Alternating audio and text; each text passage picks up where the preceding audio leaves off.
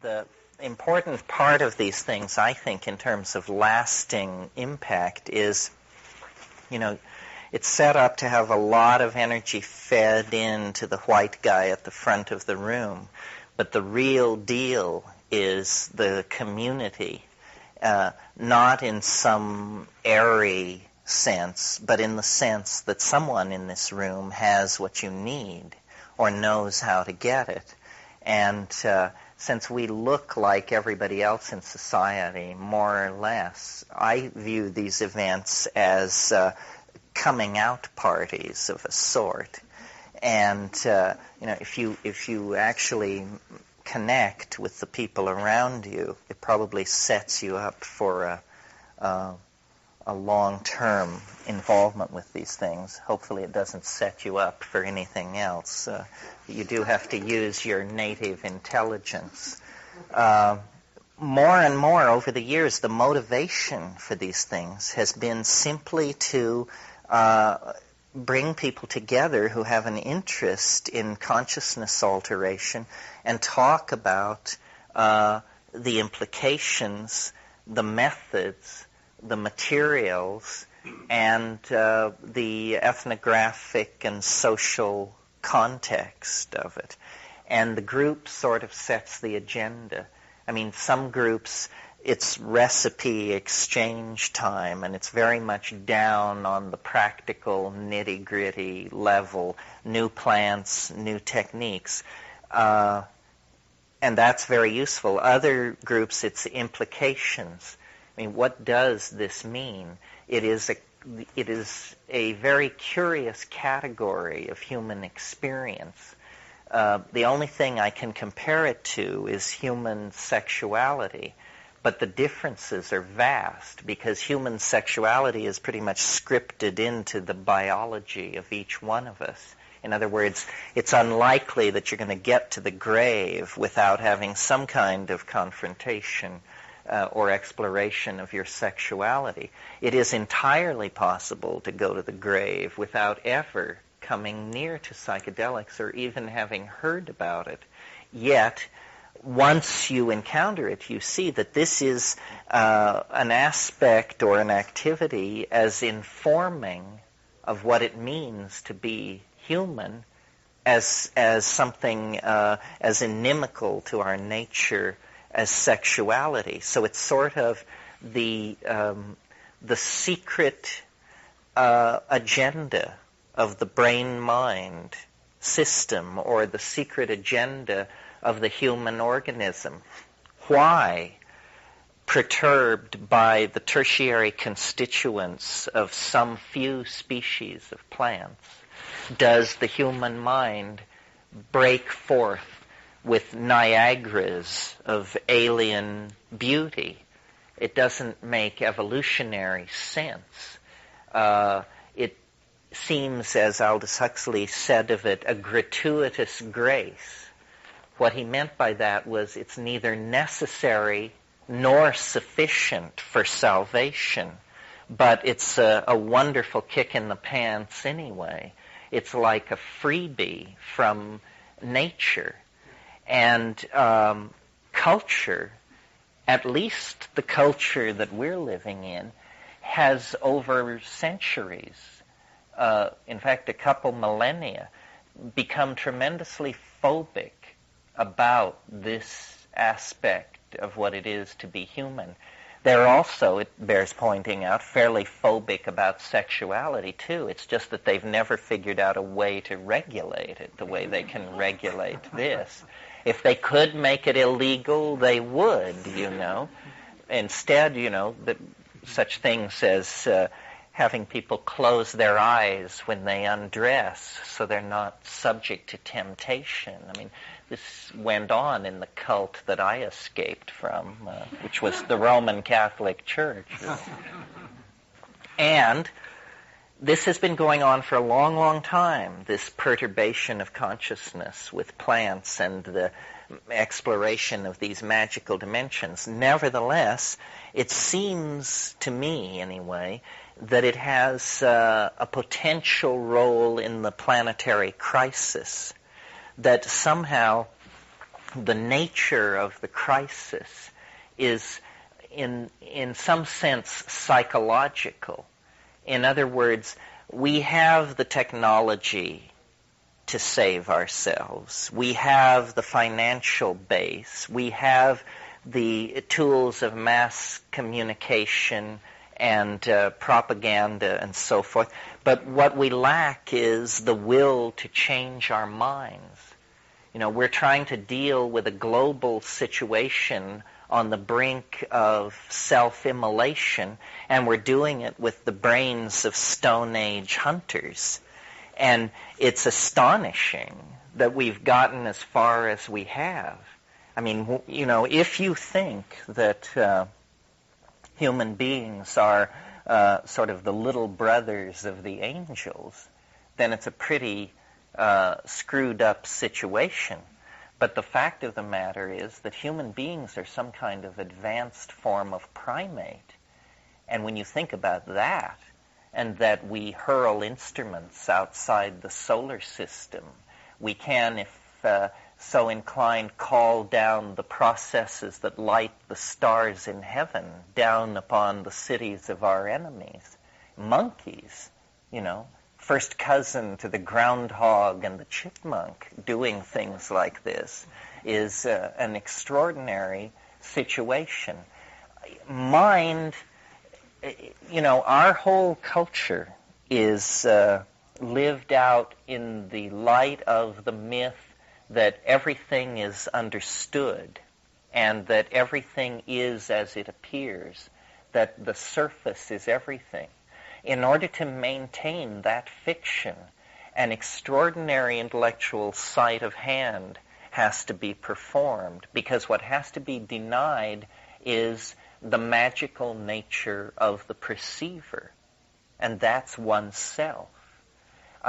If this planet were simply the habitat of sperm whales, hummingbirds, and termites, then Darwinian evolutionary mechanics, as modified by molecular genetics, would be sufficient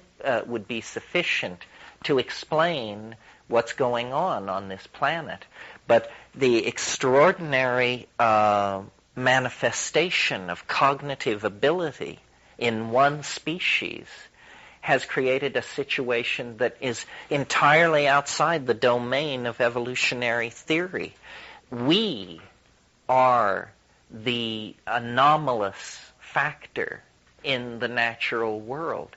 Something happened to us a couple of million years ago, not that long ago, and an animal species, an advanced animal species, of which there have been many in the history of the earth, began to fall under the influence of a kind of attractor, a kind of, in the same way that iron filings will arrange themselves into a complex pattern when a magnet is brought near them, like under the surface of a piece of paper that they're resting on, the human species began to organize itself at the behest of a kind of invisible field that was penetrating into this species.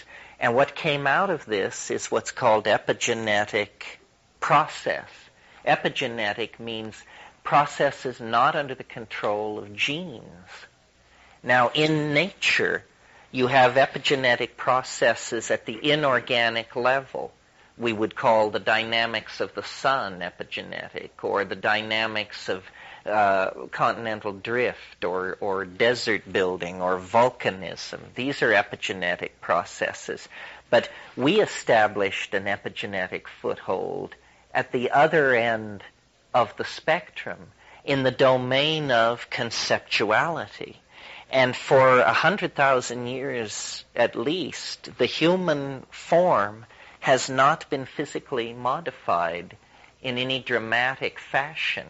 They have human skeletons from the Classis River cave mouth site in South Africa, 100,000 years old, people indistinguishable from modern humans. And yet, in that 100,000 years, we have reinvented ourselves over and over and over again. First as goddess-worshipping nomads practicing an orgiastic religion and following our flocks across the plains of Africa. Then as city builders in the Middle East, dominated by kingship and obsessed with agriculture and monotheism. Then as pantheistic philosophes with a penchant for metaphysical speculation, the whole Hellenistic world, then a new phase of imperialism, so forth and so on. And this is simply, I'm just following the Western thread of development. So the elaboration of languages, cultural forms, styles of ornament, all of these things represent something entirely new on the face of nature. And imagine, I mean, the planet has existed for 4.5 billion years.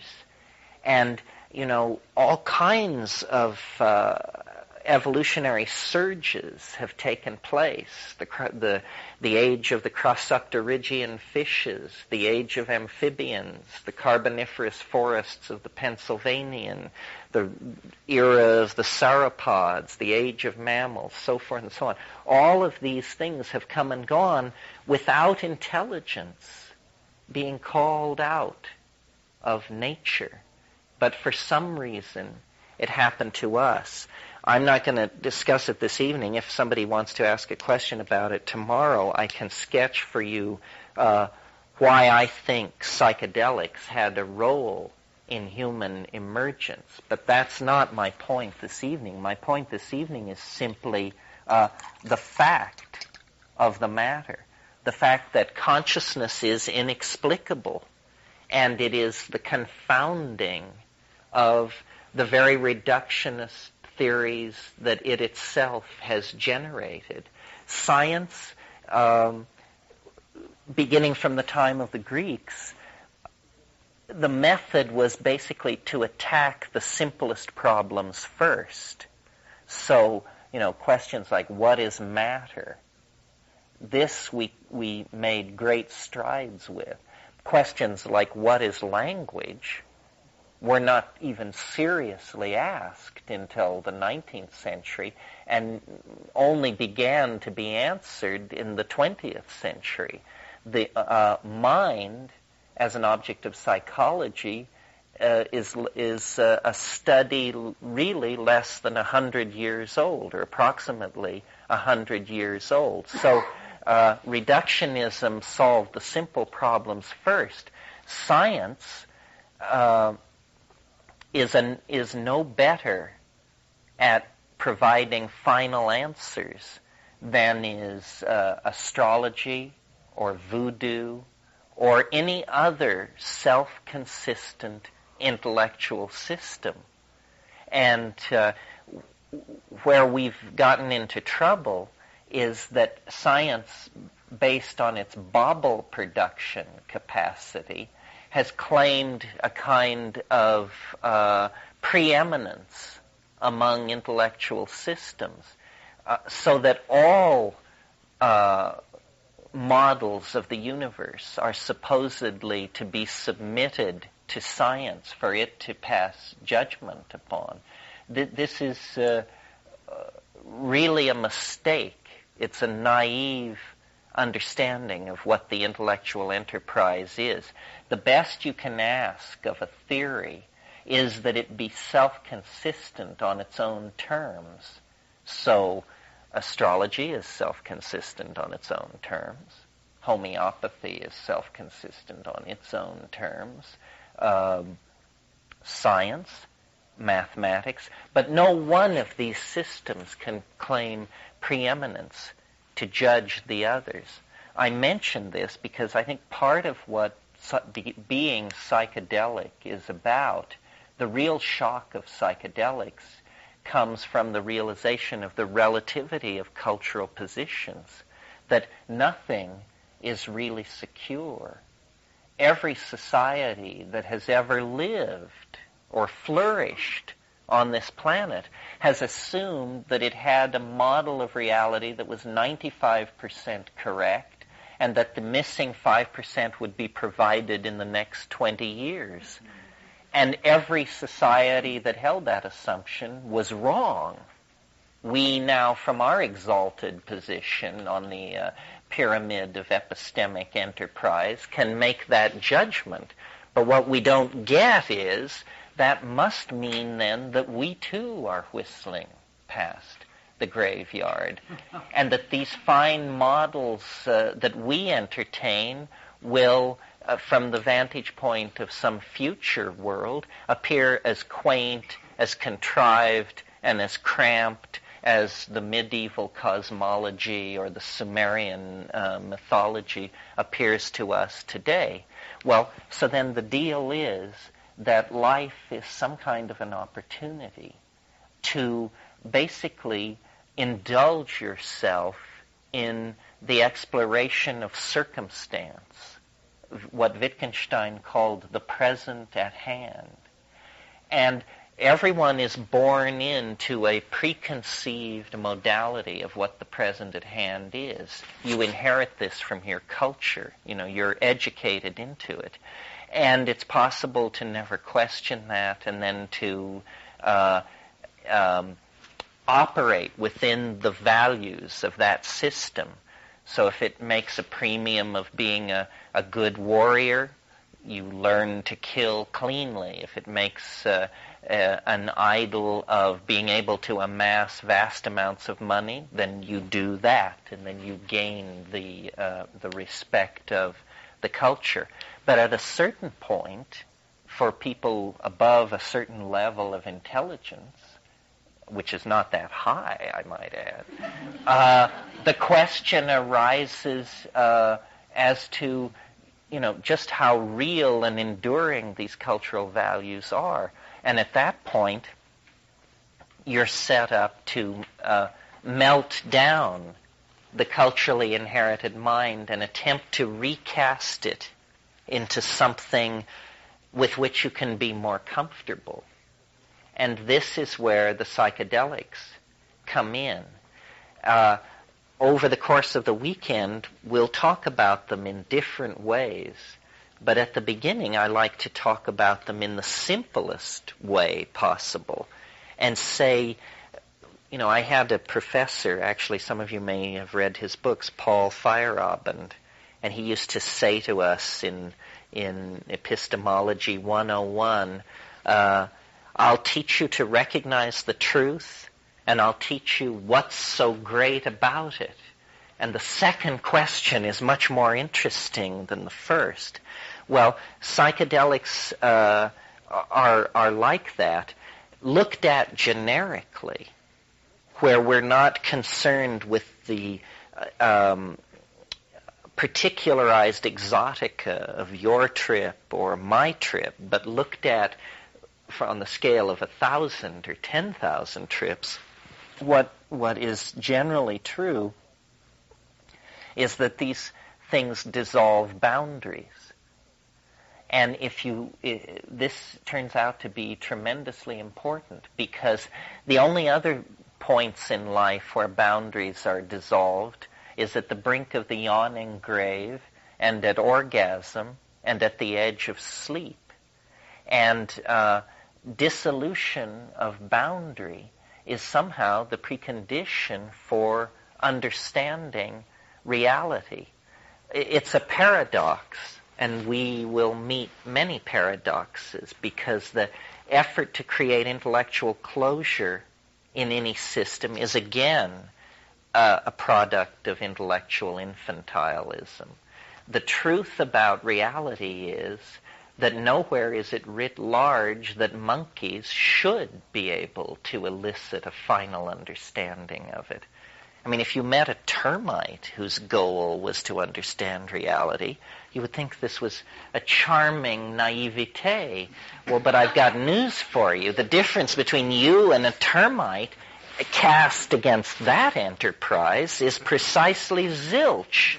So what sophisticated people, whatever that means, learn to do is live with unanswered questions, live without closure. It's not unusual in a physics experiment to, from theory, be able to predict an experimental result to 3 decimal points of accuracy. So all of the sciences aspired to this level of mathematical precision and formality. Meanwhile, physics, moving ahead of the pack, moved into the domain of the microphysical, and all that precision fell to pieces. And it was revealed that at that level, particles are both wave and concrete object. Time runs backward. Causality is slewed. Particles virtually penetrate energy thresholds that they can't get over. I mean, it is a funhouse of paradoxical effects. And I think that I saw a videotape of a discussion that illuminated all this. Some of you may have seen this book that was published last year called Consciousness Explained by Dennett. It should have been called Consciousness Explained Away.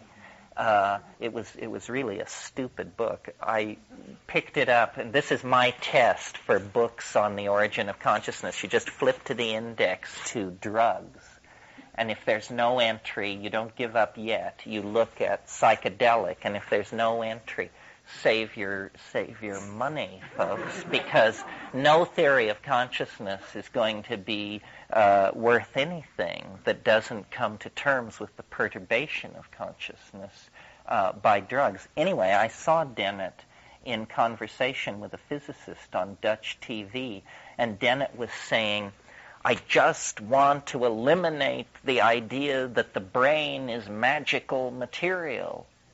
And the physicist turned to him and said, but don't you realize, my dear fellow, we physicists have now established that matter is magical material. And so that's where that discussion was left. As this realization of the paradoxicality implicit in all phenomenon rolls back into the sciences, the life sciences I'm talking about now, I think the psychedelics will become much more interesting, and the data that they produce will become much more assimilable. The thing that got me into this in the beginning, I mean, other than that I was a hedonist and I like to get loaded and this and that, but the philosophical thing was this question of, it began basically as just the simple question of the source of the visions. Because trying to think with a certain degree of intellectual cleanness, you can see that there is no reason why every single one of us should have locked in our brain a Niagara of visual beauty. What is it doing there? Evolution teaches us that organismic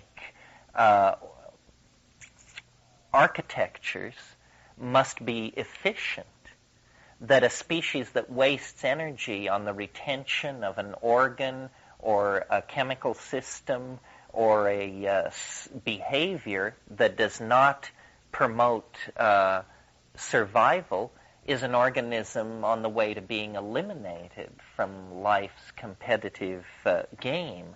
Well, why then, a 1.5 billion years after life started, do we each have this innate capacity to produce more art, more beauty in an 1.5-hour episode of hallucination than the entire species has produced in 15,000 years of artistic endeavor? Doesn't make any sense in evolutionary terms unless it's not in the organism, this data. Unless the argument that evolutionary mechanics are impinging on this data is a false argument. This relates to, and this is sort of a subset of the neurophysiological problems that reflect on psychedelics, but the problem of memory.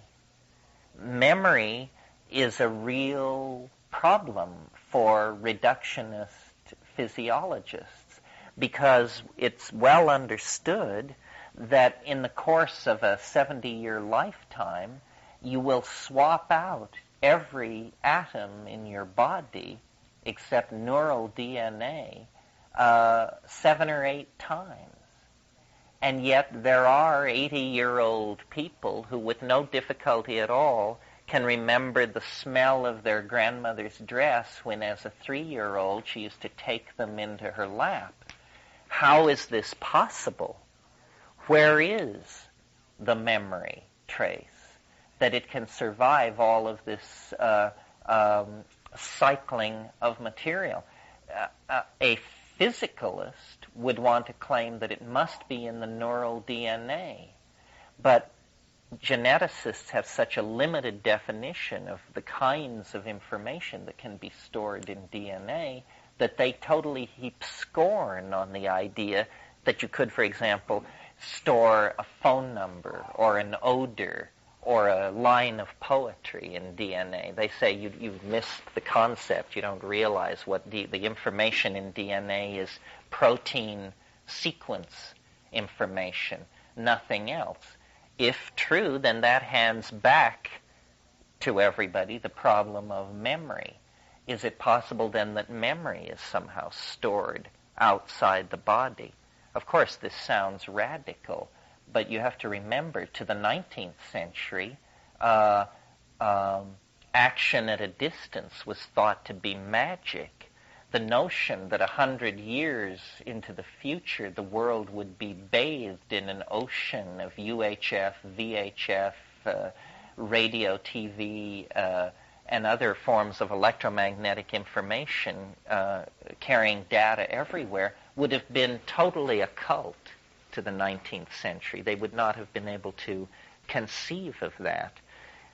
Our paradigm, our scientific paradigm, is obviously in need of serious revision, and where the exhibits can be elucidated that make this point most strongly is in psychological and mental phenomena, and within that domain, it's the perturbation of the brain-mind system by psychedelics that is most dramatic.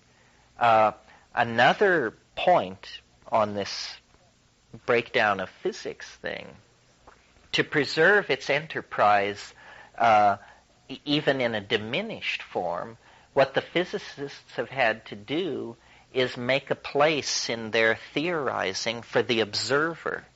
The observer becomes very important to these quantum mechanical processes, and in fact outcomes are affected by the interaction with the observer. The reason psychologists have been so standoffish with psychedelics is because they were operating under an earlier scientific paradigm where the observer was thought to be a kind of godlike point of view outside the system. Now the news comes from physics that there is no such thing as outside the system, that that's an intellectual fiction, again based on naivete.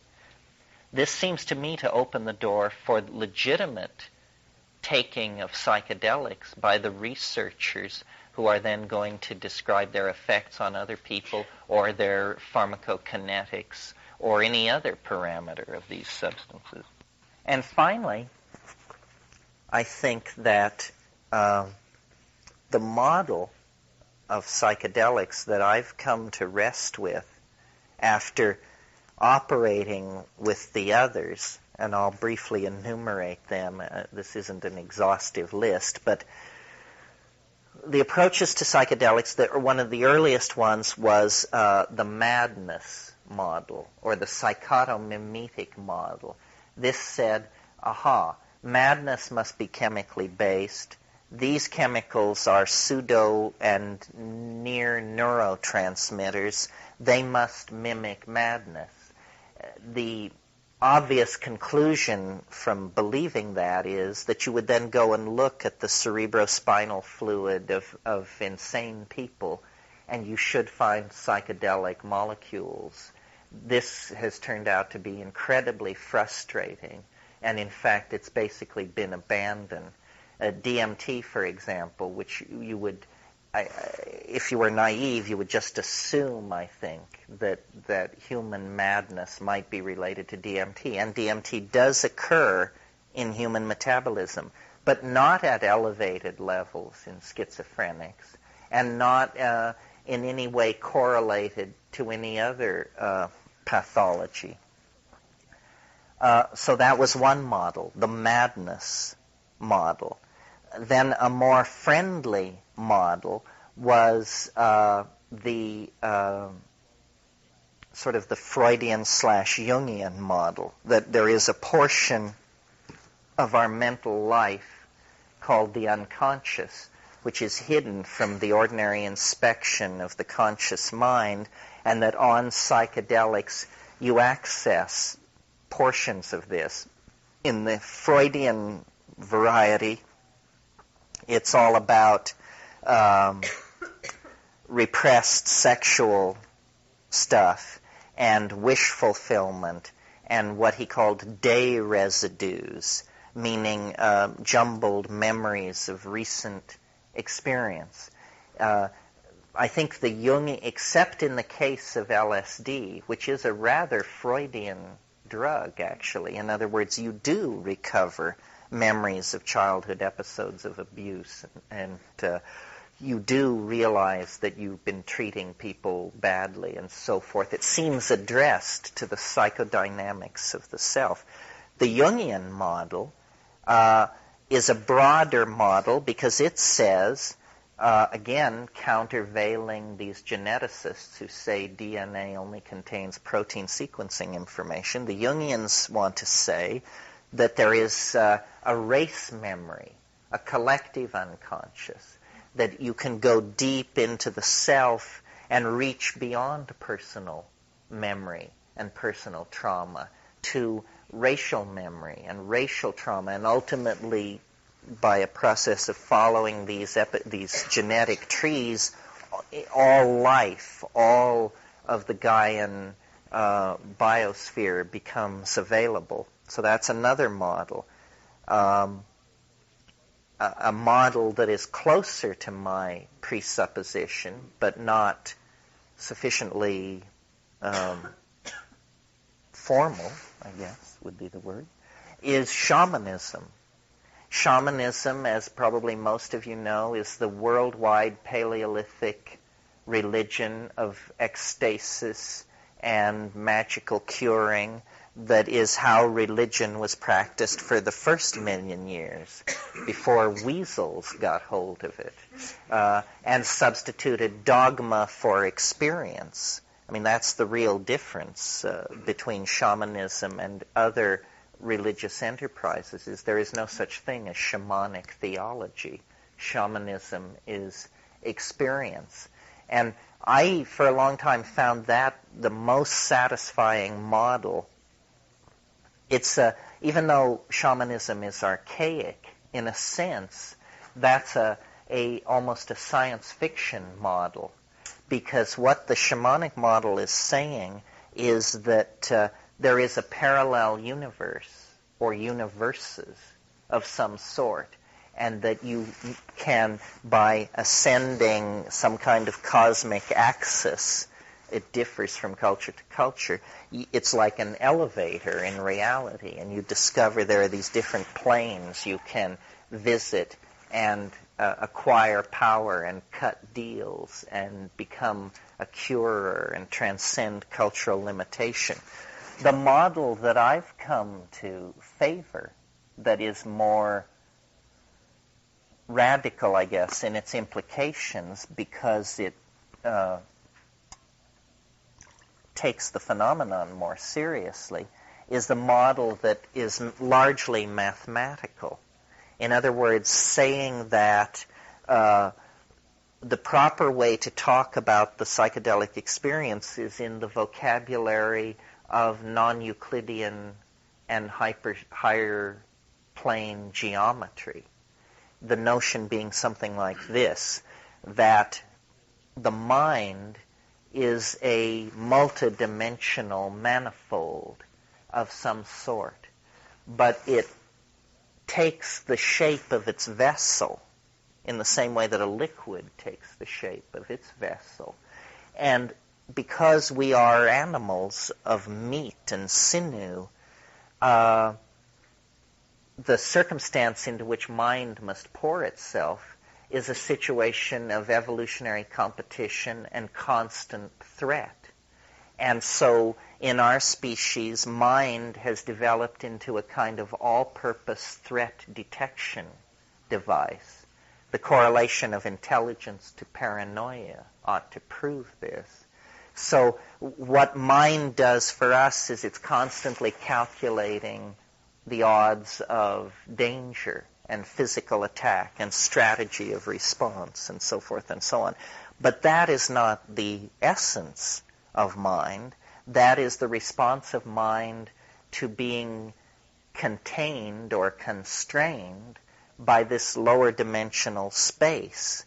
And when you take a psychedelic in silent darkness, where there's no extraneous parameters forcing themselves in upon you, the mind unfolds itself. Or another way to think of it would be, there are certain compounds in organic and inorganic chemistry that have more than one crystal formation. At a certain temperature, they crystallize and have a certain crystalline geometry. But if you keep raising the temperature, sulfur will do this, for example. It reliquefies.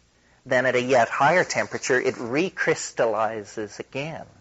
This is how I think of mind, that put through the crucible of the psychedelic experience, and I use this kind of alchemical terminology deliberately, put through the crucible of the psychedelic experience, the mind becomes fluid and then is recast in a higher dimensional manifold. This is why, you see, what's always claimed of shamanism by shamans is that they violate ordinary causality. And what that means is they can see who stole the chicken or who ran away with the game or who's philandering who. Now, anthropologists dismiss this and say, oh, these people are naive about causality and ordinary epistemic categories and so forth and so on. But that's not what's happening. They actually do these things. Anybody who spends time with shaman will become aware, not of spectacular magic, not of, Carlos Castaneda-style dances in the waterfalls and appearing 500 miles away from where you started 10 minutes later, but a very subtle kind of magic, all of which can be reduced to that these people have a slight hyperspatiality to their relationship to time. In the ordinary experience is a point-like experience of the now.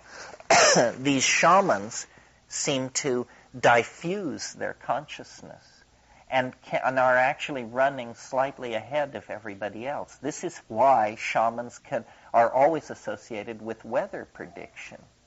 Because you only have to have a leg up 24 hours to produce spectacular weather prediction. This is why shamans know where the game went, because they see where the game went.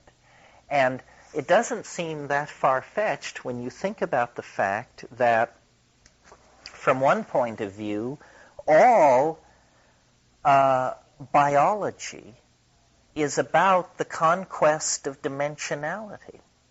This is a statement that is consistent from ourselves sitting here this evening down to the first protobiotic slimes on clay banks in the Archaeozoic. Life conquers dimensions. The earliest forms of life were fixed in space. They were point-like. They had no organs of sense at all. Then what came was motility, but still no extended perceptors. Life literally felt its way. Then light-sensitive pigmentation sequestered itself on the surfaces of primitive organisms, and they established a light gradient, a sense of here and there. Notice that to have a sense of here and there, you have to have a sense of time, which is another dimension. You are claiming that dimension and integrating it into your description of the world. Higher order animals simply build on that conquest of spatiality until you get to advanced, highly advanced primates, and then you get language. And language is clearly a strategy for escaping from the point-like nature of the present, because with language you can command the past and you can strategically anticipate the future. So your existence is extended in a geometric sense. Now, I think this in the same way that you all know the cliche, ontogeny recapitulates phylogeny. In that spirit, then, culture is now recapitulating the individual journey toward hyperdimensionality. And culture is about to go hyperdimensional. That's what is creating the crisis at the end of history. The reason history is ending is because it's a linear enterprise, and it's about to be phased out. Psychedelics make all of this operationally potentized, usable. In other words, it isn't just simply a wrap of some sort. It's a roadmap. It's a way of relating to reality. And as the weekend goes forward, we'll explore the implications of this for ourselves personally, as a tool for personal growth, and as a cultural metaphor, which is sort of what I have tried to bring to the psychedelic thing that other people haven't. Ultimately, I see it as a culture-transforming engine. But of course, the elements of culture are individuals, and to the degree that individuals psychedelicize themselves, they force this process forward into completion. And I feel that there's a certain urgency about this, or there may be a certain urgency about it. In any case, it has a moral imperative, which may sound strange since it's illegal and inveighed against and excoriated as vice and degradation. But nevertheless, if consciousness doesn't loom large in the human future, then it is not a human future. You know, nature is looking with hard eyes at this little experiment launched with the melting of the glaciers. We consider the dinosaurs a failure. For 100 million years, they were the masters of the planet. We've pulled our act together in the last million years, and we're already staring extinction in the face. And yet, the enterprise of intelligence is without precedent in the organic world. I mean, where are you going to get Milton? Where are you going to get Einstein? Where are you going to get Bach and Duccio and all the rest of the gang out of a world of hummingbirds, chipmunks, and glaciers? So I don't think we should sell ourselves short. We are not epiphenomenal. We are the trigger species on this planet. We are now basically directing and impacting on the entire biome of the planet. The implications of this have yet to be worked out. We don't know whether we're witnessing a rush toward extinction or whether we are setting ourselves up for a leap into a higher order of reality.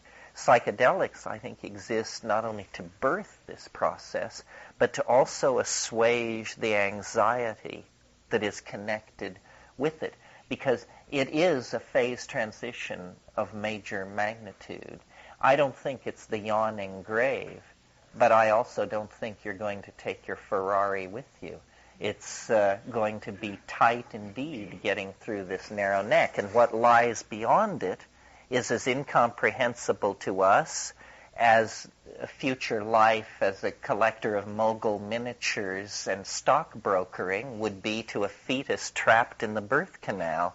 You know, when you're trapped in the birth canal, it just looks like suffocation, strangulation, termination, death. You cannot conceive that it is a necessary initiation to a higher order of existence. Yes. Regarding, you said last night that you would today touch on, basically, if somebody, you raised the question, which I am, but on the mushroom's role in the communication process, basically the food gods theory. You said, if someone asked the question today, you would, okay. Yes, well, the book that I did for Bantam called Food of the Gods, I sort of thought of as a Trojan horse for anthropology, because I had a conscious political agenda, which was I wanted to insinuate the notion of psychedelics as necessary to human evolution. I wanted to insinuate that idea into orthodox anthropology and primate evolutionary theory. So I wrote a book addressed to the larger world, in other words, in an academic style with footnotes and so forth and so on, arguing that the way to account for our peculiar predicament in nature, in other words, that we are obviously some kind of animal, but yet carrying this enormous proclivity for code generation and manipulation of material. I mean, we are literally the idea-excreting animal. We don't make honeycombs and coral reefs. We make transistors and automobiles and skyscrapers and aircraft and all of this stuff. That our predicament in nature can only be explained by some extraordinary confluence of unusual forces. And orthodox evolutionary theory, when it comes to human emergence, basically fails. Nobody has a clue because it happened so quickly. The human brain doubled in size in 1.5 million years. The anthropologist, evolutionary biologist Lumholtz calls this the most dramatic modification of a major organ of a higher animal in the entire fossil record. And it cannot be explained by evolutionary theory, as Darwinian theory as modified by molecular genetics, to the great embarrassment of these concerns, because it is, after all, the organ which generated this theory. A point not to be lost sight of, you see. So my notion was that there must have been an extraordinary catalytic interaction of some sort that had to be driven by some kind of factor in the environment.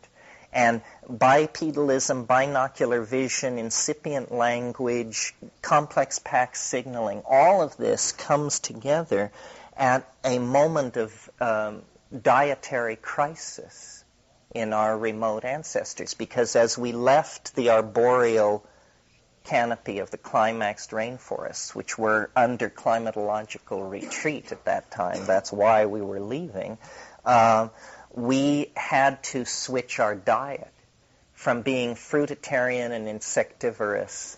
There was suddenly, that was all very difficult to obtain. And the bit in nature is that animals tend to specialize foods as a strategy for avoiding mutagenic influence in the environment. In other words, if you only eat one thing and you have enzyme systems designed to guard you against any toxin present in that food, then you can hold the level of chemically induced mutation to a low level. If you're an omnivore, you're at high risk for toxicologically induced mutational stress. And when we went into this food experimental phase, one of the foods that we surely would have encountered was psilocybin mushrooms, because ungulate animals, proto-cattle, were evolving in this same African grassland environment. Psilocybin, to my mind, is uniquely positioned environmentally and pharmacologically to be the trigger enzyme for this induction of consciousness into this advanced hominid. The reasons are that, the first reason is purely physiological, that low doses of psilocybin increase visual acuity. And this would have tremendous impact on an animal that was surviving through predation. On low doses of psilocybin, your sensitivity to edge detection, which means movement of an animal in a grassland environment at a distance, is up to 20% more sensitive than in an unstoned human being. The guy who discovered this, Roland Fisher, said to me when I discussed it with him, he said, "So you see, here is a case where taking a drug definitely gives you a more accurate picture of reality than if you had avoided the drug. It's just a perfect proof of it." Well, at higher doses, psilocybin induces group sexual activity, orgy, because it causes arousal. If any of you are primatologists, you probably know that we are very closely related to chimpanzees, and that then there is a second set of chimpanzees, a species or subspecies, there's argument about it, called bonobos. And the sexual style of these two brands of chimpanzees could hardly be more different. The ordinary chimpanzee, it's all about male dominance, female control, suppression of homosexuality, just to, the bit.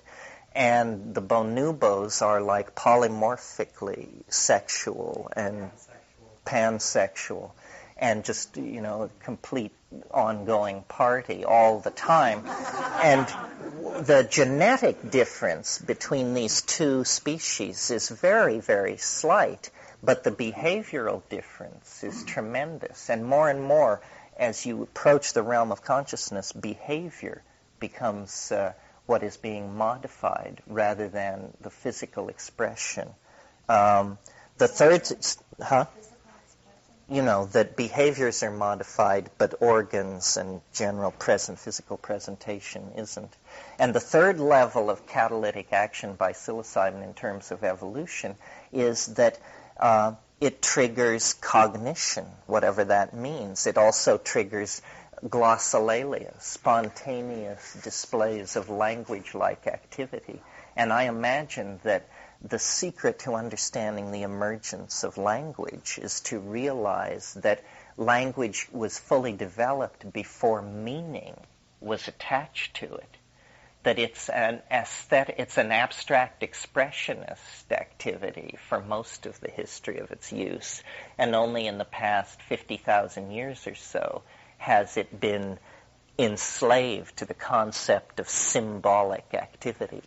The mystery of our position in nature has to do with the fact that, let me put it this way. All primates, clear back to squirrel monkeys and lemurs, have dominance hierarchies, male dominance hierarchies. What this means is that the young, hard-bodied, long-fanged males control everybody, the elderly, the females, the young, homosexuals. Everybody is under the control. And what happened to us as a species, by design or accident, is another issue which we can discuss. But what happened to us is that for perhaps as long as 1 million years, by including psilocybin in the diet, we inhibited this tendency to form these dominance hierarchies. That's what the group sex was all about. It represents a boundary dissolution. You see, in an orgiastic society, lines of male paternity cannot be traced. Consequently, men do not own children in those kinds of societies. The loyalty of men goes to the group, the children of the group, and it forms a much more cohesive social mind, if you will. We functioned like this for perhaps 150,000 years in the light of consciousness. What was happening on the African plain was a slow migration of behaviors and habits toward the domestication of cattle. It began, you see, with our truly primitive hominid ancestors, probably just following along behind these large herds of ungulate animals, living on lion kills and stuff like that. But by what following along behind cattle means is a familiarity with manure. And what that means is mushrooms in a tropical grassland environment. And over the millennia, the cattle, the mushrooms, and the human beings were drawn into a tighter and tighter symbiosis, so that at the melting of the last glaciers 22,000 years ago, from then until about 10,000 BC, what you actually had was a kind of partnership paradise, and the actual moment of human archaic fulfillment, when men and women and human beings and the environment and everything was in balance for perhaps 10,000 years. And in that period, and it was not dramatic, I don't mean to imply that, it was a process stretched out over the last 100,000 years. In that period, the things that make us most human and most different from animal existence were put in place. Things like music, art, altruism, theater, dance, poetry, play, technology, all of these things came into being. Well then, when the mushroom religion faded and human populations blossomed out over the planet and the Sahara turned dry and the cradle was emptied, these pharmacologically suppressed patterns of male dominance reasserted themselves. I mean, there was literally a reversion to a set of behaviors that had been chemically suppressed for a very, very long time. And you get then control of women by men, classism, xenophobia, warfare, the whole set of screwball institutions that have pushed us to the brink of Armageddon come into play right then, when we grew beyond the bounds of this symbiotic relation with psilocybin. So that was the end. The chimpanzee strain that you discussed who still have, is that current? Is that that strain, I forget what done it, whatever you call it, is that still Bonubo? Where psilocybin still grows and they still live on it? No. None of these primates are grassland creatures. This was a unique human thing, probably because what happened was the forest environments in which we were at climax turned into islands. And the only environment available, they were islanded by grassland, the only environment available. And as the resource base in the canopy shrank, there was real pressure to explore this new environment. Grasslands are very recent. I mean, all the species of the grasslands can be found in the forest understory. And the forest itself is, has many orders of magnitude more species than the grasslands, yeah. There's a lot of people that say that the change happened when extraterrestrials came down and influenced the primates. Do you have any feeling? Well, there was a little genuflection to that in my rap when I said, whether by chance or design, our remote ancestors contacted the mushroom.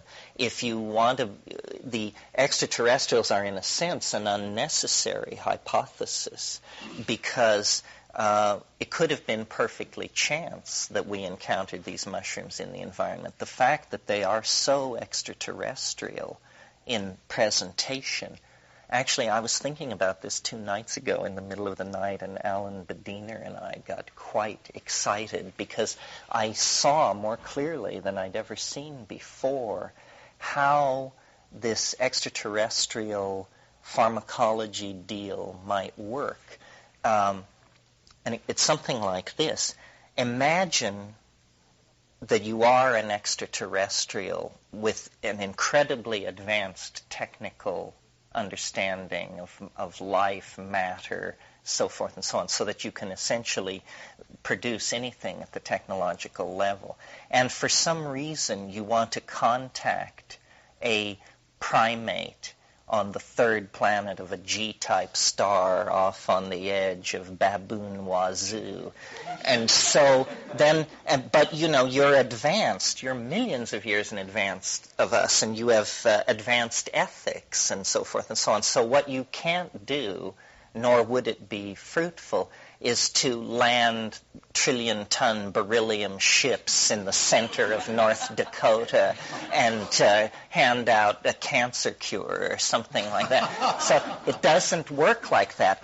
What you want to do is you want to have a contact with this species, but you don't want it to be invasive at all, and you don't, in a sense, even want the species to realize that the contact is, in fact, that. And so you come and by some means you study the situation on this planet that you want to penetrate. And what comes to you is you say, well, they have a curious lacuna in their epistemology. They intoxicate themselves chemically and do not apply the ordinary rules of evidentiary completion to these episodes of intoxication. Therefore, we will design a chemical approach. We will seed ourselves into the environment and place ourselves in a dimension where they only encounter us in this domain of sanctioned peculiarity. In other words, we will hide behind the pink elephants. And then because it is like that, it is very much like that. Any of you have dealt with the mushroom. I mean, it presents itself, it's incredibly kind to the beginner. And it presents itself in this cheerful, almost nursery-like, almost absurdly beguiling kind of modality. It's like, welcome, come in. We're all having fun here. You come too. Orange juice?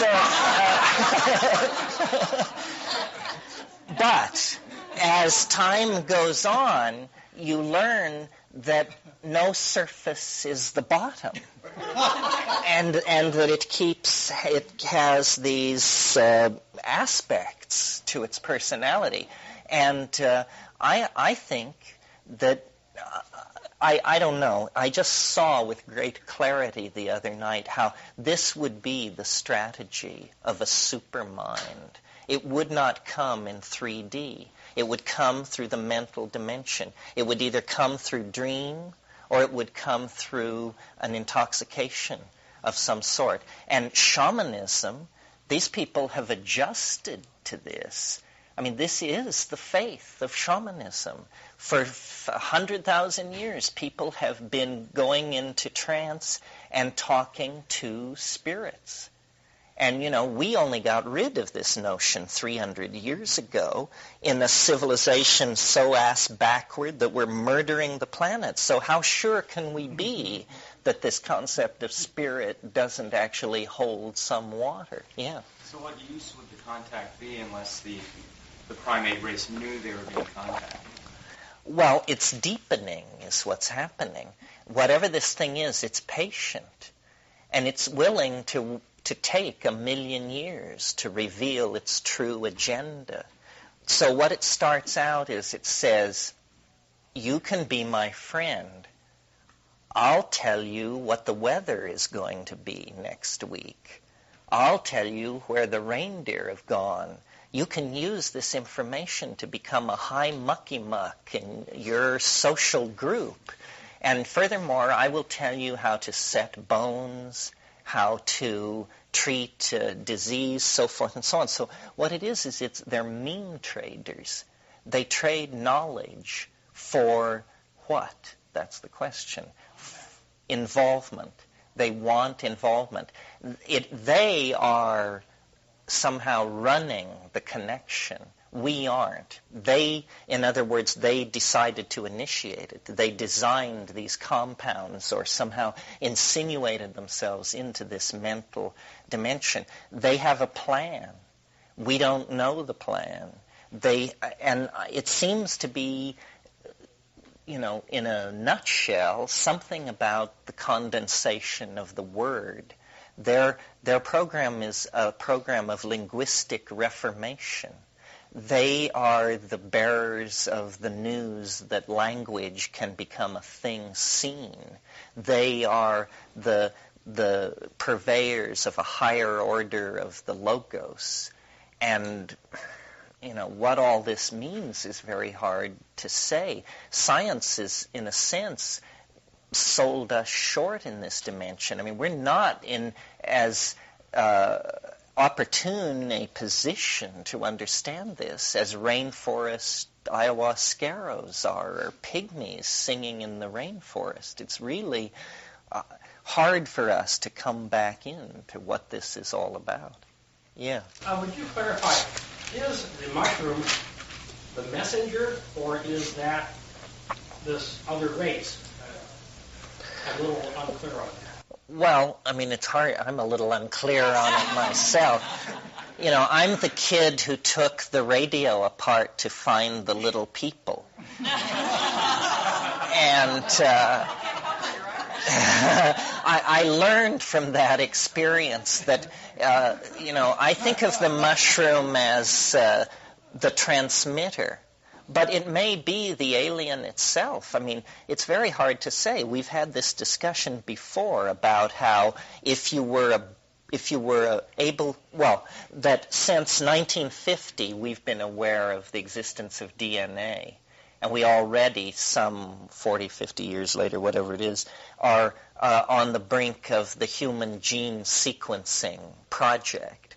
Well, any species which could claim intelligence part of intelligence, by definition, I would think, is knowing your complete genetic sequence.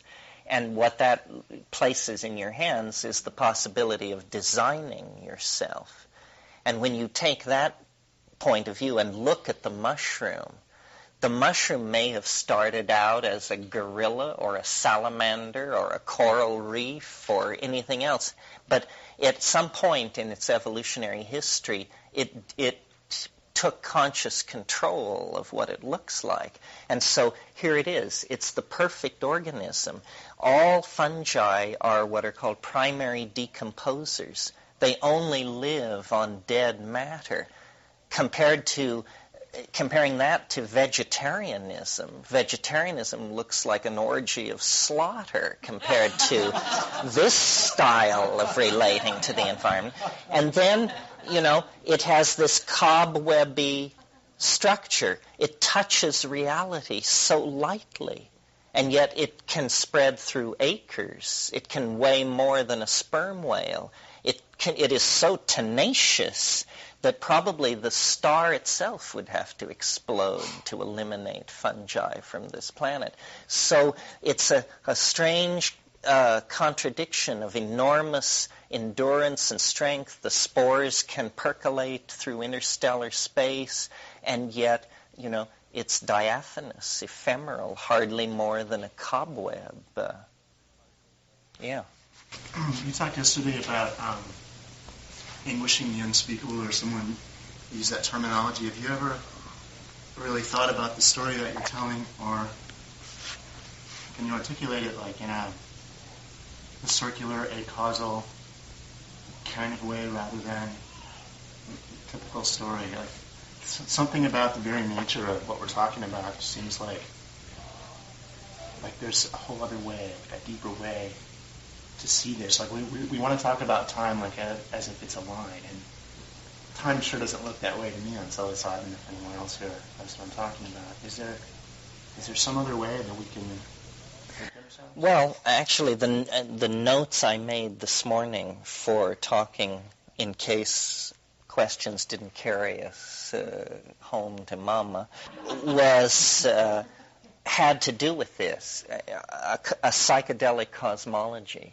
So we want to talk about this happened, this caused this caused this. There's No. a lot of big holes. See, I think that what psychedelic thinking can contribute to that kind of question is the realization that time is not driven by causality. The big news is that teleology has to return to models of how reality works. What I mean by teleology is purpose. And let me explain briefly the history of this problem. When Darwin invented evolution in the 19th century, it was possible to call yourself an English intellectual and actually believe that the planet came into existence on September the 4th, 4004 BC. That was a respectable intellectual opinion in British parlors of 1850. Darwin, the whole intellectual world was under the spell of deism, the idea of that the universe was the creation of a benevolent God who was guiding it from its birth to its death.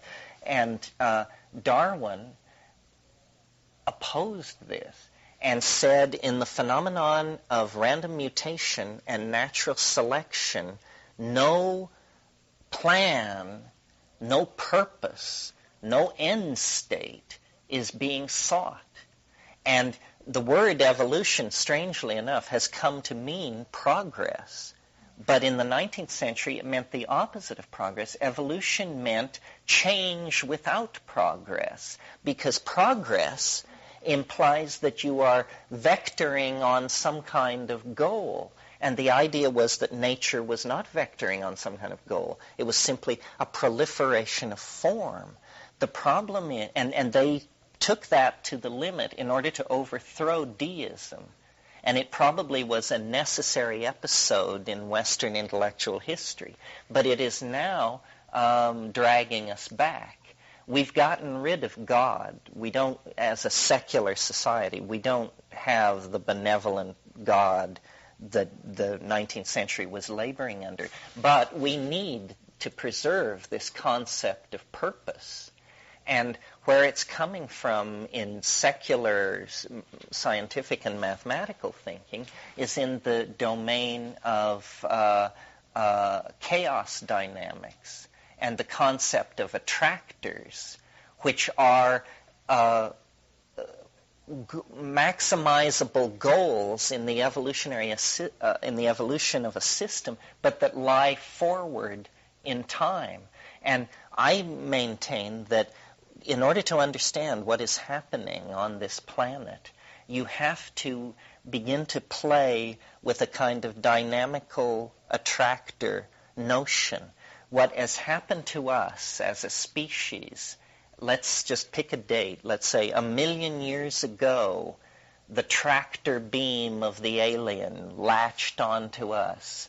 And from that moment, we have been moved inexorably through a script that has drawn us deeper and deeper and deeper into an involvement with matter, into global connectivity, into the elaboration of codes and symbols. These are all things which the animal world knows nothing of on the scale that we are involved in these things. History is the distortion of animal life that goes on for about 25,000 years before an animal species is transmogrified into something incomprehensible. The nature of the alien contact is human history.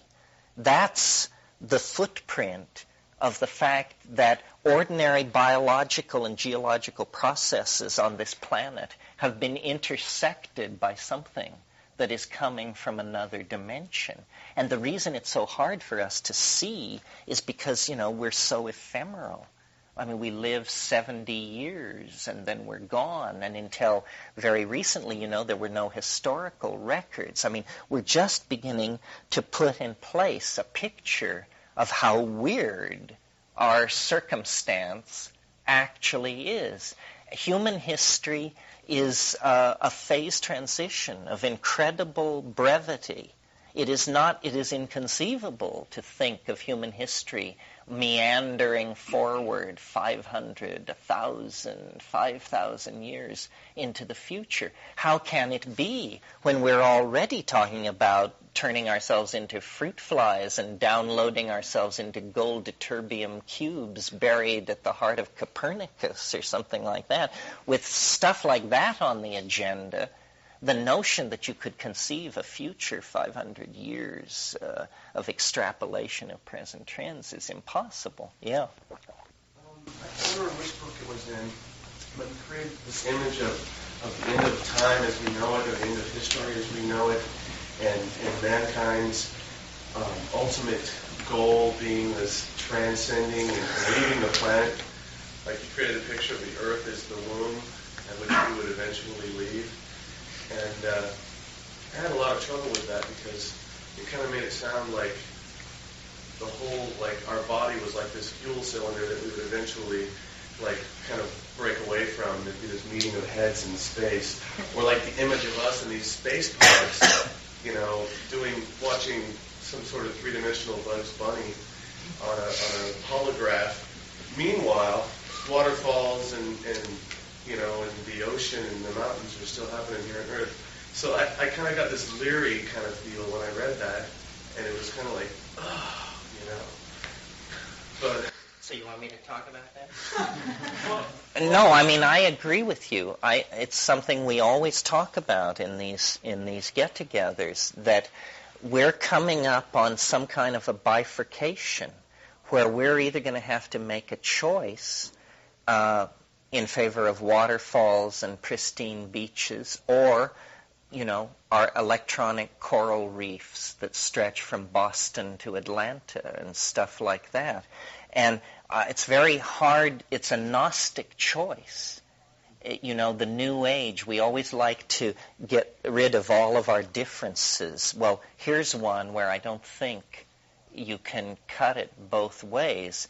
Are we the caretakers of the earth?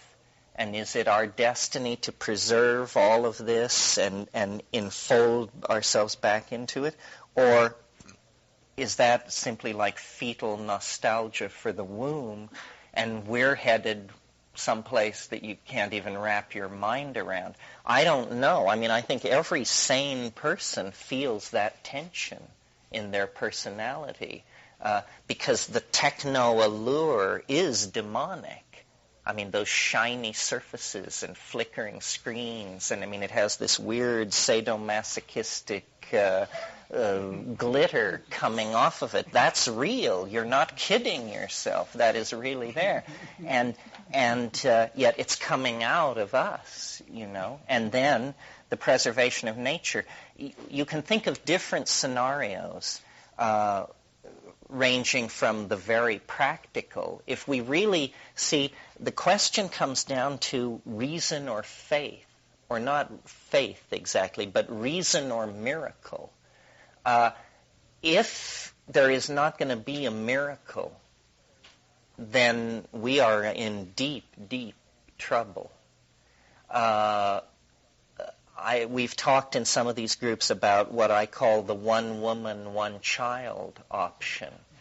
If you don't believe there's going to be a miracle, that might work, because it would cut the Earth's population in half in 40 years. It would liberate women the way no rhetoric or political policy ever could. But that's a response where you still believe in management. You still believe that you are in control of where everything is headed. if in fact what is happening is not that we are the fructifying consequences of original sin or something like that, but that instead nature itself is undergoing some kind of crisis. In other words, we tend to assume that and take responsibility for the crisis on this planet. But it may be that this is what planets are for, that they seed intelligence into the universe in a process that usually leaves that planet a smoking ruin. Because the mushroom said this once to me. I was bemoaning something, and it said, you shouldn't worry. This is what it's like when a species prepares to depart for the stars. I mean, it's not a simple matter to go from picking bananas in the tropical rainforest to building something the size of Manhattan that you propose to propel at 90% of the speed of light out to Alpha Centauri. I mean, it's just hair-raising to even contemplate this kind of thing. So it's a real question. You know, we don't, and probably a question we won't be asked to answer, you know, because the decision is being collectively made every hour of every day by decisions. It may be that stuff like the ozone hole, that we have already passed the fail-safe point. It's just that the news hasn't arrived on your desk yet, but that already the womb is closing behind us. Already the options are being foreshortened by continued lack of response to the crisis. As far as what psychedelics say about this, what they seem to be good for is getting various magnifications on our dilemma. You know, just where are we in the cosmic order of things? The other thing that psychedelics show is this, and science and mathematics now catch up, is the fractal nature of the way things are ordered, which means that, in reference to what was said earlier about the holographic model of memory, the fractal nature of reality means that the transcendental end state has left its trace in every subset of experience. And, you know, this is almost like a rational basis for mysticism. It means that looking for, was it Rumi or who it was that said, you know, looking for God in the cabbages is a purely legitimate enterprise. And in fact, God is in the cabbages and should be easily magnified and extracted therefrom. How does when you're talking about the alien has latched onto us and is killing this tractor beam a long time ago, how do you relate your concept of the alien to world religion's concept of the creator, or man's karmic evolution to nirvana or samadhi? Well, in that teaching of the alien? I think what these religions are doing is that they are interacting with this same intuition. The grandiosity comes in the sense that I don't think we're dealing with the God who hung the stars like lamps in heaven, you know, what Milton said. That's some whole other scale. But what we're dealing with is something like the God of biology, that there is something on this planet that we have completely overlooked. I mean, look at the situation. We emerged from, you know, berry picking to photographing Europa in about 1 million years. Well, life has been on this planet, higher animal life. I don't just mean algae and lichens and like that. I mean higher animal life has been running around on this planet for 300 million years. Well, how many biology is a engine of strategies. How many peculiar byways of evolution might be pursued, explored, and then perhaps quenched on that kind of a time scale? So we assume the only kind of intelligence there can be is our kind. But then the psychedelic introduces us, and then we have a limited number of choices. After you fiddle with psilocybin for a while, the question of whether or not there is an alien intelligence becomes moot. There is an alien intelligence. And then the question is, what is it? And the choices are, and maybe you can help me add more, the choices are, it is a straightforward B-movie extraterrestrial of some sort that is, God knows for what reason, but coming at us through this. That's one possibility.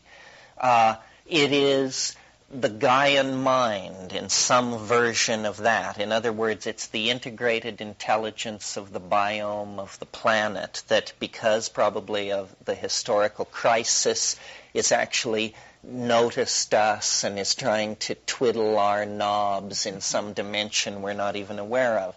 So that's it. Extraterrestrial, Gaian mind could be some strange technological experiment launched from the future. In other words, since these things can communicate with us, since they seem to have some kind of value system related to our problems, maybe they are human beings of some sort. Perhaps it's a time travel project in some distant century that has decided that the key screw-up occurred in the 20th century and they're going back trying to twiddle the knob. Notice that these theories have greater and lesser levels of elegance, and I'm not advocating any one. Here's one that I think is interesting and mildly alarming. This is the shamanic one. That these that this entity, this contact, whatever it is somehow coming from the afterworld. That this is a project launched from an ecology of souls. That somehow the erasure of the boundary between the living and the dead is what is at stake here. I mean, now this is from, raised as logical positivists, this is the one you would choose last. I think it's much easier to believe in meddling extraterrestrials than that, Uncle Herman and Aunt Fanny are somehow reaching in from the great beyond. Yeah. I've heard you say before, I'm almost certain I've heard you say before, that you can define the they, the alien, the creature, whatever, at particular levels or dosage of hallucinogenic properties. That at precisely 5 measured grams of psilocybin, there lives the pink elephant. I've heard you allude to the fact that not only for you is that a consistent dimension, but that for other people that you compare notes with who do consistent levels, that there are dimensions that are measurable, and that let's now call it alien, consistently show up there. Well, yeah, that's basically right. I mean, everybody views it through the filter of their own psychology, but everybody views this room through the filter of their own psychology. And it's not that, we assume that it's not that different for each of us. Yeah, I mean, what we're talking about here is a phenomenon that contravenes reason, but that fortunately is replicatable. It's not like camping in cornfields waiting for flying saucers. If you camp in the cornfield and take 6 dried grams, it will find you. Yes. So finally we found a causal relationship, which indicates a new level of the dialogue. You see, always the dialogue before was they could fax you in the form of lights in the sky, messiahs, miracle, but you couldn't fax them. Now there is this peculiar zone that has opened up, called the psychedelic zone, the psychic zone, the psychological zone. And of course, we're uncertain of the status of what goes on there ontologically. So you're perfectly free to believe it was just a hallucination. Or you're perfectly free to believe, that it was an ambassadorial contact with an alien mind. Yeah. Getting back to a couple of things and linking them together, you talk about the afterworld, or the shaman's idea that it comes from a society of souls. And this is one of the possible explanations for what this contact is. And then talking about the soul as the ultimate tool. Another thing that, another idea that goes around in mystical circles is that, and even actually Carlos talks about this, Carlos Castaneda, is that one of the most important things we can do while we're alive is develop a soul and strengthen a soul, and that this is our tool in the afterlife, and that and that all this atmosphere is that because we can't actually strengthen our soul on the other side because there's no friction, there's no positive and negative. So this is the place where we can actually develop an internal, inner, shining body that is separate from this body, but that this body is used as a tool to create that one. So that's one thing I wanted to put out there. And as a possibility, I don't know. Well, this would be probably a good moment to return to the gentleman's question about hypercarbylation.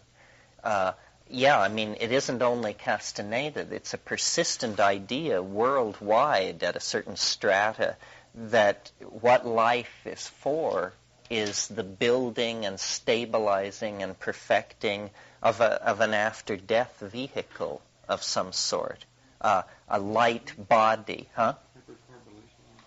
Well, hypercarbylation, in the book I wrote called True Hallucinations, my brother proposed to essentially treat all this metaphysical baffle garb as actually engineering, the material for an engineering project. And he set out to eminentize the soul, to actually force it to physically appear in nearby physical space as a kind of little spinning disc-shaped object which would follow you around. It would sort of be like a halo.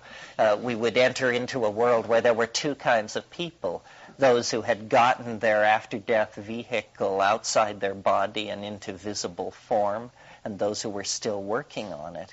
And the idea being that this is a union of spirit and matter through the intercession of higher dimensional space. I mean, there's a lot of intellectual and linguistic sleight of hand here. Nobody knows what he's talking about. The problem is that out of such theorizing came tangible consequences.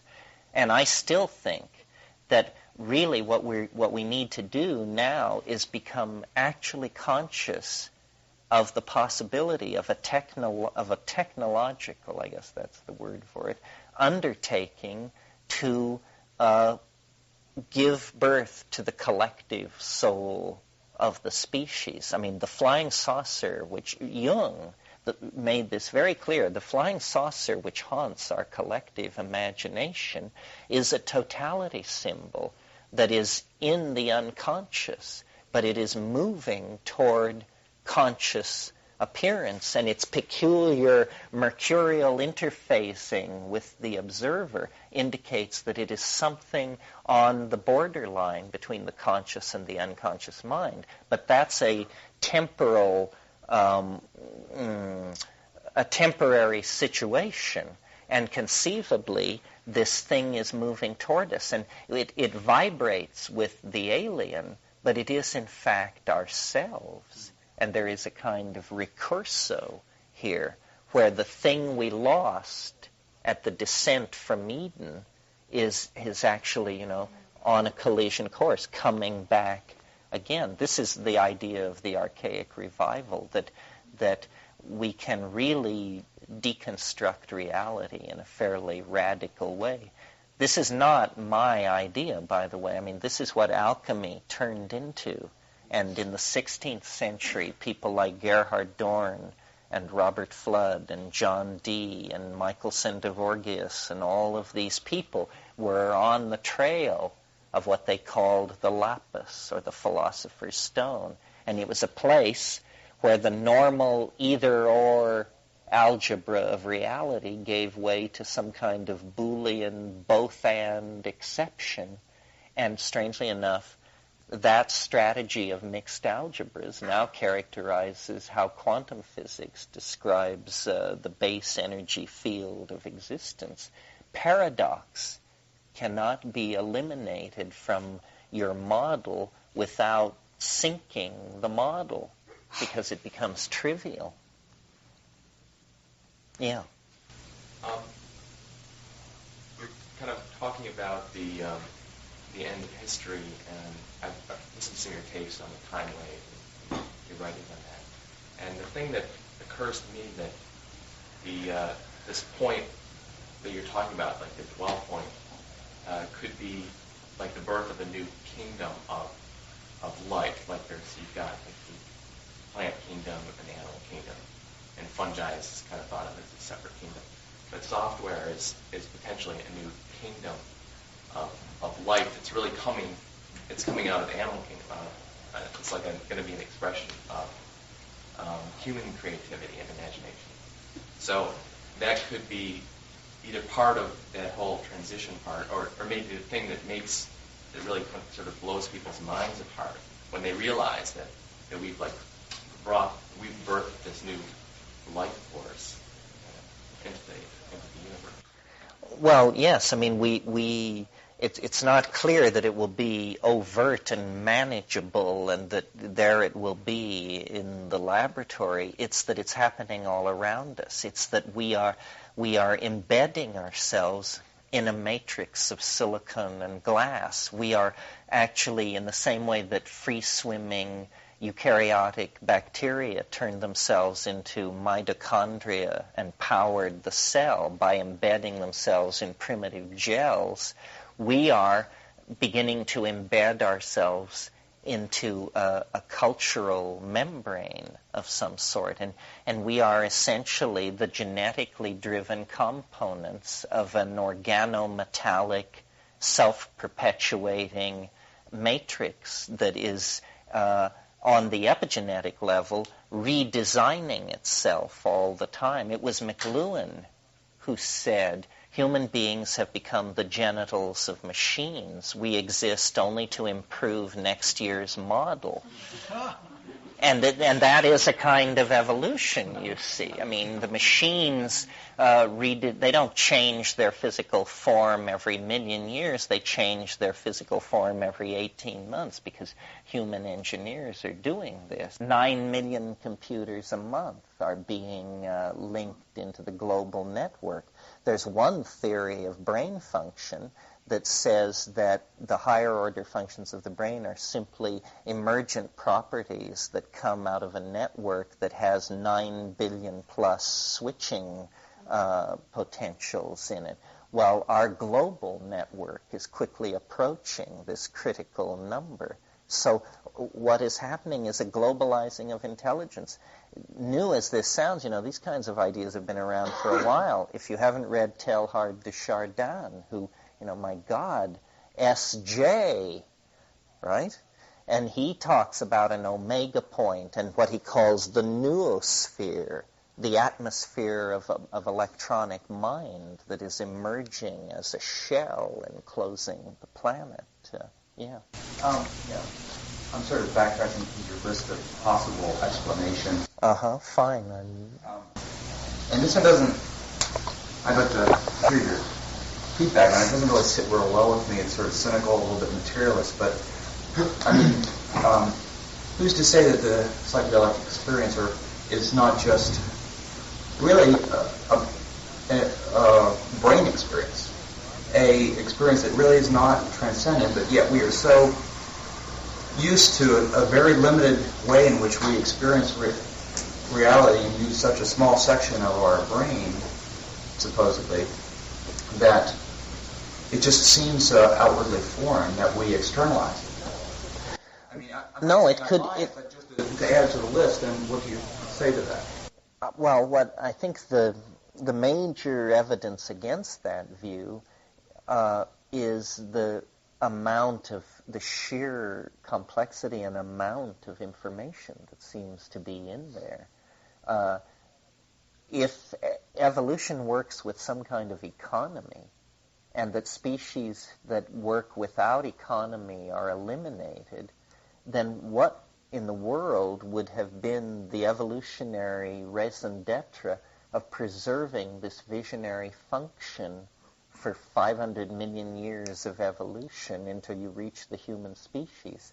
It seems to lack functional and engineering integrity as an approach.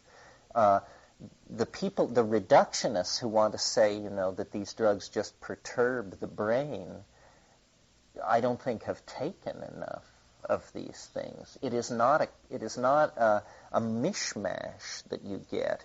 What you get is order, often a more ordered and symmetrical and self-satisfying world than the one we're living in. And as far as the mystical and metaphysical people are concerned, they're always saying there's no difference between the inside and the outside until you suggest they take psychedelic drugs. Then they start raving about the necessary purity that has to be maintained and how there must be no artificial means. Well, which is it? That there's no inside and no outside, or that these anxiety-riddled boundaries have to be maintained at all costs? The problem is, meaning, and the meaning of meaning. Wasn't it F.H. Bradley who wrote a book of that title, I think? What is meaning, and then what does it mean that there is meaning? Is it simply, as Whitehead suggests, the apperception of pattern as such? Or is there eventually some kind of a metaphysic, some kind of a discernible mega-pattern in all of this? My thing is basically to raise questions and to destroy culturally contrived answers, because I think they're all horseshit. It hasn't worked. We do not know where we are in the game. We're not able to recognize the players. We've forgotten what our waitress looks like. And the whole thing is just, we're way at sea in this situation. And what culture seems to do is some kind of strategy for calming everybody down, cooking up some passel of lies, which then everybody works with that and doesn't notice the peculiarity of it all. This is why I think psychedelics are so controversial, because they break down cultural explanations, whatever they are. And I found, even with rainforest shamans, that they are very aware of how far they want to go, and it's a rare personality that enjoys kicking all the supports out and just watching it all collapse into the big who knows. But it's very edifying because it's honest, I think. Isn't that then a logical threat to those who have a vested interest in maintaining those illusions? Well, but what's happening, you see, is who has a vested interest in maintaining these illusions? People who want to die? Is that it? At one point, defense of the status quo made sense. Now, the straightest people in the world are beginning to quake in their boots. And the people who, quote-unquote, run the world, they've got better information than you and I, and they leave their offices white-faced at night because they see, that capitalism is finished, because capitalism depends on an endlessly exploitable resource base to function. They have no idea what you put in place of a market-driven capitalist economy. The population thing is under control. is out of control. To get it under control, you would have to take on the people who've run Western civilization for 1,700 years, i.e. the Roman Catholic Church. Who wants to dig into that mess? The ozone depletion of the atmosphere may have already passed criticality. That may be a death sentence waiting to be served, and so forth and so on. So I don't think there is anybody... I think what we're seeing is spreading panic in the control centers of Western civilization, and that very soon you can have a real discussion. Essentially, the Clinton thing is just a gesture in that direction. But eventually, we're going to have a discussion about, who gets to go to the lifeboats and who doesn't and stuff like that. And it's all going to be very dicey, I think. Could you maybe just talk a little bit about how society then would be informed by psychedelics and what direction it might take, and how our present society could utilize this in a way that would be productive and not just be a perpetuation of this whole sort of, Nancy Reagan escapist philosophy, just say no type of thing? Well, our problem is that we are in denial of our circumstance. If we could actually feel the situation, everybody would immediately walk to the parking lot, get in their car, and go out and slave to stop the agony. But we don't feel it. I mean, we see the pictures from Bosnia. We see the pictures from Somalia. We feel it to some degree. We send money. But we don't stop consuming furiously. We don't reconstruct our lives. Taking psychedelics, I think, because its primary function is to dissolve boundaries, it dissolves the boundary between you and the pain or the problem, and then you have to do something about it. Who do you propose in this society is going to distribute this stuff? I mean, I'd like to see that happen, Terrence, I really would.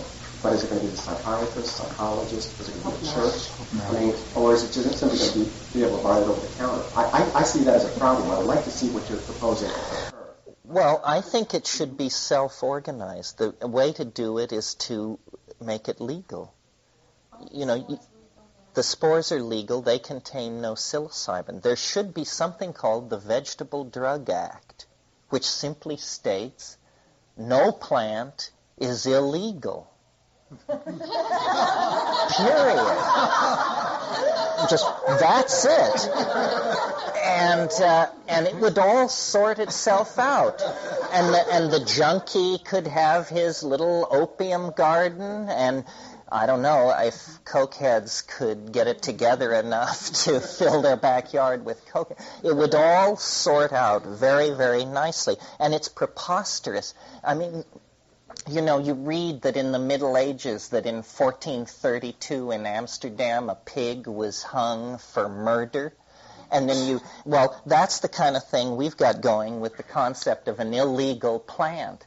I mean, from any future enlightened point of view, they would just look back at that and say, how quaint. What a bizarre notion of reality. Yeah. I liked your idea. You talked about how the legalization of these substances was or that it doesn't fit with our cultural context, and it made me think about legalization. It made me think about making it really okay in my mind to defy the law and to impose morality in that regard. And that I don't know if I think that it's possible for it to be legal. I really, without a battle or without a major shift in the way things work, it just seems like it's something that I need to take upon myself and say. Well, I think the hope. It's a higher law than the one that's imposed upon. The hope comes from Europe. I think America will just be shamed into legalization because in Europe, the drug laws are very loose, and Europe is a truly secular society. I mean, they just don't have rattlesnake handling Christers and Branch Davidians and all. They cannot figure this stuff out, you know. I mean, I had a German friend visit me in Hawaii last summer, and I took her to the beach, and she immediately whipped her top off. And then I had to explain that you couldn't do that in America. And she'd said she'd heard you couldn't do that in America, but she couldn't believe that it was actually true. And then when I was looking at her, thought what it would take to make it possible to take your top off at a public beach in America, you just realize this is a society of lost souls. I mean, this is a society of the screwballs that couldn't handle the secularization of Europe and came here to practice what they called religious freedom, which basically meant crypto-fascism on everybody else, you know. Yeah, I agree. Look, black people didn't break loose till they got their backs up. Gay people would have been forever marginalized. They're not handing rights out in this society. You have to take it. And the drug thing has just been a polite conversation for far too long, I think. It's getting a little louder, but weasel arguments are being used. I mean, the reason cannabis is moving toward legalization is because an appeal is being made to the darkest impulses of capitalism. You know, you could make so much money off this. What do you care that it's a drug? You know. What about the flip side of the rights, though, and that's the responsibility? I sometimes wonder, you know, as much as we like to complain about law and structure, it seems like we also rely on that to provide certain social structures around how something would be. We don't often claim the responsibility. How do you see, let's say, if drugs were legalized, how would we self-manage in a responsible way to make that occur?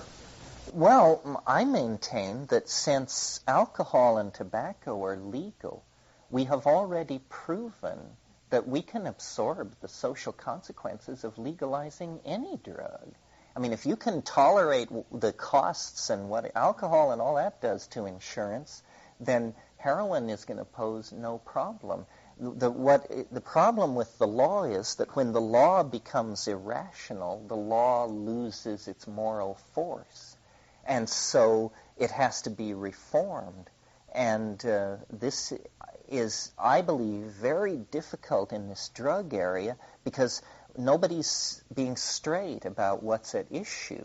The real issue, like let's take cannabis, which is, you know, most people, whether they smoke cannabis or not, have the impression, I think, that this is a generally benign and over-discussed peril. And yet, I cannot imagine America legalizing cannabis simply because its psychological consequences are that it erodes loyalty to the work ethic. You know, if people are not interested in screwing widgets on wonkels if they've smoked, and contrast it to caffeine. Now, caffeine is a dangerous drug, does liver damage, is known to be implicated in a number of pathologies. And yet, every labor contract signed in the Western world enshrines the right of laborers twice a day to stop the assembly line and tank up on coffee. This is an extraordinary folkway. And why? Because caffeine is a made-to-order drug for the purposes of slave capitalism. I mean, you just scurry right back to your keyboard or your assembly line, and you can do the 3 p.m. to 5 p.m. shift then without, you know, falling on your face like a normal primate would if they weren't jacked up on some alkaloid. And so that's very welcome.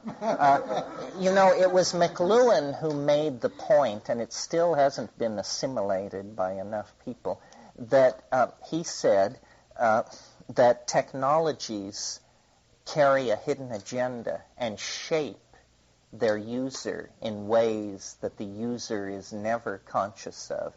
And the great case that McLuhan made was print, which he said the linear and uniform nature of print created the preconditioned mindset able to accept democracy, the assembly line, the concept of the citizen. A whole bunch of modern ideas are presuppose print.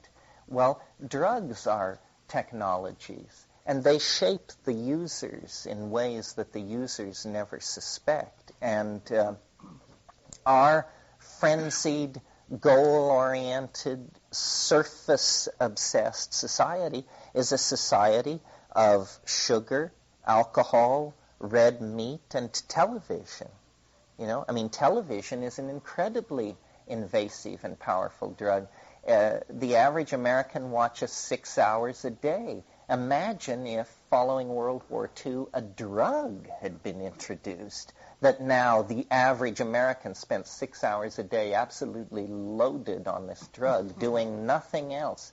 But because we are materialists, we don't see television as a drug, and yet your blood pools in your rear end, your brain waves fall into a measurable zone, you fixate. There is an entire set of symptoms, no less dramatic than the symptoms of smoking a bomber or honking up a line.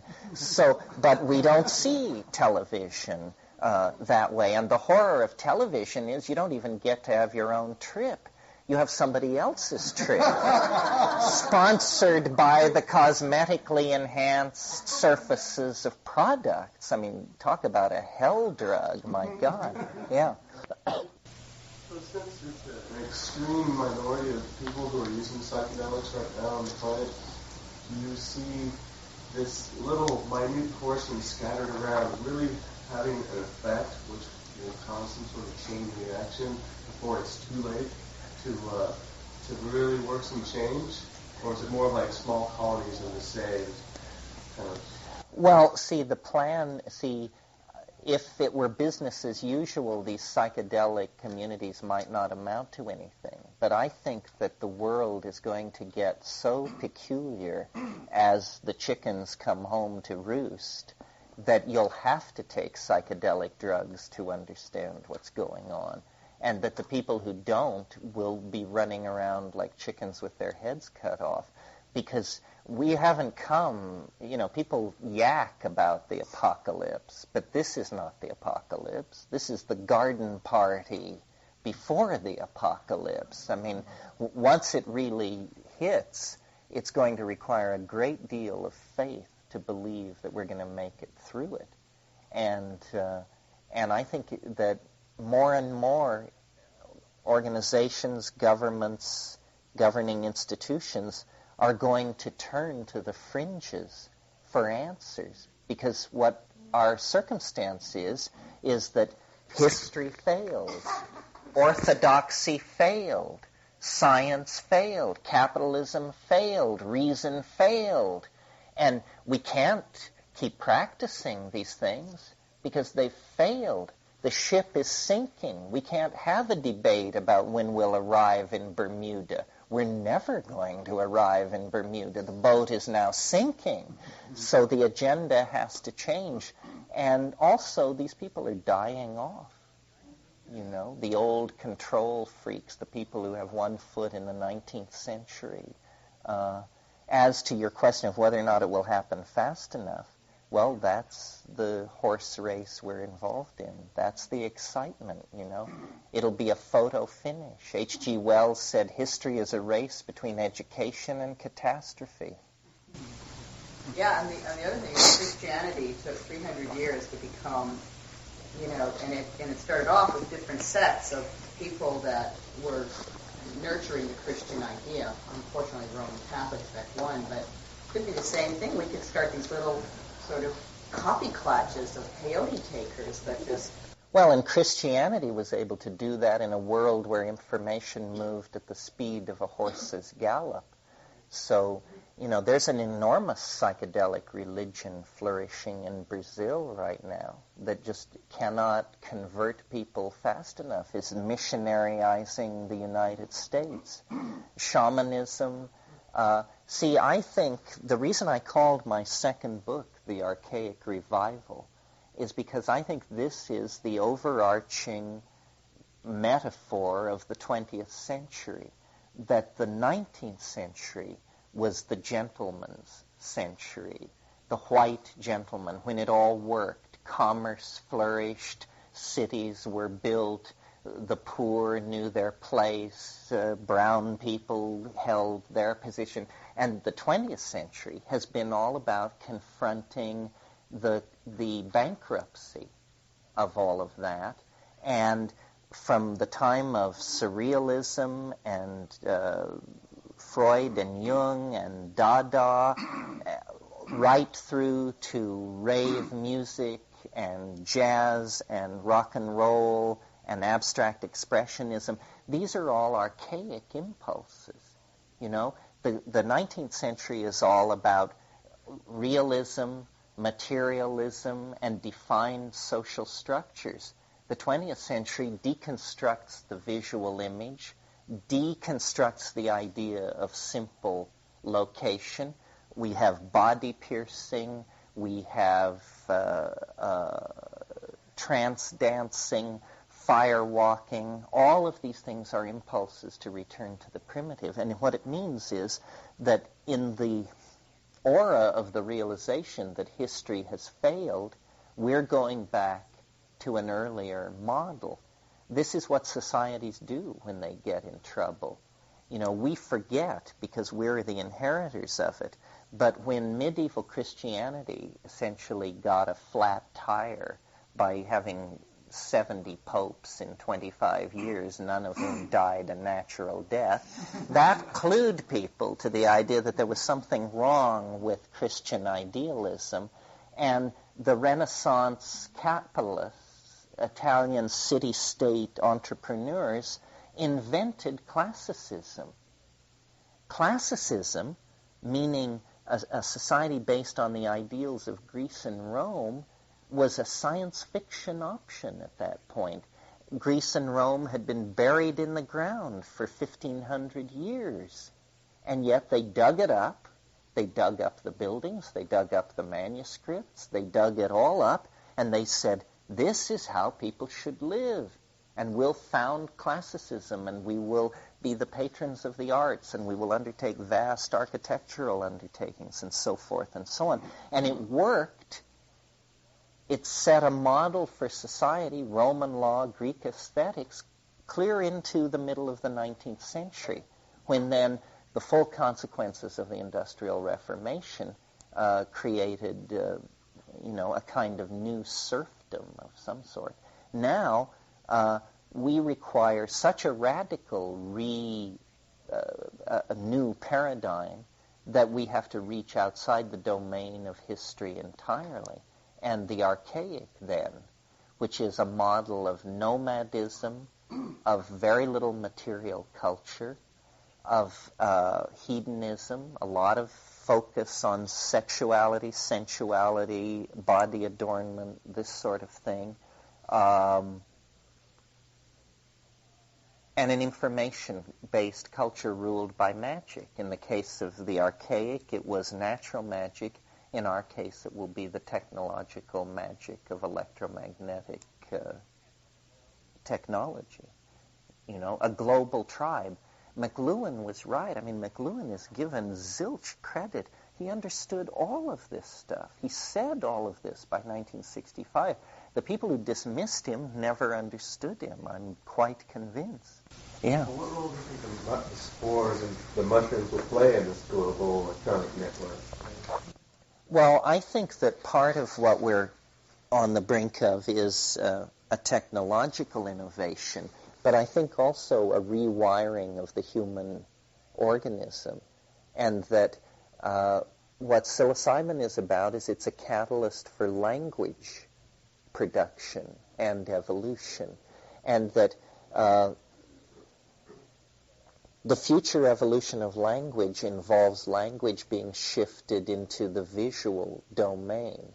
Notice how more visual reality is becoming, how icon-driven the computer interface is and stuff like this.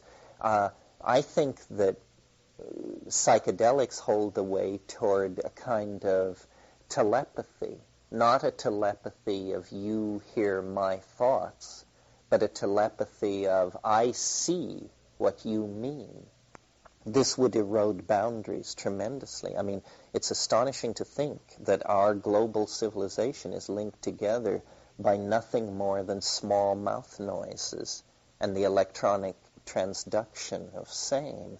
I mean, small mouth noises are a very, very crude way to communicate the kind of complexity that our scene requires. The great thing about psychedelics is whether these personalities are realized or less than realized is that you don't need them.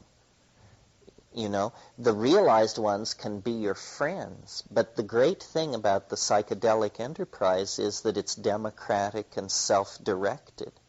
And actually, my experience is that if you really take high doses, it's hard to be a rat. You have to have incredible defenses to be a real rat and take real high doses. And what it means is sooner or later it will ambush you in some tremendously unpleasant way, and then you will get straight. I think it's tremendously exciting because it's a chance to take control of the project of defining one's own authenticity. And I don't really, the idea of the guide, I'm glad that concept has given way to the idea of the sitter, because the sitter gets it much better. What the sitter is there to do is to keep you from rolling off the bed and to tell you that it's going to be all right, even though the sitter may have lost all confidence that it will ever be all right. And they are guiding you nowhere because they haven't the faintest idea where you are. You know, they're just there to reassure. Guided trips are as often ambiguous, I think, as positive. I know a guy who takes mushrooms fairly often, and he always says to me, he says, each time I take it, my goal is to stand more. And what he means is that there's no bottom to it, and it will reveal literally as much as you can tolerate. And you can get into a lock with it where you say, show me what you really are. Show me what you really are for yourself. And instantly, the cheerful scenarios of machine elves dancing mice and little candies spinning against black backgrounds, that's like suspended. And there's this organ tone, like from the Bach B minor Mass, and these black velvet curtains begin to lift. And after about 15 seconds of that, you say, that's enough, thank you, of what you really are for yourself, because you realize it is willing to comply with the request, but your mind can't handle it. It is coming at you through a series of veils. It is trying to be reassuring. I mean, you're saying, my God, it's an alien from the heart of the galaxy, and what it's trying to pass as is your next-door neighbor. Because if it were ever to reveal the true dimensions of its alienness, you would probably vaporize in the presence of such peculiarity. Death by astonishment. We want to avoid that at all costs. Stories abound. I mean, stories upon stories, amazing stories.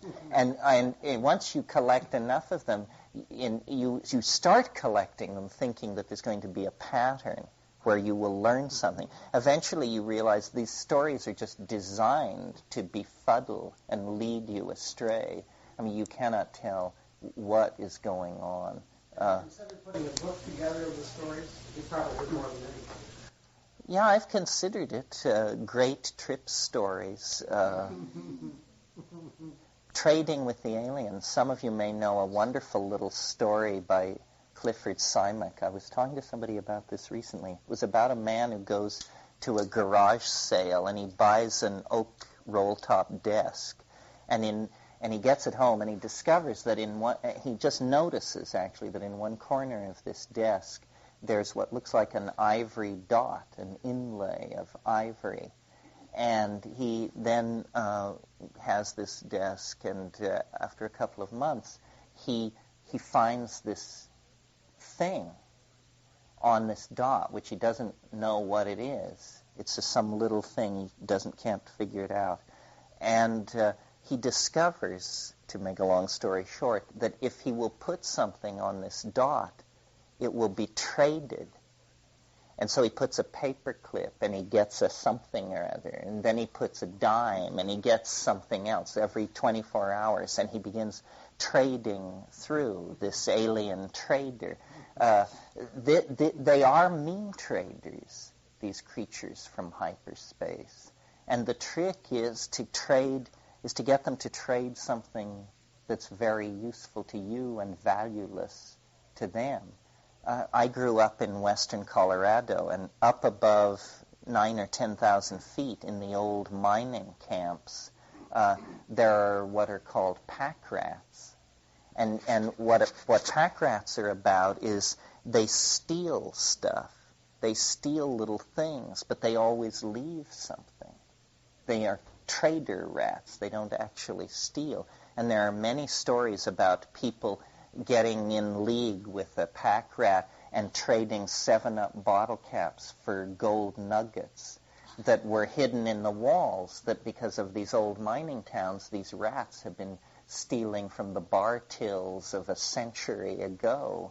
And so this is and the strange thing is, when you trade with a pack rat, you have to discern its psychology, because it may trade 7-Up bottle caps for gold nuggets, but if you switch to dimes, it will switch to dead bees, and they're no good to you.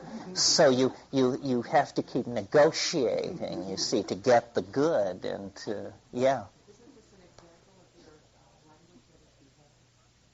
Yeah, that's right. That's right. Exactly. Although somebody pointed out to me, it was another one of these torpedoes, unexpected, that print is visible language. That print is the condensation of sound. It's just that it requires a medium. Yeah. I was wondering, in view of what you pointed out about some of the liabilities of asking to reveal its deepest, darkest self or its truest being, and I'm wondering if you could share some of your thoughts about setting an agenda for a trip and entering into a dialogue with this alien, as opposed to perhaps being more passive and just allowing this emergence without any conscious direction, to the extent that that's possible. I tend to be very passive. I sense immense power and potential in these states, and I'm frankly afraid of it. I mean, I like to watch. That's my bit. And I have no desire to seize the levers and start pulling and pushing buttons. I had when I was younger, we messed around in more radical ways and had experiences that really I felt like threatened our sanity, because you just couldn't believe what was going on. I don't set agendas. Some people do that. What I do is I talk to it, and I ask it to show itself.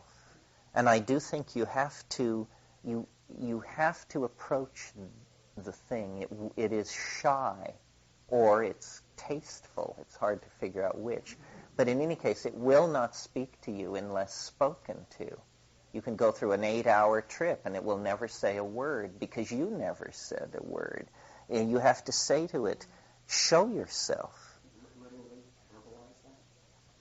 It doesn't hurt to verbalize it. I mean, I think of it in my mind. I invoke it, but it's also somewhat like a seduction. I mean, you say, come out, show yourself, be beautiful, and then this thing, literally almost like a turmoil in the air, and they condense, and then they do show themselves. But unless invited, they won't do that. Now, in DMT, that isn't true. They're uninvited. I mean, you're in their domain. You're in Elfland Grand Central Station, and everybody's trying to get on the train to Westport, and you're just there, you know, in the middle of this crazy situation. Yeah. What do you consider regular use? I don't know. I think that's really a hard thing to say. I mean, I know people who say DMT is their favorite drug, and the last time they took it was 67. I mean, we're not talking abuse here.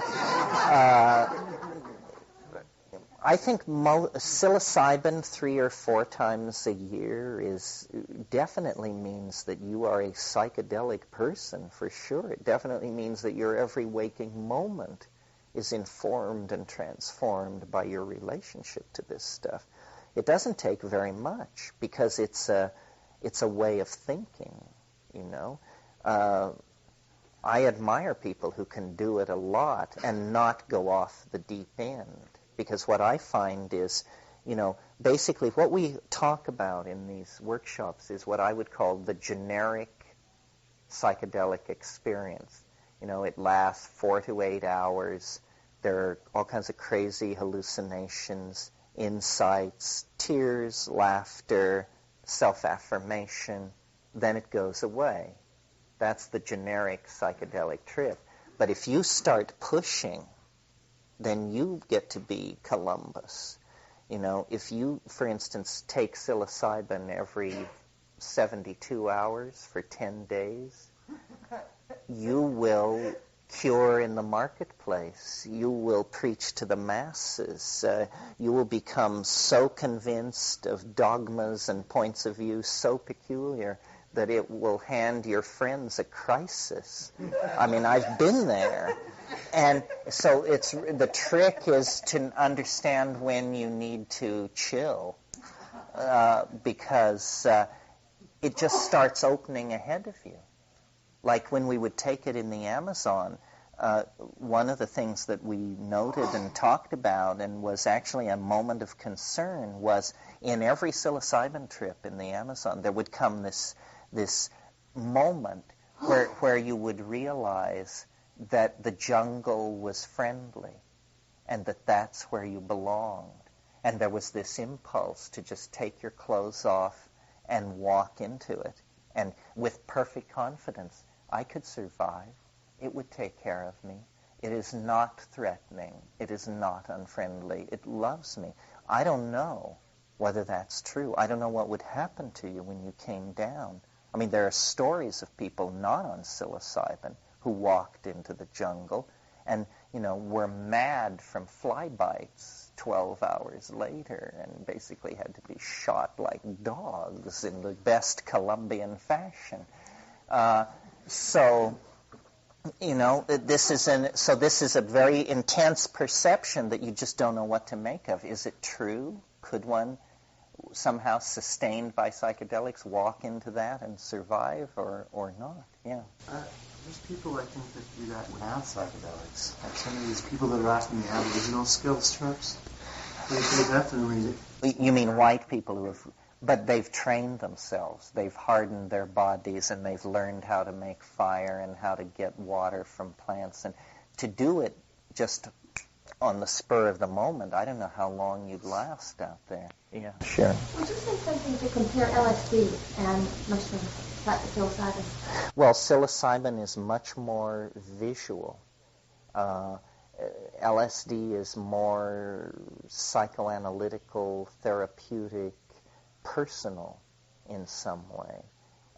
It may be more efficient at personality work, you know, reconstruction and overcoming trauma or phobia or something like that.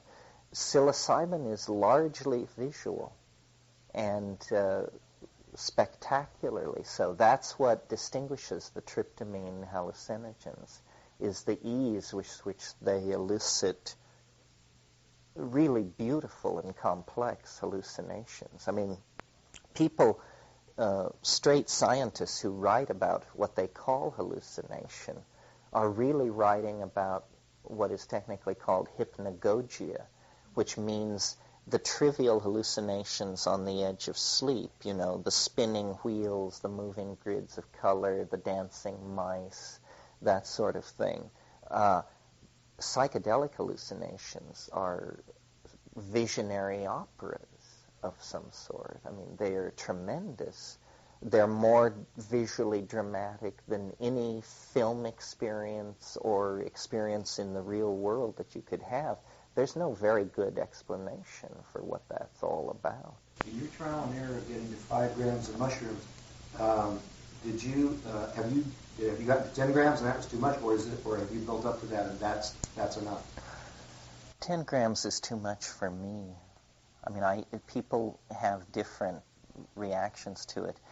I think if it gets if the episodes of un-Englishability are too prolonged, then you need to back the dose down, you know, because it just doesn't make any sense. It's also the power of it. I mean, my God, when you overdose on psilocybin, it's like an asteroid struck the planet or something. It's very hard to convince yourself that it's confined between your ears. It's more like, you know, everything from Las Vegas west just was vaporized. Well, I think we should knock off. You might want to talk about the copyrighting of genetic coding. I don't know if you've heard that Monsanto and DuPont, they're getting into agribusiness. They go off to the mountains of the Andes and solicit the indigenous cultures to provide them with their potato stock. Then they go back and dissect the genetic code and copyright it. If they happen to catch a farmer in Idaho growing the same potato, they can sue him because they hold the copyright on that code. Well, I mean, this is a very complicated issue. It isn't necessarily of interest to this group. It's of interest to me because I deal with the question of endangered species and stuff like that. This question of what shall we give the rainforest people for the drugs and medicines that we take out is a real tricky question, because say I go to the Amazon and I bring back a plant and I am able to vegetatively propagate this plant into a crop of some sort. Well, now all I took from the Amazon was one plant, which God knows there's plenty of there, but also the knowledge of the people, because inevitably you learn this stuff from informants. There's very little original botanizing of any consequence in the Amazon. But and there's been a lot of debate among pharmaceutical companies and conservation organizations as to what should we give back to these cultures.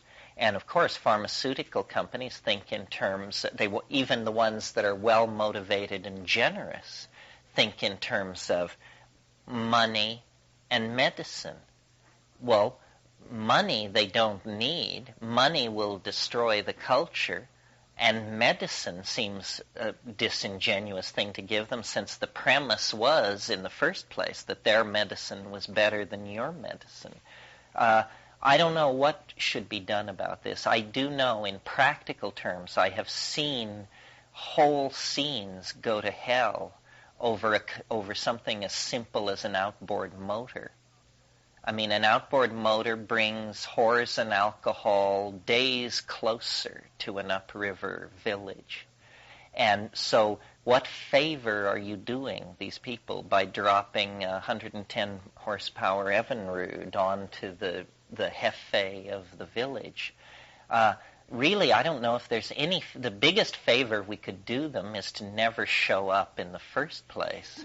But that would defeat our goal, our goal, meaning the pharmaceutical goal, of extracting drugs from the rainforest, which is not an unknoble goal. I mean, after all, if you're trying to cure AIDS or TB or shrink tumors, that's not exactly a mission of rape and destruction, but it can turn into rape and destruction depending on how it's prosecuted. Does that... If the drugs aren't prepared the way they're natively prepared.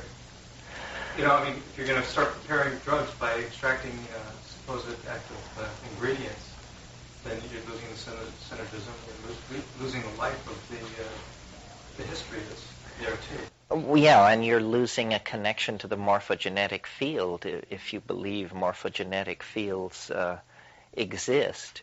You're losing the induction ritual that may be connected with the drug's use. That's right. That's right. I mean, but even on your own terms, you see, on your own terms, you're taking away what you need, because if you have a materialist view of medicine, then really all you need is the substance. Well, this is this Sheldrakean idea that things long in existence have a kind of momentum to perpetuate themselves, that things that are very recently created lack. It's not a scientifically creditable notion, but Rupert's been working for many years to show that an idea like this is necessary to solve some of the problems of modern biology.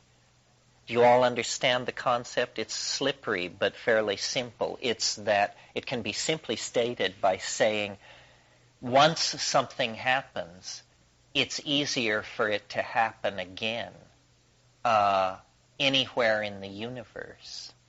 And it leads to somewhat magical expectations in the realm of experimentation.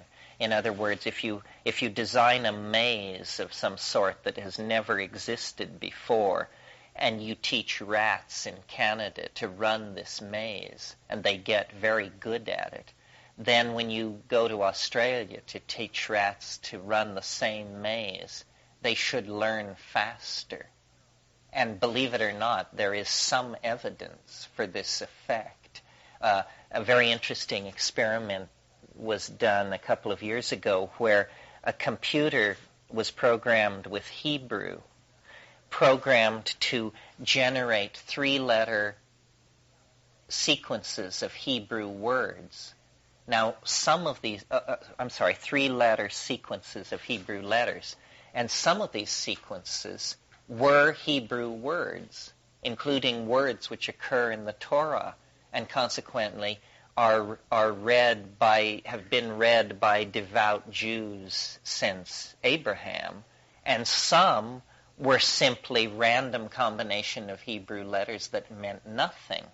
And then what they did is they used a Korean population, people who had absolutely no empathy or familiarity with Hebrew, and they would flash these three-letter sequences on a television screen, and you would be asked, A, to guess whether it was a word or nonsense, and then B, you were asked to guess, if you thought it was a word, what the word meant, and then C, you were asked to rate the confidence of your guess between 1 and 10.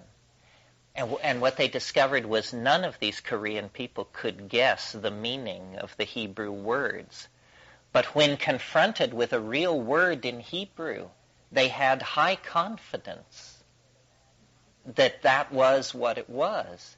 And so you see, this seems to imply that the Hebrew words that had been said by millions and millions of Jews over time had a field, a morphogenetic field around them that the purely arbitrary stuff didn't. And then other experiments have been done, with nursery rhymes versus rhymes that were just made up by a poet a week ago. I actually thought of an experiment which I thought would settle it once and for all, because I noticed my publicist, I resist technology, believe it or not, but my publicist finally forced me to get call waiting, Well, so then I noticed that the telephone will be silent for hours. Then it rings. You pick it up, you start talking to somebody, and immediately the call waiting thing starts beeping. And it's clear that a telephone call in progress attracts other telephone calls.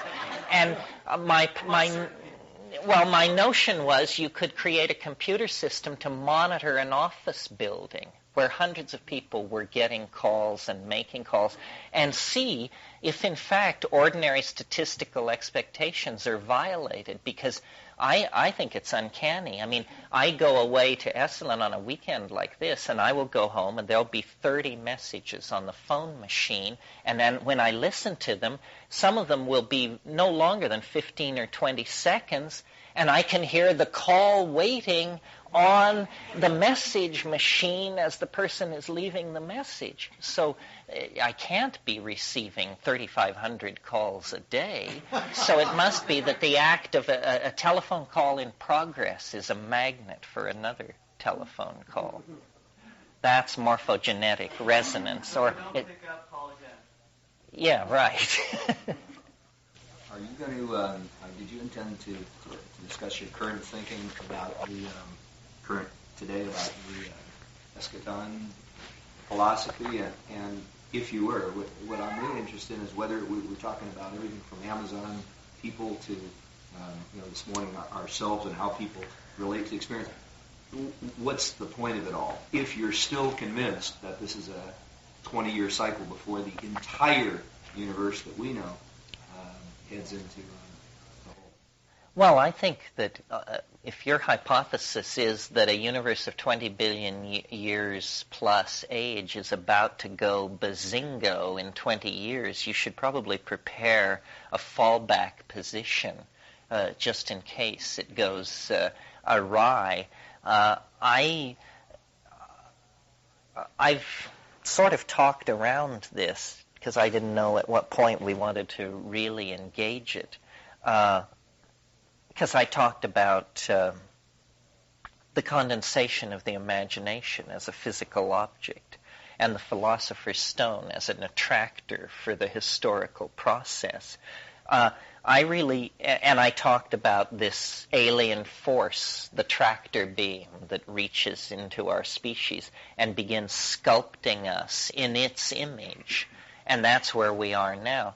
All of this leads toward the conclusion, I think, that biology is being drawn out of matter, and that this is not some kind of process that goes on hundreds of thousands or millions of years in the future, that history is actually ending within our lifetime.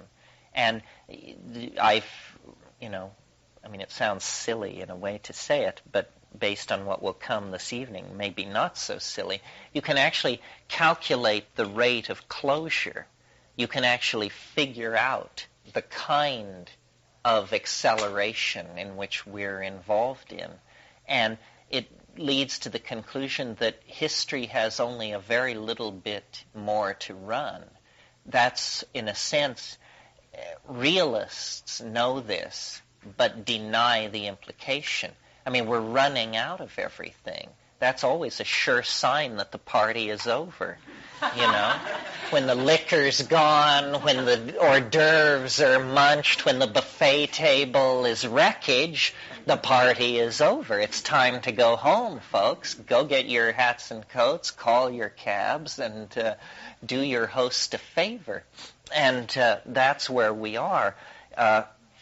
It's impossible to imagine history continuing for centuries, and given the rate of acceleration, it doesn't appear that that's going to happen. The only question is it extinction?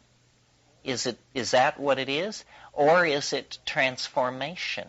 And I choose to believe it's transformation because the evidence of the psychedelics seems to support that. I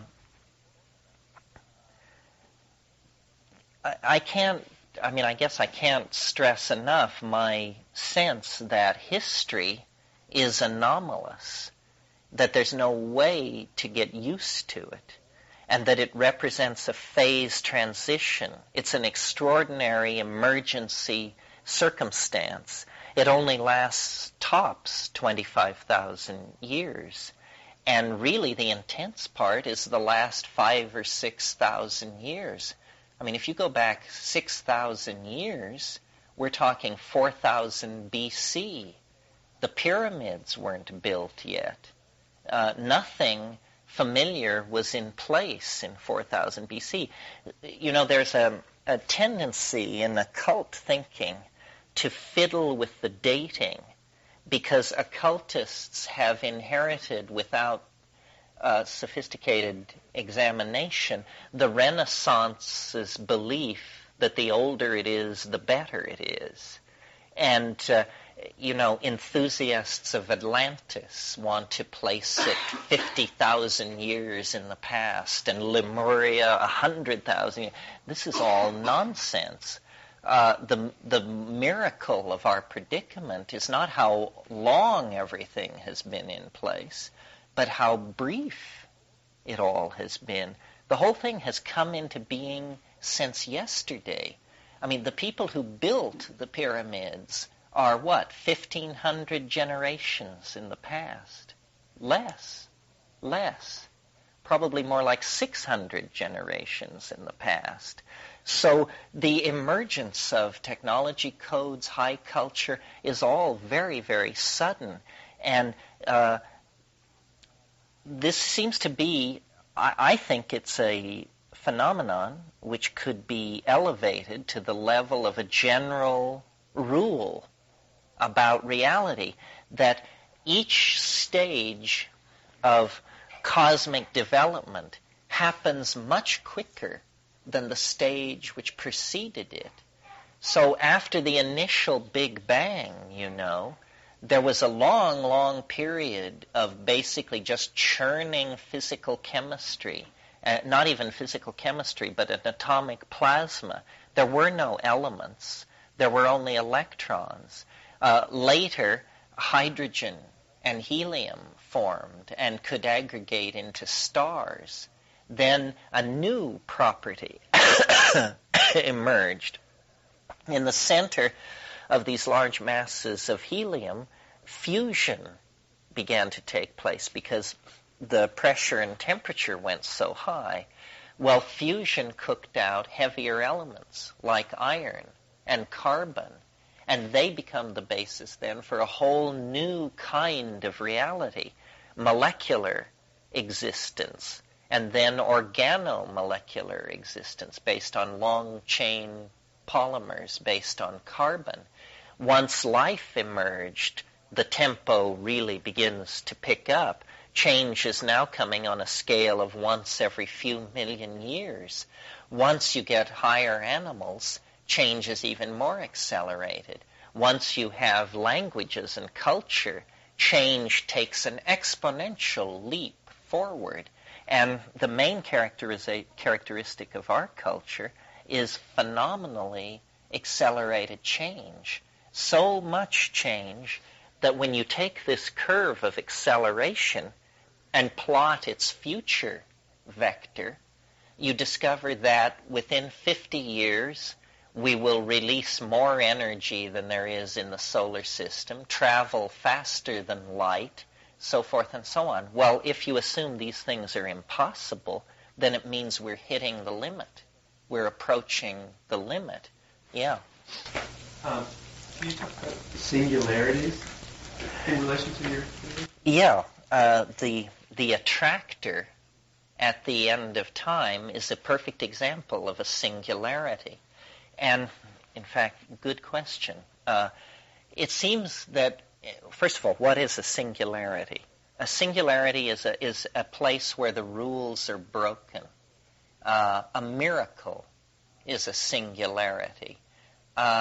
And strangely enough, it turns out to be very hard to model the universe without resorting to a singularity or several. A few years ago, Stephen Hawking, who has incredible press, I must say, Stephen Hawking hypothesized that the existence of what he called mini black holes. He thought that black holes left over from the early birth of the universe had evaporated so much matter off their surfaces that they might be now down to the size of a few centimeters in diameter. Well, when they asked him to calculate how many of these mini black holes there are in the universe, they came up with a number like 14 high 11. Well, if every one of those black holes has a singularity in the center of it, that's a hell of a lot of singularities. What kind of a theory is it that allows for 14 high 11 exceptions to its rule? That there are exceptions to the rule. Well, that's a fishy way, that's a way of wiggling out of it. Straight science tries to do it with just one singularity. Essentially, the position of ordinary science is give us one free miracle, and then we can explain everything. And that one free miracle is the idea that the universe sprang from an area considerably smaller than a gnat's eyebrow for no reason in a single moment. And if you believe that, then all the rest flows quite naturally. Notice, however, that whatever you think about this idea, it's the limit case for credulity. Do you understand what I mean? I mean, you cannot think of a more unlikely proposition. It's almost like the unlikeliest of all propositions. I defy anyone to dream up a position less intuitively compelling than that one. And yet that's where they start from, you see. So what I say is, okay, if science gets one free singularity, then in the game of hypothesis building, it must be that each player is dealt one singularity chip at the beginning, and I choose to play mine at the end and say, it's highly unlikely to my mind that a singularity would spring from an absolute nothingness. I mean, that seems to me the least fruitful environment to seek a singularity of this type. Far more likely, if singularities exist at all, that they would exist in a domain of complex energies, molecular bonds, chemical bonds, electromagnetic radiation, hard radiation, languages, biological systems, membranes, gels, liquid crystals, so forth. So in other words, the kind of stew of phenomena that our present cosmos represents, who can say what could arise out of this? I mean, if you can get people, you could get anything, it seems to me. So rather than view the universe as the shock wave of an initial explosion spreading out through the dimensions, why not place the singularity as a chaotic attractor at the end of the life of the universe and see all processes as drawn toward it rather than pushed away from it, drawn toward it, complexified, interleaved, folded, mixed, and connected in many, many exotic ways. And that's what this eschaton object is. I mean, it's something which we anticipate through technology. It's something we are building out of ourselves, you know. The grand work of history is the condensation and concrescence of the visible soul. But in the same way that alchemists are like catalysts to natural processes, that was the idea, see, that gold and precious metals grew in the earth, and that alchemists were not doing anything unnatural. They were simply really speeding up time.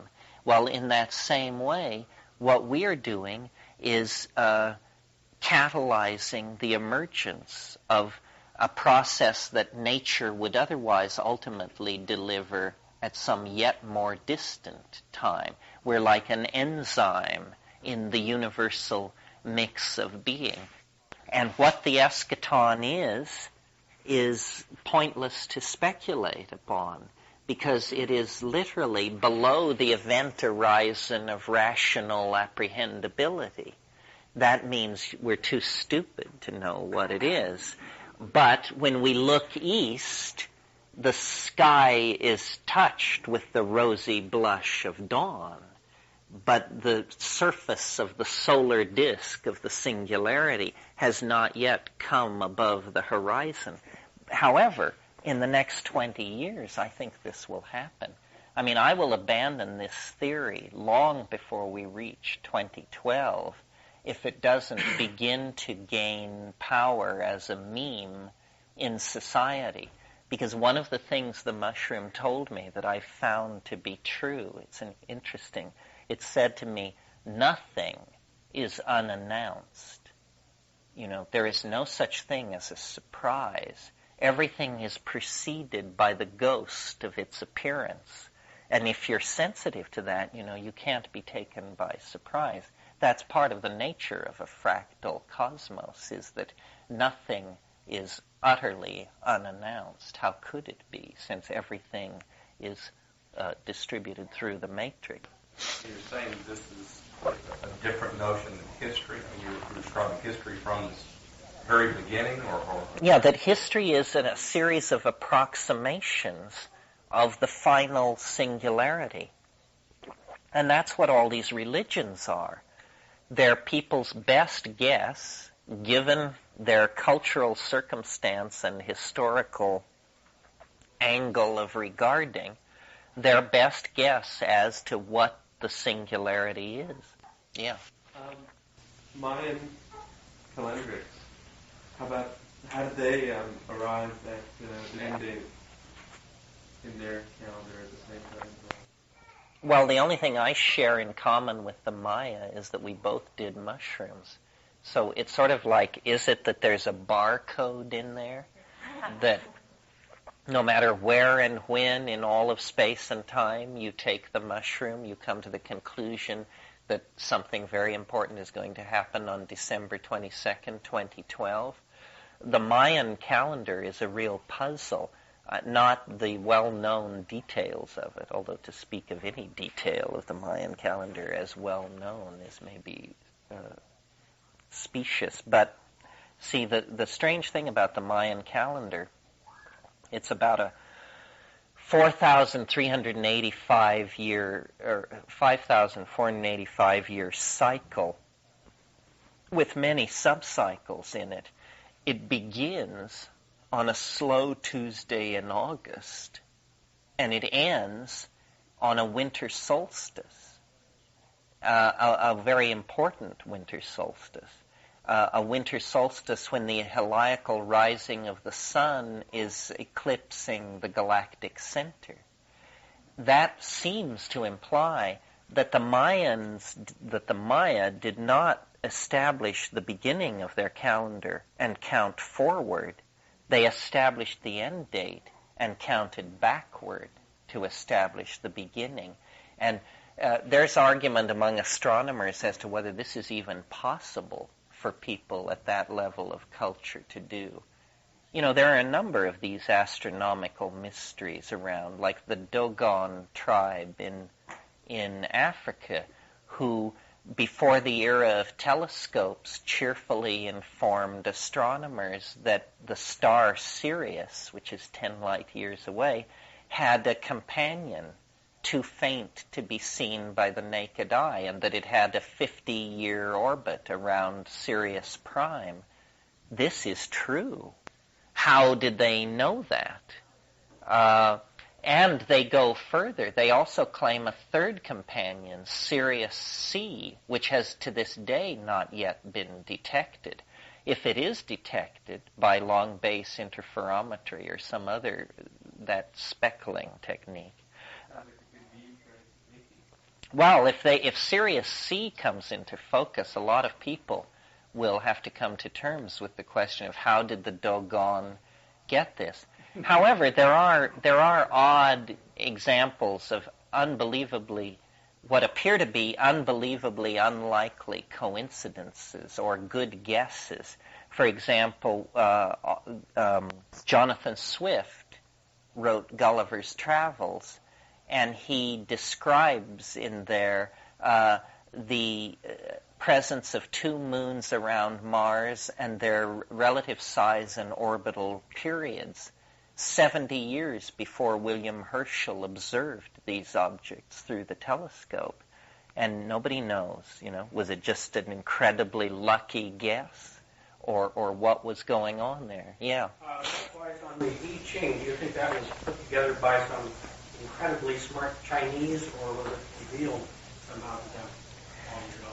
No, I think I tend to be nervous about the extraterrestrial hypothesis because I believe in extraterrestrials, but I believe that real extraterrestrials are so peculiar that the job is to recognize them, No, I think that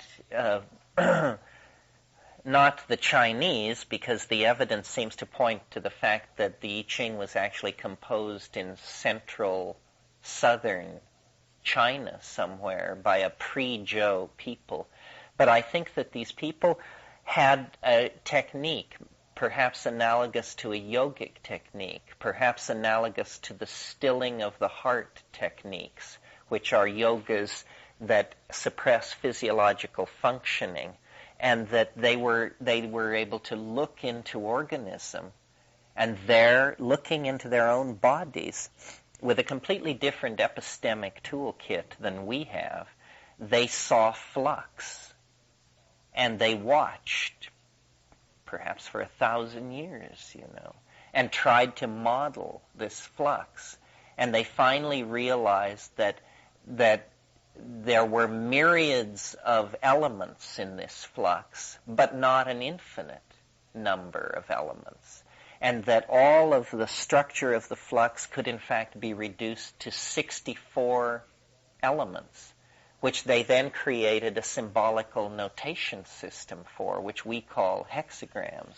In other words, in the same way that we, with our obsession with matter, have discovered and satisfied ourselves that it only requires, 108 elements to create all material phenomena and all molecular configurations. They discovered that there are 64 elements necessary to produce all varieties of temporal situation. It is no coincidence that the numbers which run the I Ching, 64, 6, 4, cube of 8, so forth and so on, that all of those numbers are the same numbers that are necessary to describe the functioning of DNA. You can perfectly model the DNA using the I Ching. Not only the 64 codons that code for protein, but templating, replication, so forth and so on. All the functions of DNA can be modeled very cleanly using the I Ching. So really what it is it's a calculus of biological necessity. And we, as creatures made of DNA, then find that this calculus of biological necessity functions for us like magic, because it describes the matrix in which we are in fact embedded, and with which we must come to terms. That's why throwing the I Ching, even though I think that's a completely corrupted use of it, still it is like dropping a dipstick into the flow of a river and then pulling it out and taking a depth measurement. It's something like that. Yeah. Actually, Eschaton, I was wondering if some of the things we're seeing manifest now are perhaps reverberations of this event which is approaching, and I was wondering if crop circles might fit into that somehow.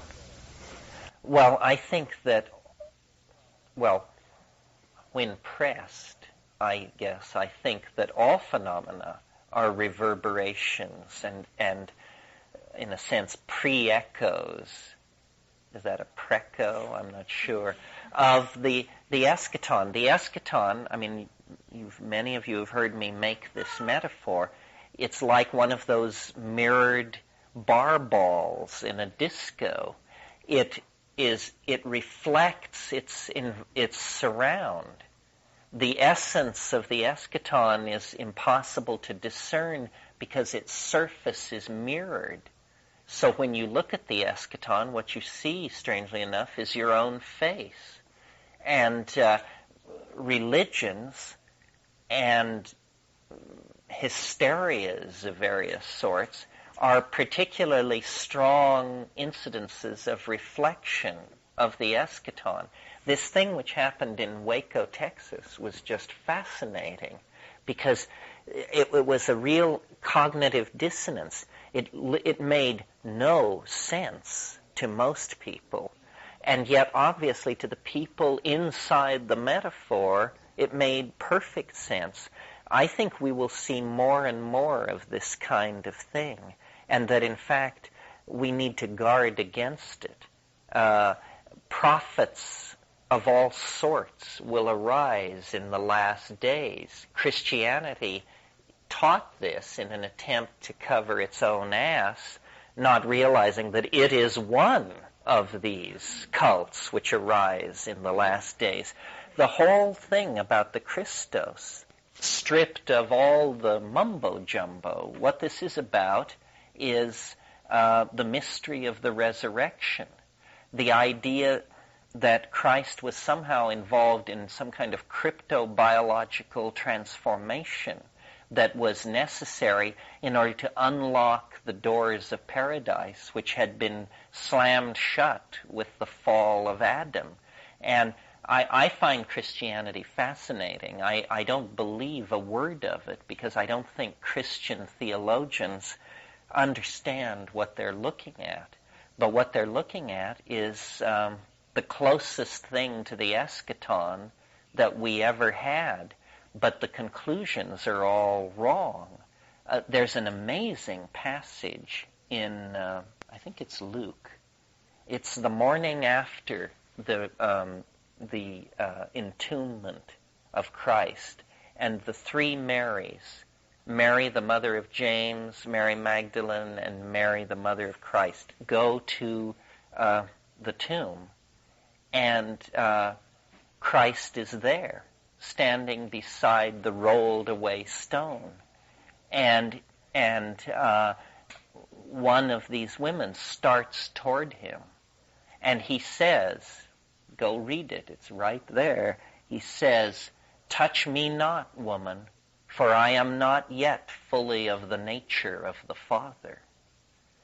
Well, you just wonder, what in the world is going on here? He is alive. He is resurrected. He has overcome death.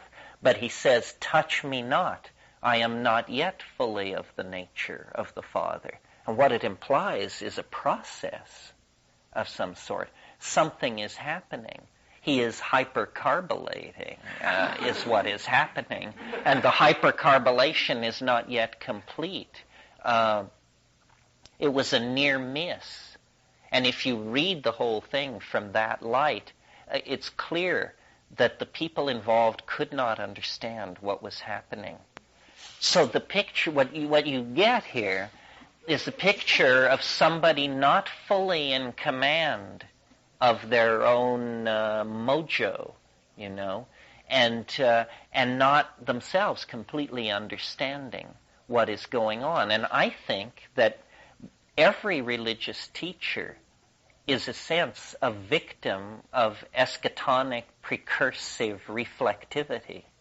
And a David Koresh, it's a mess. It's a very distorted and twisted kind of reflection. A Christ, a Buddha, a Mohammed, a slightly cleaner shot at what it is, but nevertheless horribly distorted and misunderstood by historical contextuality. Yeah. I was wondering if a study of some of the phenomena happening in the crop fields in England might shed some light on the form and shape of the eschaton?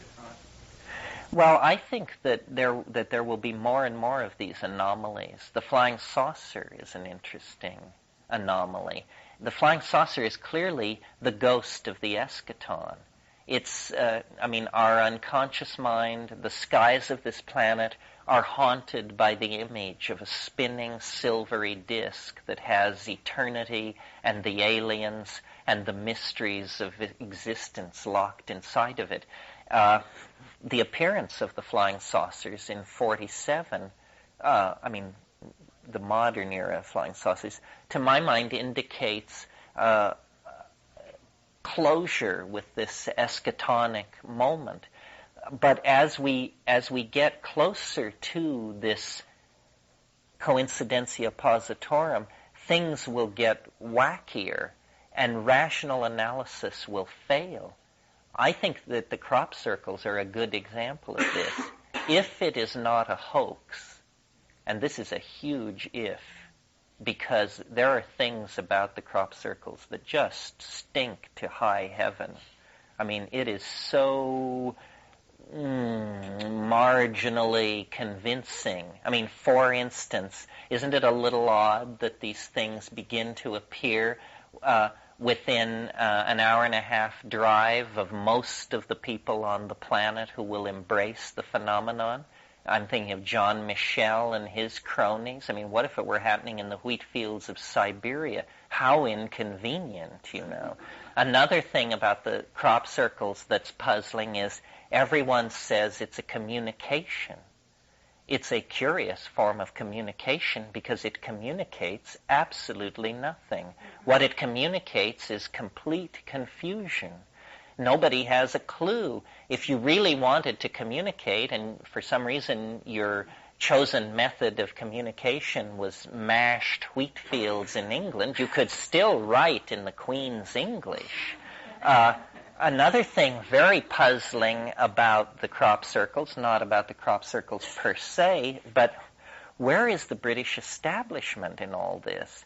I mean, my God, southern England is dotted with air bases, RAF bases, nuclear weapons depots, cruise missile bases. Are we being asked to believe that the Ministry of Defense is completely sanguine about nightly violations of British airspace year after year, and they're just perfectly comfortable with the idea that, half a mile away from their nuclear weapons depot, corn is being snapped over on its side? I mean, if you can snap a corn stalk, you can reset a switch on an arming device or a missile. Pardon me? Bent and molded. So it's puzzling that the British government is so nonplussed by all this. I think that means they must either know what it is, or more likely they're doing it. They actually did have a military operation to observe a field. The military itself did actually observe a field for, I think, 10 days. Well, you want to be very, very subtle in looking at a phenomenon like this. It is conceivable that inside MI5, people have observed the rise of the neo-paganism in England that is characterized by the Glastonbury crowd and the rave culture and all that, and has created a hoax to lure those people out on a limb. In a sense, it's already happened because for years the crop circle enthusiasts ran around saying no human being could make one of these things. Well, then Sheldrake and company and the people at the Cereologist, sponsored that contest last year where under very rigidly controlled conditions, people were given 10-acre plots of corn and told, you have from midnight to 4 a.m., you can't use any light, we will be monitoring for sound, and here is a high-resolution photograph of a recent crop circle. Your mission is to make this crop circle in a convincing manner. The people who won the prize produced a splendid crop circle Well, so that put the no human beings can do it people highly on the defensive. I don't know. It amused me. I mean, here's an example of how occult thinking works. Remember, what were their names? Was it Ned and Dave, the two drunken painters? Doug and Dave. Okay, so here come Doug and Dave, these two mildly alcoholic itinerant house painters who claim to have done all the crop circles. People who the week before were talking about telluric messaging from the Gaian world soul just dumped all over Doug and Dave and said, well, you believe that two out-of-work painters could do this? Say, well, what's your position? That a telluric force did it? Now I ask you, just in the interests of fairness, which is more likely? Doug and Dave may be a stretch of the imagination. Telluric forces intent on saving the world is highly improbable. So Rupert and I, we went to work on this because I felt, there's something. It plays with people in the way that flying saucers never did. For instance, I don't know if you know this, but last summer, I believe it was last summer's most spectacular crop circle was the logo of the Crop Circle Society, the cereologist. And then the other big startling crop circle of last summer was a Mandelbrot set. Well, this is just a little too cute. Yes, isn't that startling? It was right outside of Cambridge. So, for instance, when I criticize the crop circles and say, isn't it strange that they all are in southern England, where John Michel and company would be most likely to stumble into them? That's what people say. They say, you're wrong. They're not all in southern England. What about the one in Arkansas? What about the ones in Ontario and so forth? Japan. I say baloney. I say there aren't. And did you see the one in Arkansas or Ontario? Well, of course we all saw pictures of it.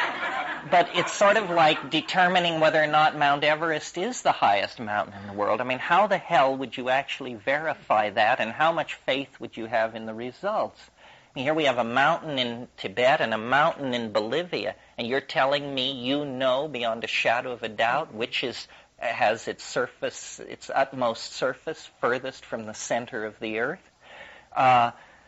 The crop circles, if they are outside of England, they aren't spreading. They're intermittent, enough that we could easily dismiss all cases outside of England as the hoax of enthusiasts. And again, it communicates nothing. It is anti-communication. It is noise in the circuits. Maybe it's just a little push. It's something that is happening a little ahead of us. Well, I had this notion at first. I thought, when I was more inclined to treating it as real, I thought maybe somebody is trying to contact us, and after 40 years of flying saucers, they finally figured out we just don't get it with flying saucers. And they said, so we'll leave a physical trace. But to me, the giveaway, the key to the crop circle phenomenon is that nobody has ever seen one form. And by God, if you want to rivet the attention of the population of this planet, just make a crop circle in front of us, in front of television cameras. In other words, if we could see the corn lay down, then all skeptics would be just undercut completely. But it made one behind the television camera about 4 or 5 years ago. 2020 magazine said, "Okay, we're going to do something about it." And they went and when they put the show on, and they said we went and they show all the crop circles and all the different theories. And they said, so we set up an infrared camera in a field one night and we waited for a crop circle to happen. And then they show the infrared images of people in the shadows and stuff.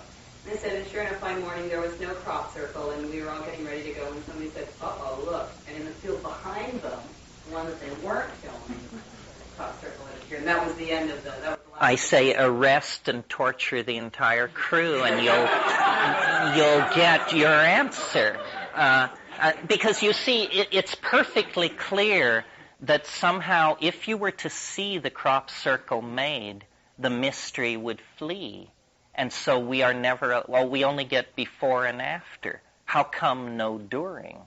When that's what, in fact, would convince us of its reality. It's playing with us, or somebody is playing with us. Can you connect information theory to what we're talking about? Well, that's what I was trying to do when I said that it's a language virus of some sort. I mean, here's the thing. Think about this. Suppose, my other example, suppose you're a scientist and you're measuring the amount of electricity running in a line. And just for purposes of argument, let's say you put 1 million voltmeters on this line. So you're going to get 1 million measurements of the amount of voltage running through the line. 99,999 of these meters tell you that the voltage flowing through the line is between 3 and 5 volts. 1 voltmeter on this line tells you that 8,000 volts are flowing through the line. Now, what do you do if you're a scientist? You throw out that value.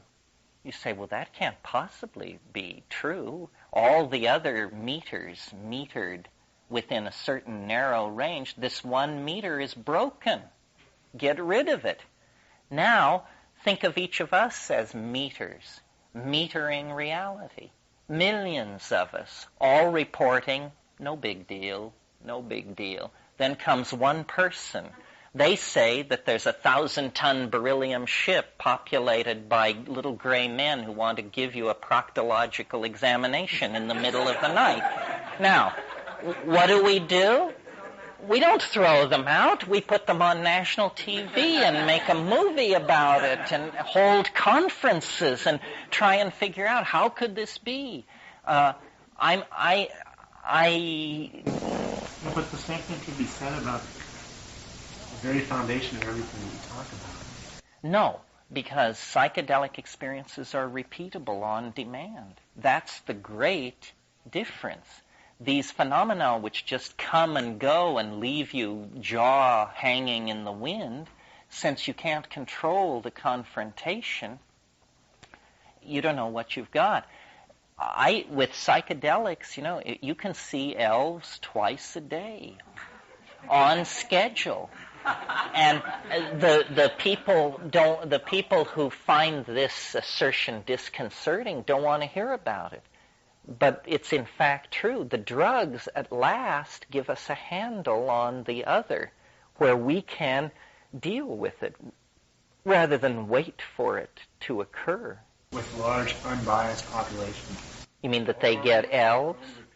You mean people who've been contaminated by Terrence McKenna rats? I've read your books and I've seen elves. And well, do you think you saw elves because you read my books? I don't know. Well, but what do you think? I think I don't know. Uh-huh. Well, I didn't read my books when I saw elves. It was on the natch. I think that I spread the elf meme. I make it legitimate to report elves, but that I think people were seeing elves before. It's a difficult thing because it's a mental phenomenon, I mean, we can't lug a camera in there. Although, with virtual reality and sufficient money, we could set out to create a virtual version of one person's trip, and once they said, yes, that's it, 100%, you got it, then we would bring somebody else in and put the helmet on them and say, is this what your trip was like? And please critique and modify the contents of this virtual reality. I think this is that virtual reality is going to be a very powerful tool for exploring pharmacological states, because at last we are going to be able to compare the contents of our own minds through something a little more fine-tuned than verbal language. Basically, my method has been a what can you show me method. And I know that there are these, this particular style of refined English womanhood that seems at home with the fairies of the garden, the Dutch. The things I encounter that I call elves or gnomes, it's just a gloss. I mean, they're small, and they have the archetype. They're more like leprechauns, and this maybe raises a racial issue. And they make things, and they live in domed spaces. And the mythology of elves is that they live under hills, and they're master craftsmen, makers of jewelry and machines and stuff like that. That is exactly the deal. And they're dead souls is what they are. Interestingly, the whole notion of fairyland is when St. Patrick arrived in Ireland to convert the pagan Irish to Christianity, they were practicing what is called the fairy faith. They believed in little people. They believed they were the souls of the departed. They believed they were everywhere around us, and they believed that certain people who had the eye could see these fairies. And they believed this with such conviction that Patrick quickly realized that he was not going to get anywhere converting the Irish unless he made a place for this phenomenon. So he invented purgatory. Purgatory was invented by St. Patrick. It was not church doctrine before that time, and he then very and if you are not Catholic or don't truck in this domain, you may not know what purgatory is a place exactly like hell, except you eventually get out, and it's where you do penance for your sins. Well, he was so successful converting the pagan Irish with this concept that when word reached the Holy See, the Vatican, it was made church dogma, and then it was very successfully used to convert the pagan Slavs, who also had a belief in a kind of fairyland. So I don't know what this thing about dead souls is puzzling to me. It even with my predilection for the peculiar and the psychedelic, I find it hard to completely embrace the notion that these are ancestors alive in some other dimension. But in some ways, that is the most conservative explanation. After all, if you believe they're extraterrestrials who came from the stars, then you're supposing and hypothesizing all kinds of things. Since they are interested in human beings, since they can converse with human beings, since they seem to know our boundaries and limitations, they must be some kind of human being.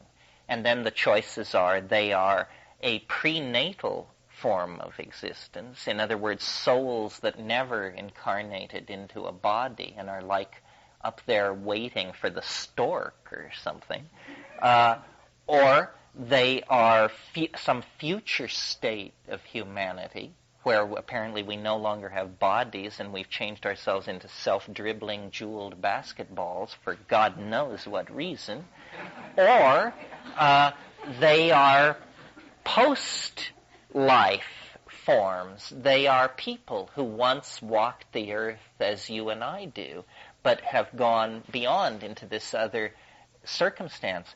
One of the things that is, to me, almost as puzzling as the elfin nature of the DMT encounter is that after you've been in there 4 or 5 times, and it takes a while because at first it's just absolute shock and disbelief. I mean, you bring very little out of it. You're just appalled, and that's about all you can say about it. But after a while, I realized that the motif of the DMT encounter, and I guess I should describe it briefly, when you burst into the DMT space, you have the impression that you're in a domed space, approximately the size of the length of this room, but round, with a somewhat lower ceiling, indirectly lit, warm, comfortable. And the moment you get your bearings, they're there. In fact, as you break into that space, they cheer. And some of you may know that song by the Pink Floyd from years ago, "The Gnomes have learned a new way to say hooray." So you break into this space, they scream their greeting, and while you're just trying to get oriented, they come bounding forward, somewhat like dogs, actually. And they begin to lick your face and crawl all over you and jump in and out of your body. And they say, "We love you. We love you. You send so many. You come so rarely. Welcome, welcome." And so you're like, trying to take your pulse, trying to make sure you're breathing, because you have the impression, this is so serious that I may be dead. I may have just simply killed myself 10 seconds ago, and this is what's happening. They use their voices to make objects. They speak a language which you do not hear, but which you see. You not only see it, you feel it. And so they use language to cause syntactical, architectonic, techno-structures to condense out of the air. And when they show you these things, they're proud of them. They come bounding forward and jump up and down in front of you and say, "Look at this, look at this." And they're all competing like children to show you this stuff. And as you direct your attention into one of these objects, you see beyond any power of contradiction that this thing that they're showing you is impossible. They're constantly transforming themselves in the most amazing way. And they're showing you this stuff, and they're saying, do what we're doing. You can do this. Use your voice to make something. And you're like, this is now 30 seconds into this experience. Reality has been obliterated, and you're just in this place. Well, and one can do this, and there is a glossolalia, and then these objects condense out of the air, and the objects themselves are somehow alive. You put one down, and they emit sound and make subsets of their own type, and all of this is just, you're just like, my God, what has happened? The strange thing about DMT is it doesn't affect your mind in the ordinary sense, so that you're not ecstatic or freed of anxiety, or you're exactly who you were before this started happening, with all your neuroses, fears, doubts, and you're saying, is this all right? Am I going to be okay? How long is it going to last? So forth and so on. But the point I wanted to make, that I got started on a few minutes ago, is after many of these exposures to this, I have realized, and I think I'm right, that this environment into which you are catapulted, bizarre as it is someone very strange. It's their idea of a reassuring environment for a human being. They are so marvelous to you because you've never seen anything like it. But on the other hand, you've just been born into this world. And and this is why I think perhaps it is a bardo. Perhaps it is an after-death, I don't know if maternity ward is quite the phrase, but it's where you start your existence in this other dimension. But in the same way that a baby lying in a bassinet in a maternity ward could hardly conceive of growing up to drive Ferraris, collect art, and crush the competition, you lying there in this nursery, in this playpen, how can you extrapolate what lies beyond that space? Because clearly the entire space has been prepared for baby, and you're the baby. So you can't figure out, is this the entirety of this universe, or how far does it extend? And I suspect that when you die, this is what you get, and that familiarity with the after-death vehicle, that DMT actually is a thanatoptic compound, and that this trip is you are peeking over the edge into eternity. And, questions you never thought you would have answers to are answered. Just, is there life after death? You bet. Next question. On that note, let's go to dinner. Thank you. I was wondering if you thought that, have you always been a knowledge junkie, or have psychedelics increased your enthusiasm for learning or capacity for it? I've always been sort of a knowledge freak. I mean, I was a very weird kid. I knew I was weird when it was happening, but now that I have a 15-year-old son and watch how he does it, I realize how absolutely weird I was and how alarming I must have been to my parents. And I was not socially adaptable at all because I had bad eyes and poor coordination, and I was very easily intimidated. And the story of my early schooling was in a town of only 1,200 people, I was able to find 1,700 different ways to get from school to my house in order to avoid being pounced upon by roving cannibal bands of my peers who had sworn to get me, and they never got me. It was astonishing. And No, this was some cow town in western Colorado. And the other thing I discovered early on, and maybe this is too psychotherapeutic to waste time on, was that I could hold them at bay with story. And essentially I became like the king's jester, I became, and then I could hang out with these lumbering, lumpen people because I was always willing to verbally outrage and say crazy things. I mean, like one of my things that really got me a lot of points with the tough guys was I could stand up in class and very rapidly speak sentences into which I could occasionally drop obscenities, but you just couldn't quite hear it. But the kids could hear it, but the teacher couldn't, and it was this...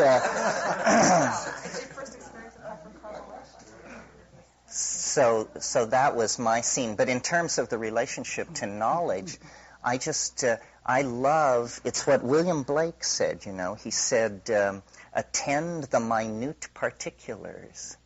And that's what's interesting, I think, is the details of the distinctions among things. I mean, that's why I was a butterfly collector, an art historian, a Tibetan art hound, a rainforest botany person, because what it's all about is the incredible variety of morphological expression in the world. Now, I suppose a Buddhist would recognize this as a serious samsaric hang-up, that I love the texture of the apparent visible world.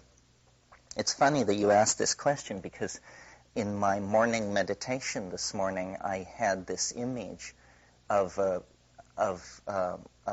work of art, which many of you know, I'm sure. It's Dürer's etching of Melancholia, and it shows an angel in the foreground, and she has the instruments of geometry, and there are zoological collections and maps spread out, and a orrery of the solar system, and she's holding her head, and this strange geometric form is beside her. Well, I've put a lot of study into this geometric form and tracing its history and so forth, but that wasn't what caught my attention in the meditation this morning. It was that I realized, or I recalled, that someone had said that this might be a medically accurate portrayal of migraine, and perhaps the earliest, because Dürer was interested in pathology.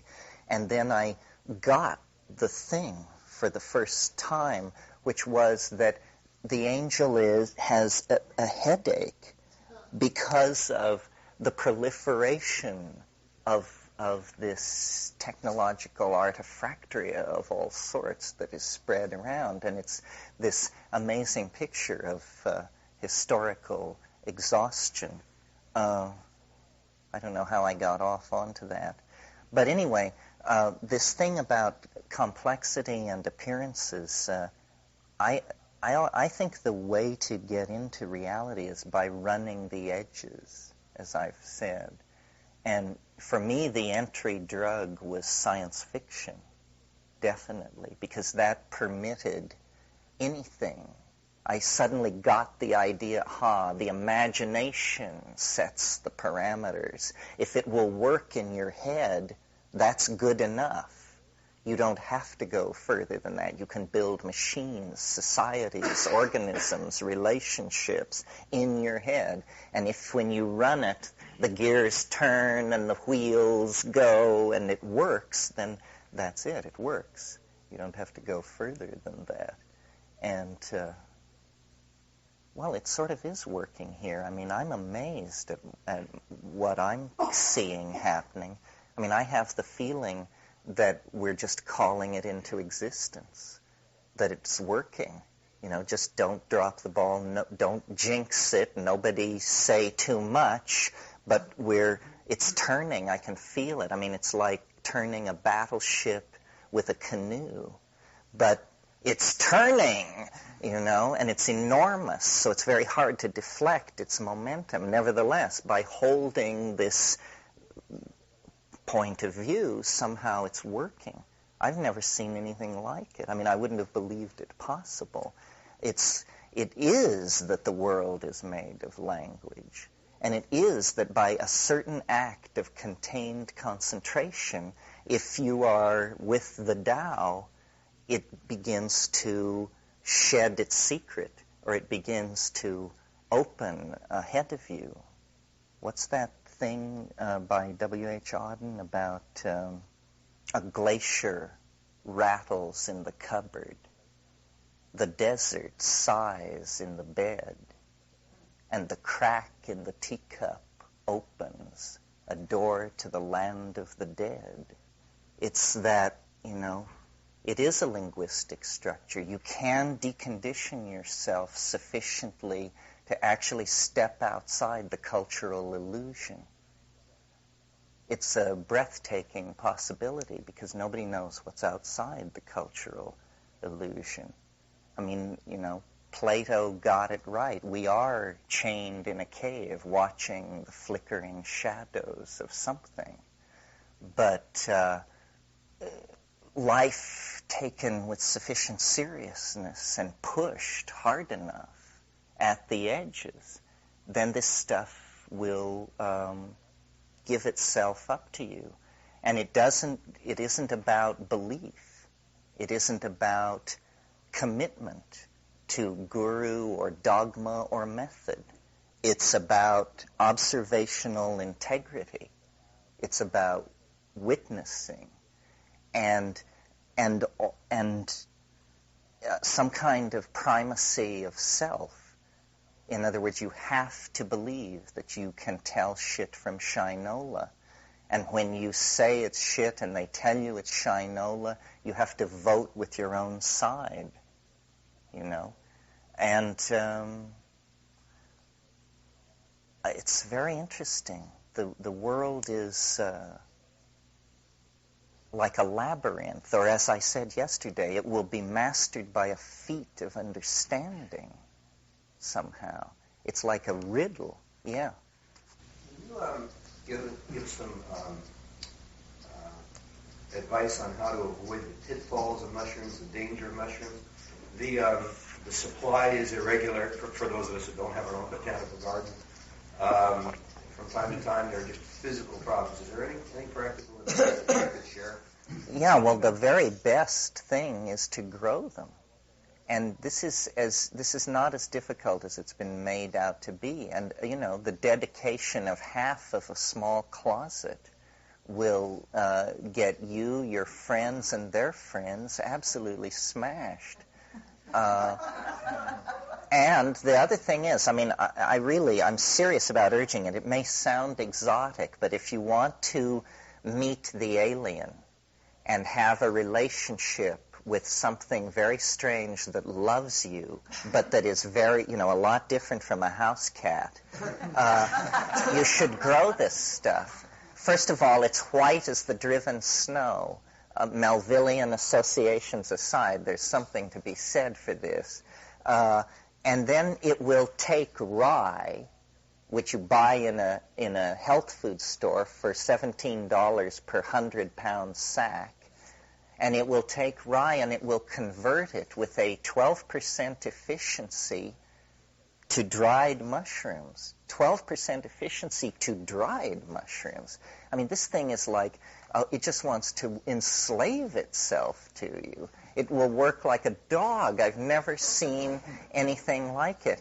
And it promotes virtues such as cleanliness, the primary virtue in Western civilization, attention to detail, awareness of scheduling, all these grounding qualities, and then at the end it will deliver to you, you know, the alien body of the higher and hidden unspeakable.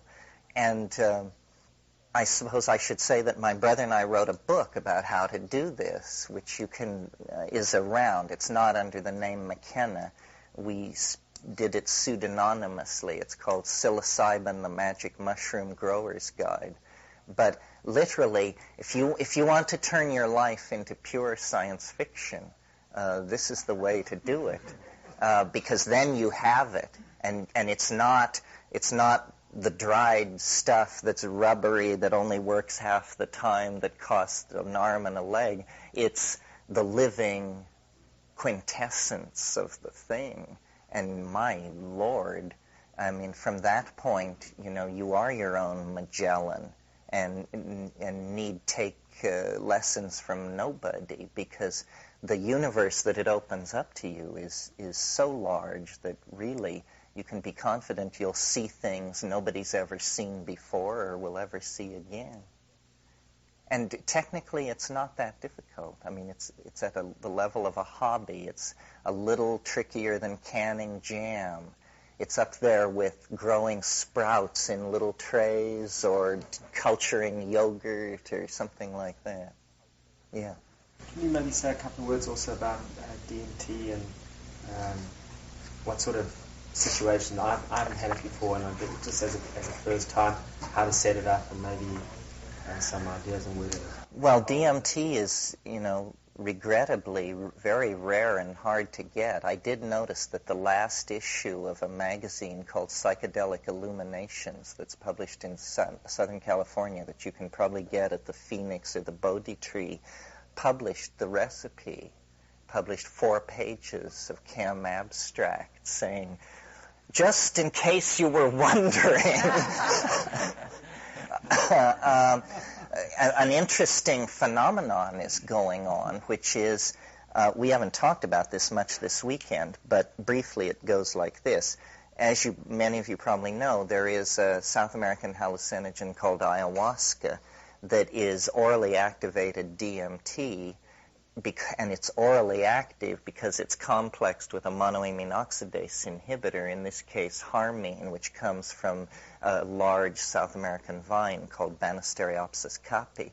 Well, hardcore plant psychedelicos all over North America have begun to realize then that this formula, DMT-containing plant plus MAO-inhibiting plant, boiled together, concentrated, gives you some kind of pseudo-ayahuasca.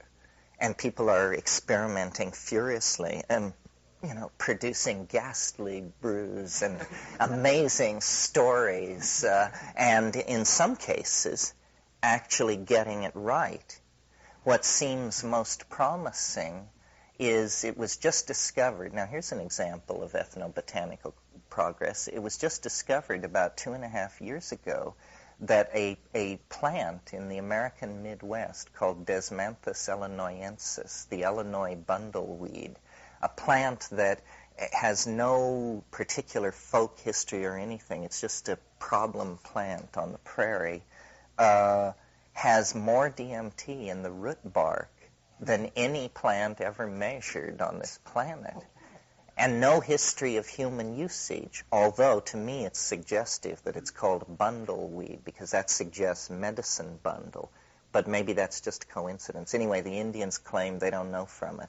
Well, you can take that plant and scrape the root bark, and then there is another plant that grows widely in the American West, and the seeds of which are sold in Iranian markets all over the country as incense, a plant called Pagaman harmala, the giant Syrian rue, and it contains not harmine, but harmaline, which actually is a more hallucinogenic cogener than harmine.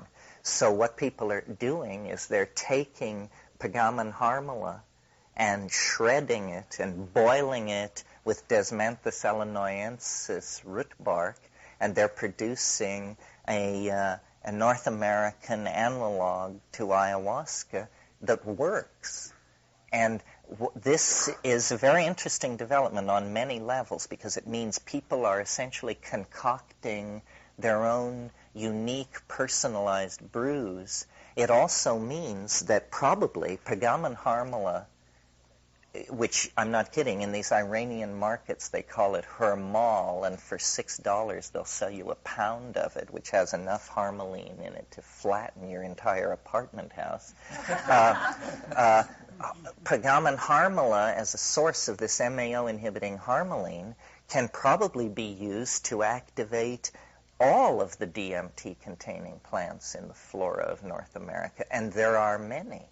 There are, first of all, a whole family of grasses, the phalaris grasses, Phalaris arundinacea, I can't remember, several others. They cause staggers in sheep and are identifiable grasses. There are a number of species of acacia. Acacia confusa contains DMT. There's a plant out in the Central Valley of California that clogs the locks, the canal system, that they spend millions of dollars dredging and piling up mountains of this stuff. The root bark of that, Arundodonax, it contains DMT. So people are out there scrambling, and if you were of a witchy turn of mind, this is something to fiddle around with. There's nothing more satisfying than finding your way to that moment where in your head, it begins to glitter and you realize, it's here, it worked. Theory and practice in perfect concert has delivered outrage. So that's a possibility, yes. They're saying that life on Earth started a lot earlier than they thought. They thought it started like 6 billion years after the Earth stabilized, when it was only like something like 400 million years. And that it was very possibly, one of the ideas they have is that it was started by spores from outer space. Yes. Eventually, you see, this is what I said, that they will come to us, because, that is that's almost like a freebie. because it is, all you have to do is like just wake up for a moment and realize that, of course, space is not an impermeable barrier to life. I mean, it's a tough barrier, but I've been in the Seychelles and in the Hawaiian Islands. These are mid-ocean islands that have been populated by life that has drifted in there. And when you think about the fact that a single Stropharia cubensis mushroom in the sporulation phase, which can last up to 3 weeks, sheds 3 million spores per minute for 3 weeks. One mushroom. One mushroom. So, and then you have, the dynamics of the atmosphere. They pick up off the Antarctic ice shelf chunks of Mars half the size of your head. This is now established that an asteroidal impact on Mars ejected material into Martian orbit that eventually percolated into Earth orbit. And now the way meteorites are prospected for is they eventually put it together that on the Antarctic ice shelf, where the wind is blowing 150 miles an hour most of the year and cutting the ice away, that you could fly, and there's no land. What you eventually would get to is the Antarctic Sea, that you can fly over those ice shelves in helicopters with high-powered binoculars, and any black spot is a meteorite or an asteroid fragment, because what the hell else could it be, And they've tripled the world's inventory of meteoric material in the last 5 years through this prospecting technique.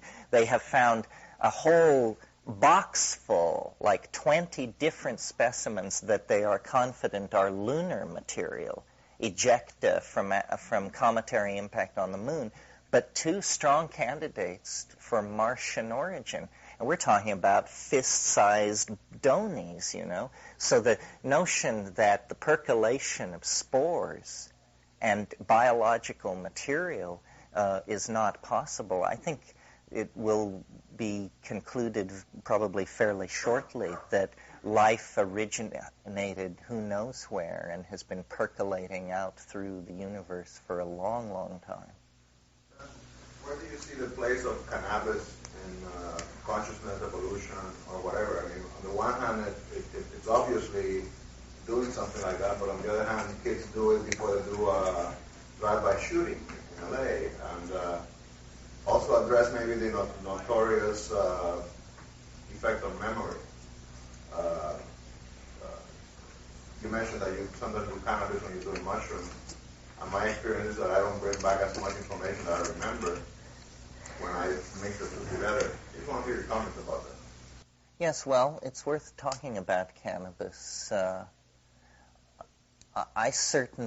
don't think I would be who I am if it weren't for cannabis. And it hasn't particularly affected my memory. I'm actually the most on a lifetime scale, the person most devoted to cannabis that I've ever known is myself. I mean, when I lived in Asia, I used to set my alarm for 2 a.m. to smoke because I couldn't go from midnight to 5. And, people thought I was bananas. In terms of its deleterious effect, I mean, I think it's pretty on a scale of the other major drugs of commerce, which would be alcohol, tobacco, and white sugar. I think it comes off as in the best position. I sort of think of it as, going back to this partnership model about mushrooms in Africa, that when that all dried up and those people were moved into the Middle East, and there had been previous waves of migration out of Africa that had established populations in Central Asia. This is why you have Peking man and Java man. Those are earlier remnants of earlier migrations. Cannabis botanically originated north of the Himalayas on the plains of Central Asia. And I think it probably is the best substitute for mushrooms on the cultural level. It's interesting. See, it was early on. It's one of the oldest domesticated plants. It was early on associated with cordage and fiber. And it's strange that all the words that associate to narrative are also words about weaving. I mean, you weave a story. You unravel a yarn. You, unthread a situation. You untangle a situation. The parallelism is very old in all European languages, this association between narrative and fiber, which means hemp. So I sort of see it as the pilot light of Gaian consciousness that was kept going. Now, what people always say to shoot this down is they say, well, but Islam tolerates cannabis, and Islam is hardly the pilot light of Gaian consciousness. Yeah, I mean, it isn't actually that Islam tolerates cannabis, it's that the Quran expressly forbids alcohol, and then that leaves you to sort it out from there.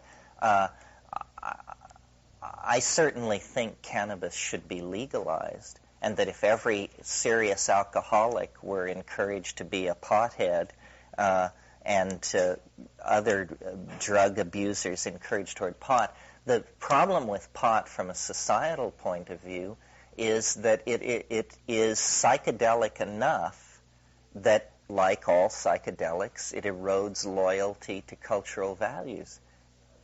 Meaning, this is the bullshit effect, people say, why don't you get a job? Bullshit, why should I?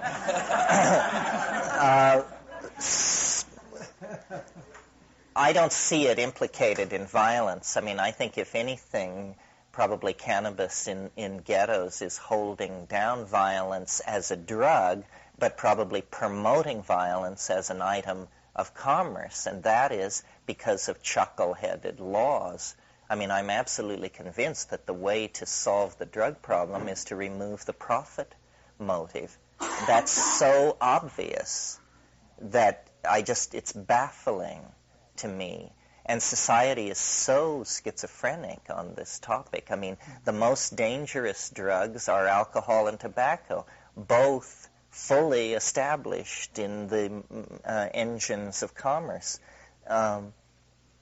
It's a bizarre situation, and largely driven by the agenda of Christian fundamentalism in collusion with criminal syndicalists who see this as an opportunity for enormous profit, and cynicism all the way along. Yeah, but I do find that I can't smoke a lot of pot because it just unfortunately I can never become addicted to any drug as much as I try. My body just doesn't tolerate it, and I've tried them all more than once. But I do find with pot, I've had friends who became potheads who, it wasn't that they betrayed commerce, they lost their ambition.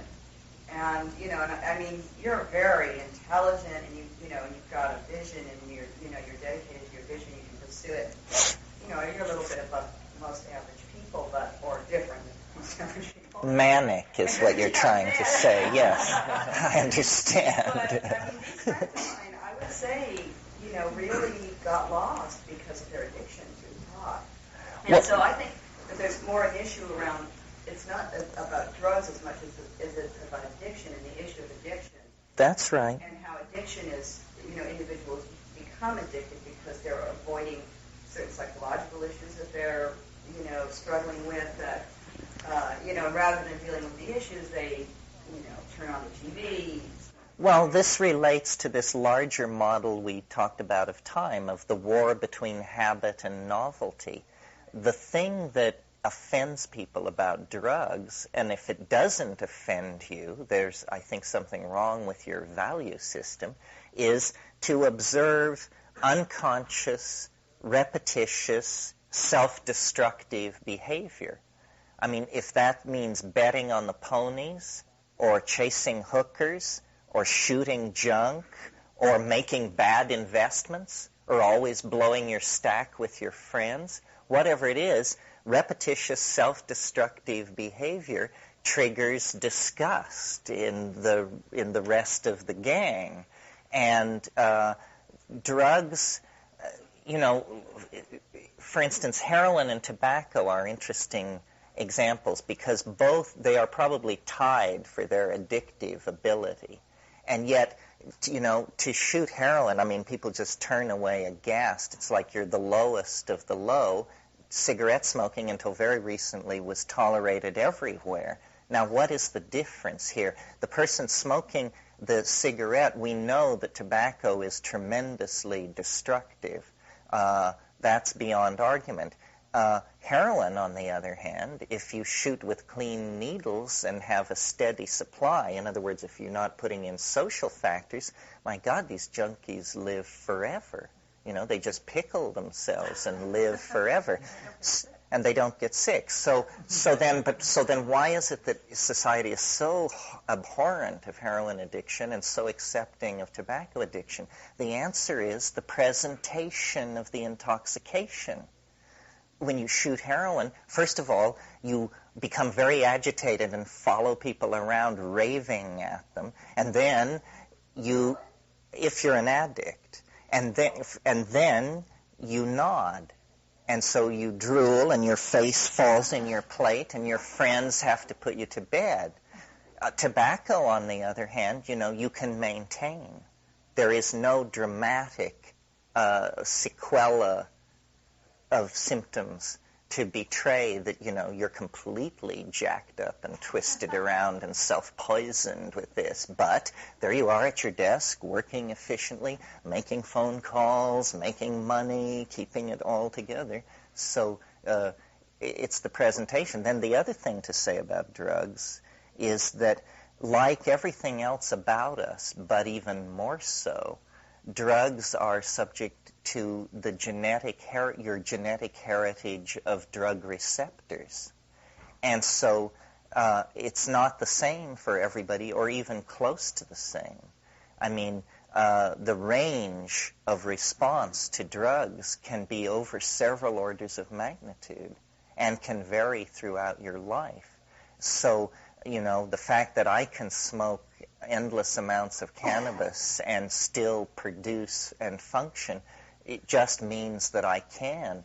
I see people, alcoholics who drink. I mean, if I have more than a drink and a half, I have headaches and I pay my dues. And, to watch somebody go down on a fifth of Stolichnaya, you just realize, this person is a Martian, metabolically speaking. I mean, it would just kill me to do that. So this has to do with tolerances and the way the organism can accommodate itself to toxins. But then below that, at bedrock, it actually has to do with genetic proclivities, yeah.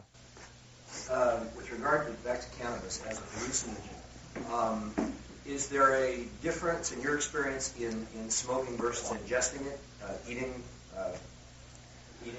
Well, that's a good point. See, hashish, or the way cannabis entered the West, was as hashish, which was eaten in the 19th century. And if you read the accounts by 19th century savants who ate large amounts of hashish, it will convince you, that it was the LSD of the 1870s.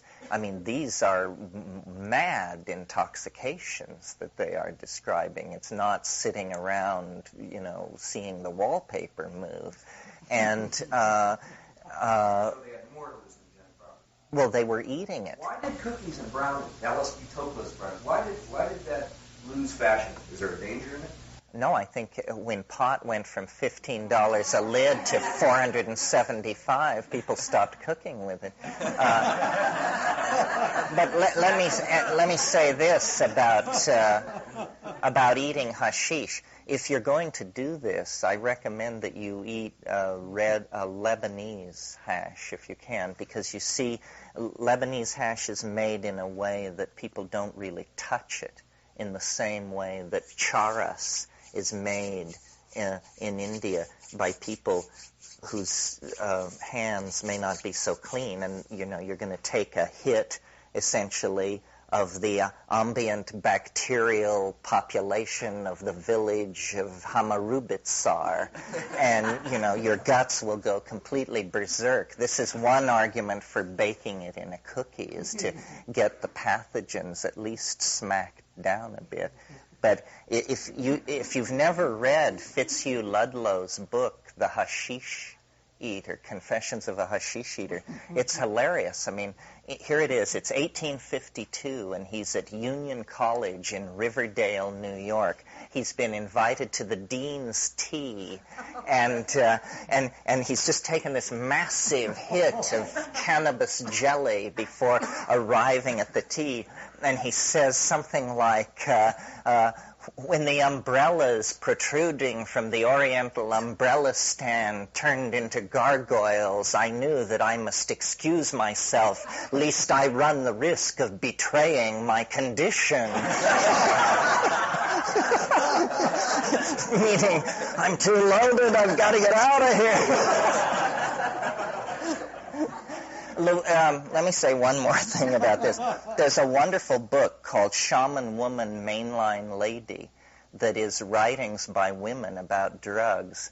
And if you want to read something that just will make you roll on the floor with laughter, it's Louisa May Alcott's account of a picnic she and her friends went on with a doctor, somebody or other. And it's just the most insane thing. I mean, it's these incredibly pretentious Victorian femmes with this doctor by this river in the English countryside, and it's Lil and Nell and Dolly says, "Oh, doctor, we're so exhausted with canasta.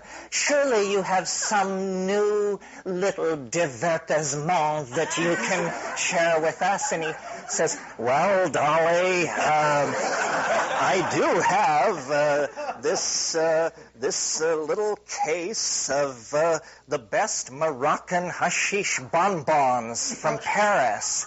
And they say, "Oh," and then it's madness. I mean, it's just the most extraordinary thing. Yes. Does cannabis work on the brain neurochemically? Does it stop? It's not very well understood. There is a receptor, but cannabis is not an alkaloid. Cannabis is technically a polyhydric alcohol, which makes it a chemically unique type. It's also botanically unique. Cannabis, it's what's called a monotypic genus. In other words, these three species, Ruderalis, sativa, and indica, which are all obviously speciated within historical time and can, by chromosomal studies, be shown to be all derivative of Russula, the Central Asian wild type, it has no near relatives.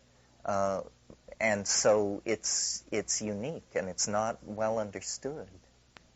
As far as somebody asked about using it psychedelically, I think that the real, and I can't say I do this because I need it for other reasons, but in terms of the pure psychedelic issue, the way to do cannabis is once a week in silent darkness, alone, with the best stuff you can get, and then just, do as much of it as you can possibly do in as short a time and sit with it. You will every single time be absolutely torn to pieces by it, I mean, it is just astonishing. The problem is that people get into it, myself included, for other reasons than that hallucinogenic flash. But that would really be the ideal way. And also it would prove you were a person of great rectitude and self-control if you could do that. Yeah.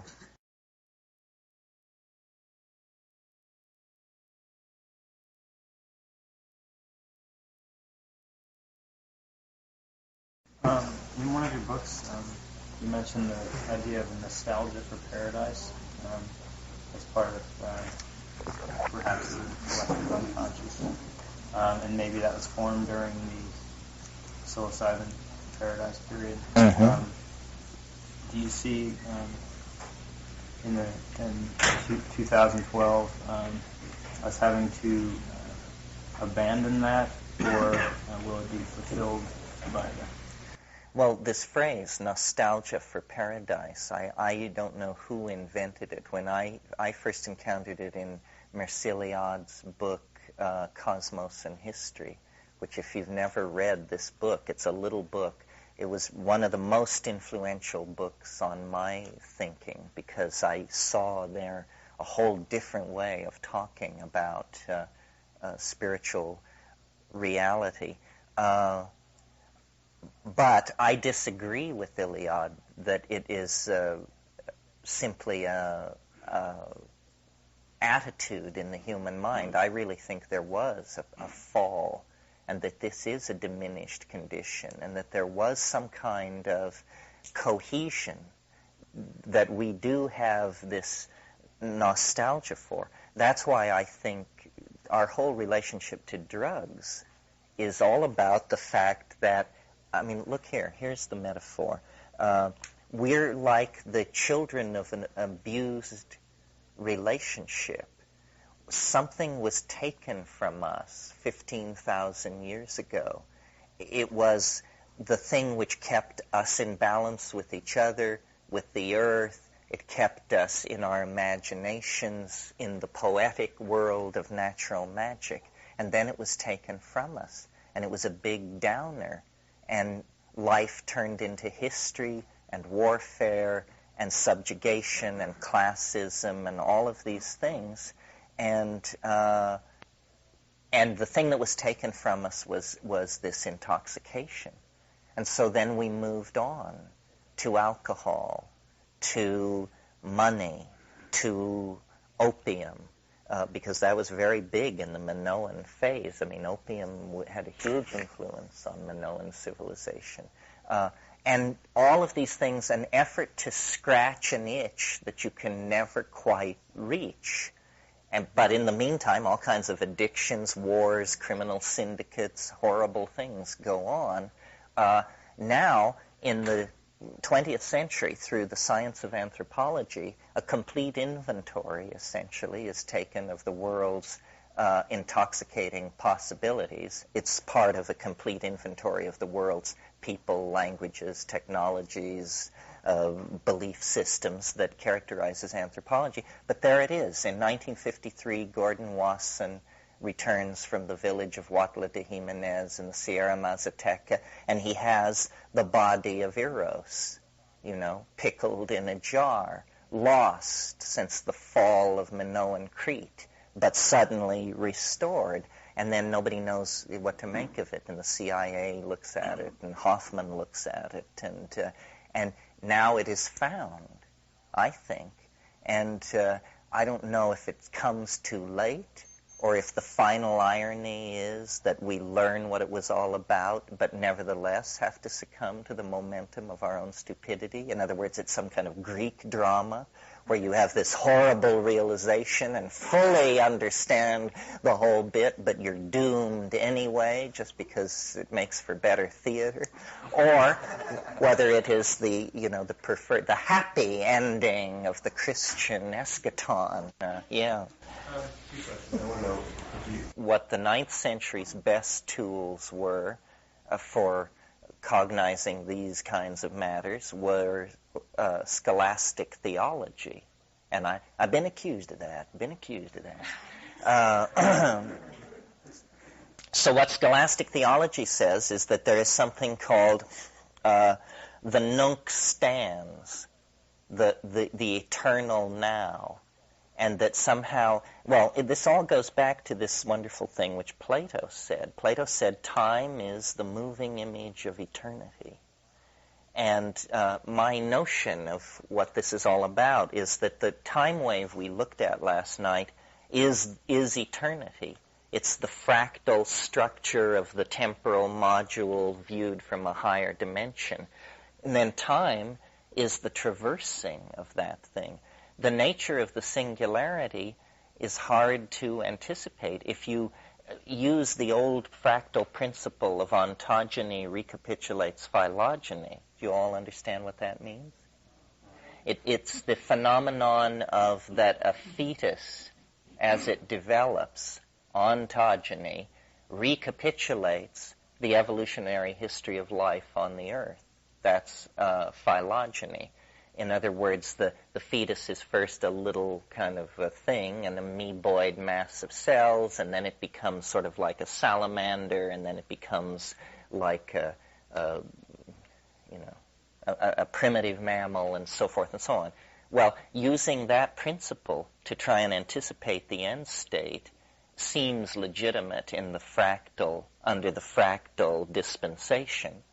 However, it leads to the conclusion that when you look at an organism, what happens to all organisms is that they die. So then that leaves you with the conclusion that what happens at the end date of the whole enchilada is the equivalent of some kind of mass dying. Well, then that really doesn't tell you much, because we don't know what dying is, We don't know whether that means that how can the ultimate novelty be complete extinction?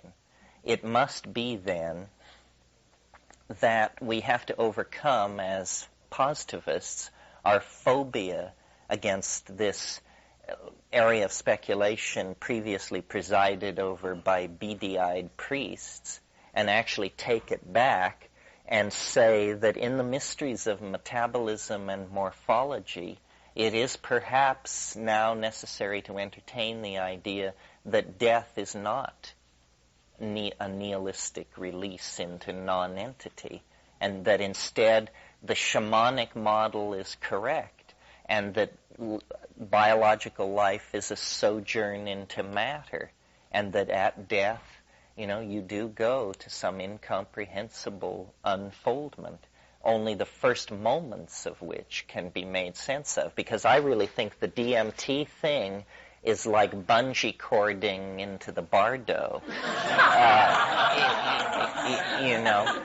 There you go, and then just as it jerks you back, and so you get that much of a look into the yawning grave. And I take it as it's strange, yes, but surely reason for hope and optimism. How much of oneself, whatever that means, is going to be carried over, I don't know, but it looks to me like probably not much. But what lies ahead is, well, to quote Bilbo Baggins, the greatest adventure still lies ahead. I'm pretty convinced of that, which surprises me, because I'm a cynic, and I'm not easily swept into optimism. Well, you just had a great little pre-echo. Your analogy with scholastic theology lets us know what is going to be the defining event of 2012. The collected works of Terrence and McKenna are published under the title Summa Mycologica. I'll take it.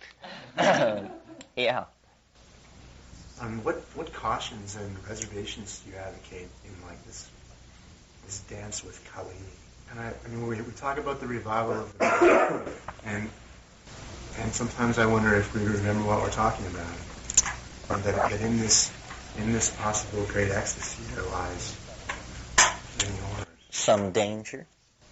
Yeah, I guess I'm conscious. I'm constantly asking that question as I've taken a 4.5-year break from drugs and moving back in that direction, and having consumed some mushrooms recently, and wanting to, in this revival of the use of these substances, I feel like I need to be absolutely reverent and to be sensitive to what I'm doing. That's why I'm saying. Well, the danger, as I see it, and I feel it very strongly, and the danger is, just to put it out there, is madness. We talk about stretching the envelope, we talk about running the edge, but you don't want to rip the envelope. You don't want to island yourself in a situation where nobody can make sense out of what you're saying. And yet, that's the game we play, is always pushing.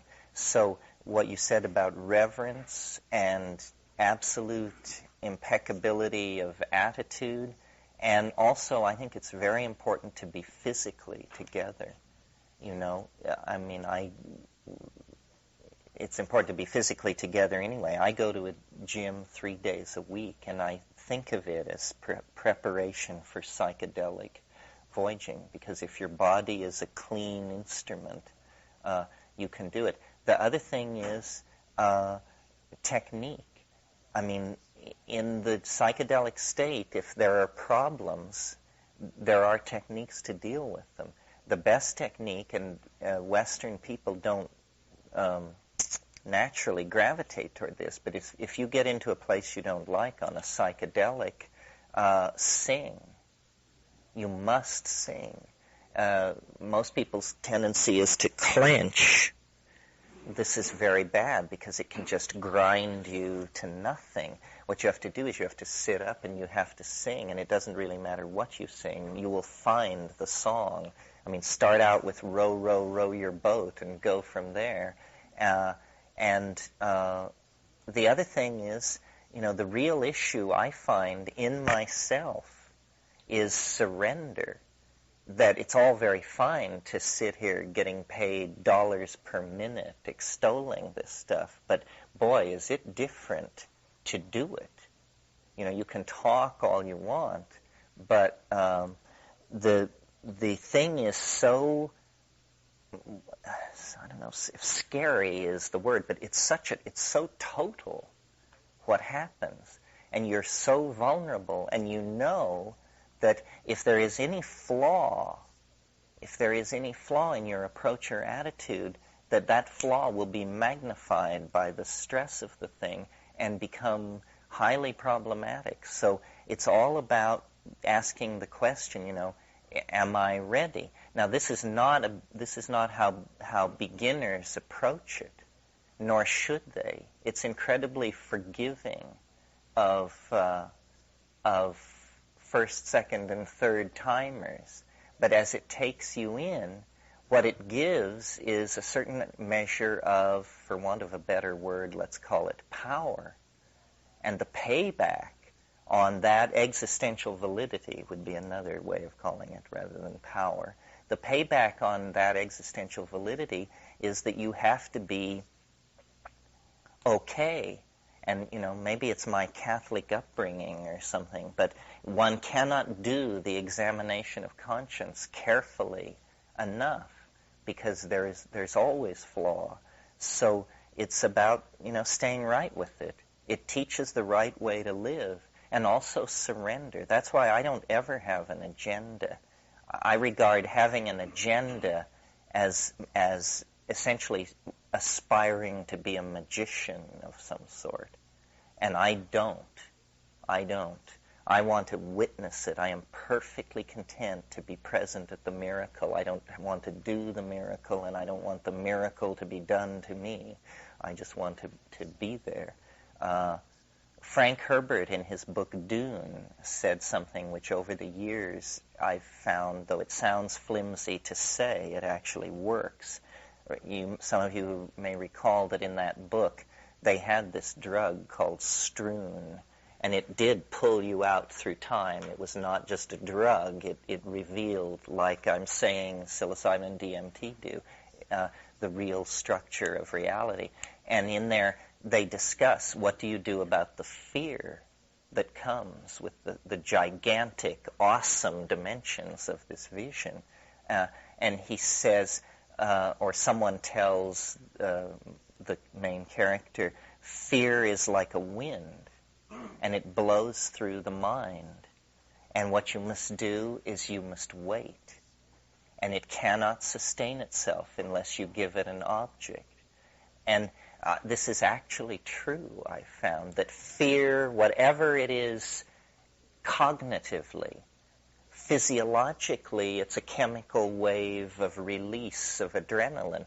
And what you do is you just sit and watch it come like a bell curve and then recede. and then you're still on the surface of the ocean, and the power of it has been defeated. But if you give it any object to cling to, it will break white water, and then the chaos will overwhelm you. Yeah. Yeah. Okay. I was wondering if you could talk about the difference between psilocybin and ayahuasca experiences. I'm particularly interested. I heard you talk once about how the value of those value in, for instance, the psilocybin experience and more technological and get ready to depart the planet kind of value, whereas ayahuasca is more save the planet. Feminine. Yeah. Yeah, I mean, somebody once said to me after they took a mushroom trip, they said, I don't think I'll do that anymore. And I said, why not? And they said, because I'm not interested in insects that drive spaceships.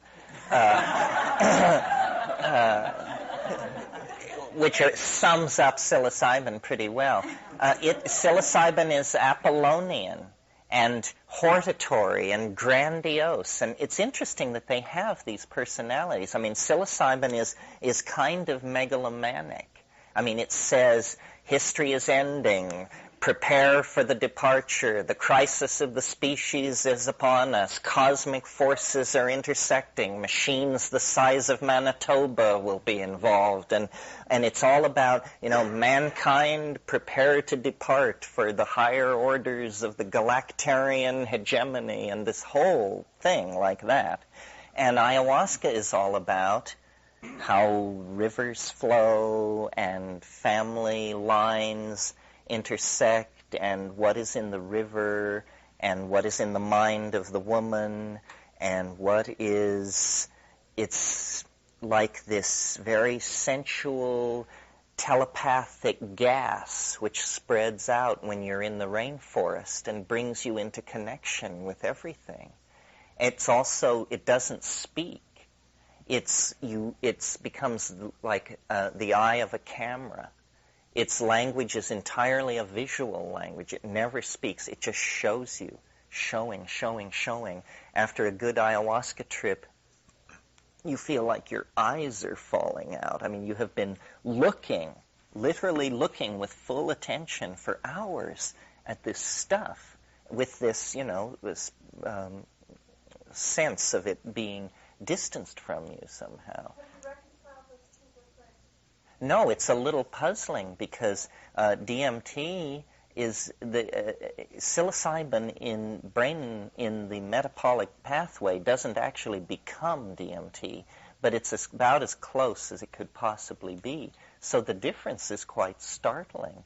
And then DMT, when smoked, not when taken in the ayahuasca situation where you get what I just described, but when smoked, like it trumps the psilocybin. It goes so far beyond it because it carries you into the part where you can't understand. The other one, the psilocybin, communicates at least in human terms. I mean, apocalyptically, mega-technically, through these science fiction metaphors and so forth. But the DMT flash goes beyond that, and you say, this is truly the presence of an alien mind. This is not being filtered for my consumption at all. This is absolutely just off the wall, whatever it is. Yeah.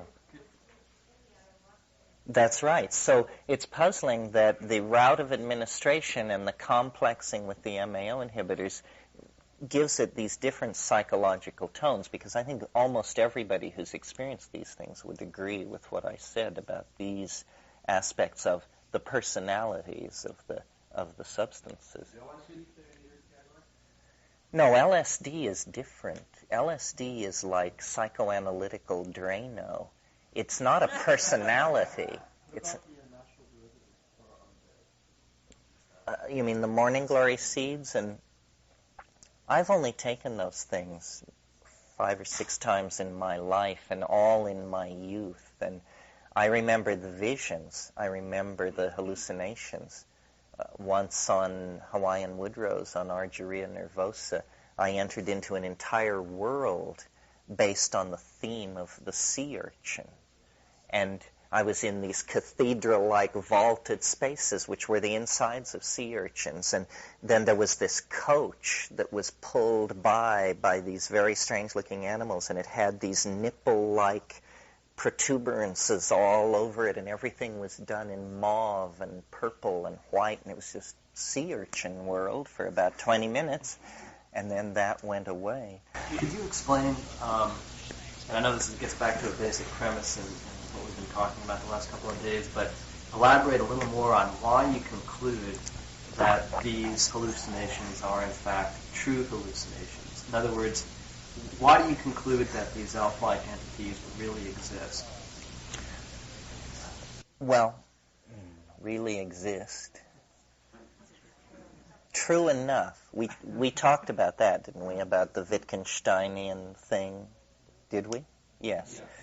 They're true enough because they have efficacy. You see, we miss the point because we think the world is made of matter.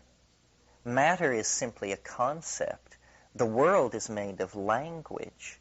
And since the hallucinations communicate in language, they are as real as anything else. They are helping make reality.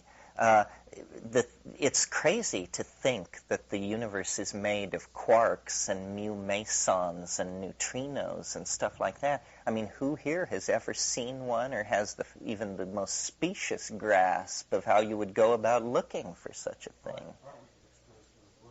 But we get exposed to those words. The world is really made of language, of interlocking concepts. Well, so then that means that the hallucinations are real.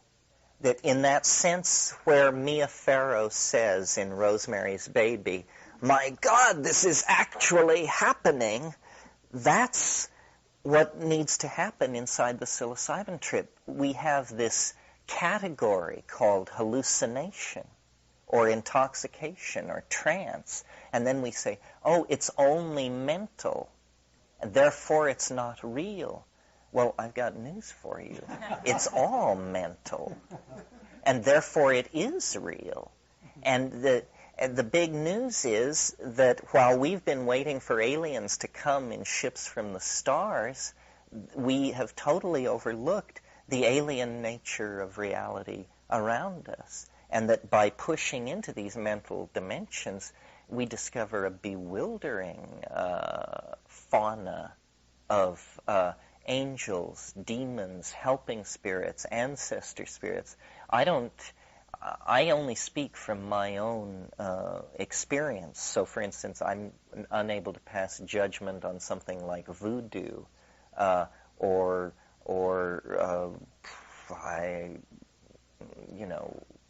tantric invocation or something like that.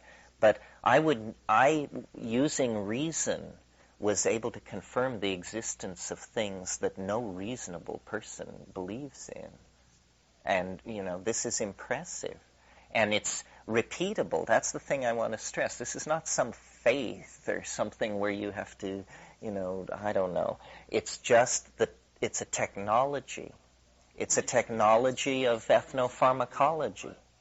Obviously the experience is repeatable, but what that experience means and whether it indicates some, for lack of a better phrase, objective reality separate and apart from your mind is not necessarily proven by having the experience itself. Yes, but see, it's difficult to prove that there's any objective reality apart from your mind anyway. Yeah, I mean that, but it not only rests on Berkeley, which is an earlier version of it, but it also rests now on quantum physics' need to include the observer into the equation. Somehow there is a something which the vectors of which are collapsed into the experience of the here and now by the observational act. And then the role of language in this, I mean, it's not easy to sort this stuff out. If you want to read an interesting book, read Despaignet's book, The Philosophical Foundations of Quantum Mechanics. This will give you something to chew on for sure. Somebody, yeah. Oh, that it has no character, and by character I meant personality. I didn't mean to diss it. I just meant it doesn't organize itself around a personality the way psilocybin does. I found LSD to be like a conceptual enhancer. It was great for looking at things and for thinking about things. And but I also, and this may be my and obviously is my personal thing, I found it just physically incredibly hard on my body. I mean, my God, the next day I would lay in warm baths and try and sort it all out. And that seemed, and I was taking good LSD, I mean Sandoz LSD. So for me, when I got to psilocybin, I was just exultant. Because, see, what I had done is I'd read Huxley, then I'd gone back to Havelock Ellis, The Dance of Life, and Henri Michaud, The Miserable Miracle, and people like that. And Havelock Ellis talks about ruined buildings of great antiquity drooping with opalescent jewels and protruding from Venusian forests. And I said, that's what I'm after, you know. And LSD would never even approach that. It was much more mechanical and elusive and fast-moving. Well, then when I took psilocybin, lo and behold, it was just like Havelock Ellis, produced and directed by Havelock Ellis. And that is what I love. It may just be a prejudice of mine, but to me, the transcendental part of it is the visions. Because thoughts you can have, and even insights you can have, but to have behind your darkened eyelids a huge Technicolor movie going on for minutes and minutes, stunning in its cohesion and beauty and architectonic, triumphal. I mean, you just say, wow, this is great, this is great. Who's doing this? And the thing, if you appreciate it like that, it will say, oh, you think that's something? Look at this. And then it starts trying to impress you, and you say, yes, do it. Just take me. I'm yours. Go, go, go. Yes. Could you say something about the information that's revealed through the drug-induced state and dreaming? Oh, good question. I think that perhaps dreaming is, that perhaps every night we go as deep as these psychedelic drugs take us. But there's something about, there's apparently very little short-term or long-term memory trace laid down by these experiences. I think if we would just legalize these things and turn our creative science people loose on this, what we really need is a drug that allows you to remember your dreams. That's it. And, pardon me? Well, we have the concept and we have claims, but I mean one that will work for me.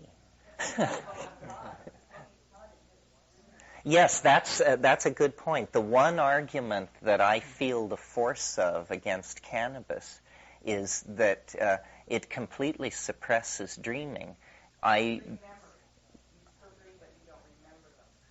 Well, it's debatable. I think that because it's a boundary dissolver, that I have sort of a pressure theory of dreams, and that somehow cannabis depressurizes the dream place because you deal with this material in active fantasy.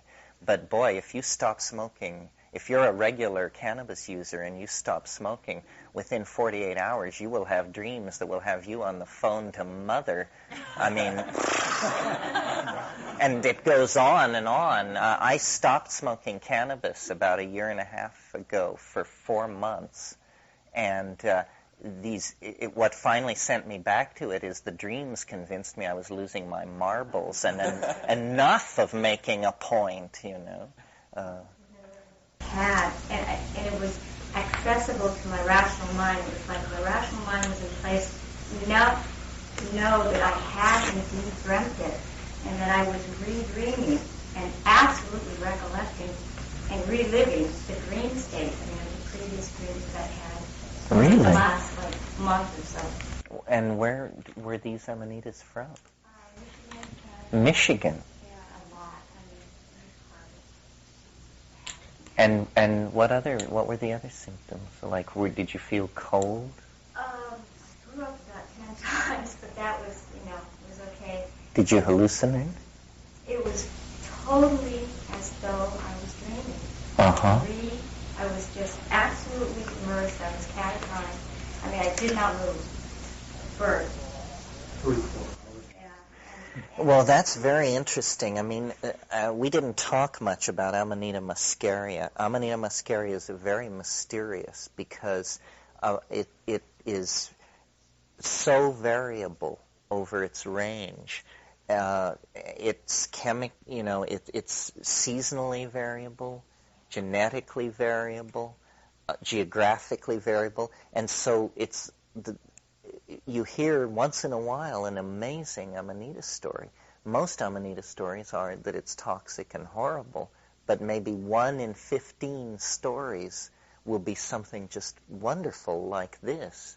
And I'm convinced that, it has to do with some very subtle chemical equilibrium that people find and lose. And probably when Amanita shamanism was flourishing, it was a case of where you really did have to go to a master to sort out how to do it without wasting your time or poisoning yourself. I really did initially think I was dying. I mean, I knew I was being poisoned, but it was all right. I had willfully entered into it with the sense that I wanted a death. Not a physical death per se, but I wanted to experience the Bardo. Uh-huh. And so it was like a willingness to be, to feel poisoned. And so, you know what I mean? It wasn't a negative thing. It was something that I had willfully sought.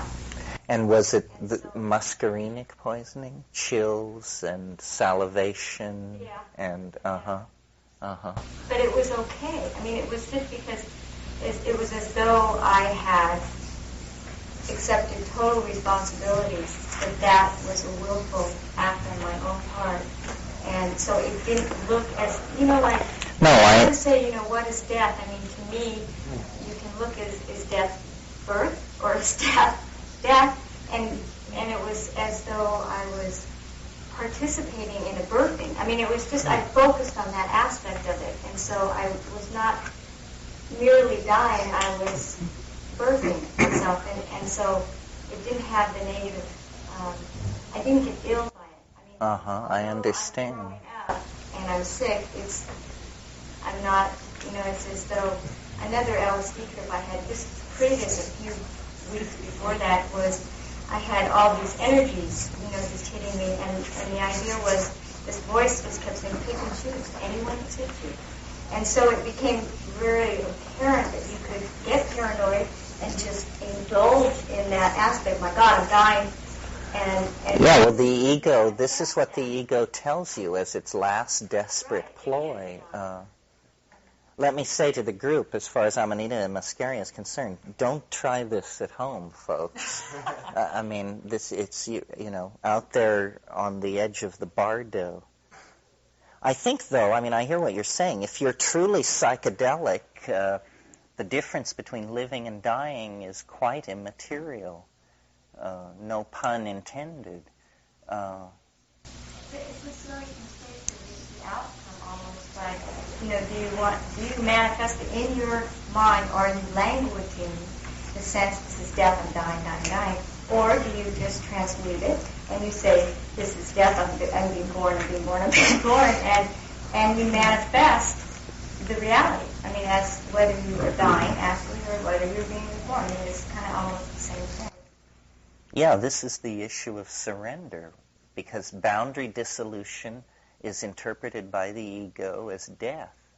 And if the boundary dissolution is happening rapidly or for some reason in an alarming fashion to the ego, it will pull out this explanation. And then you really have to discipline the hind brain and say, no, this is what we chose to do. This is the course we're set on. and this is the course we're sailing, because, what are you going to do? How has taking the drugs you've taken over the years affected your familial relationships and your life generally in terms of your happiness and that sort of thing? Well, it's hard to say, because you ask about a path not taken as well as a path taken. All the women I've ever been with were heads of some sort, of varying and lesser degrees. I was married for 15 years. We're separated. I don't see the drugs as a particular issue, although my wife used to complain that I spend a great deal of time sort of out of the flow of family life and loaded.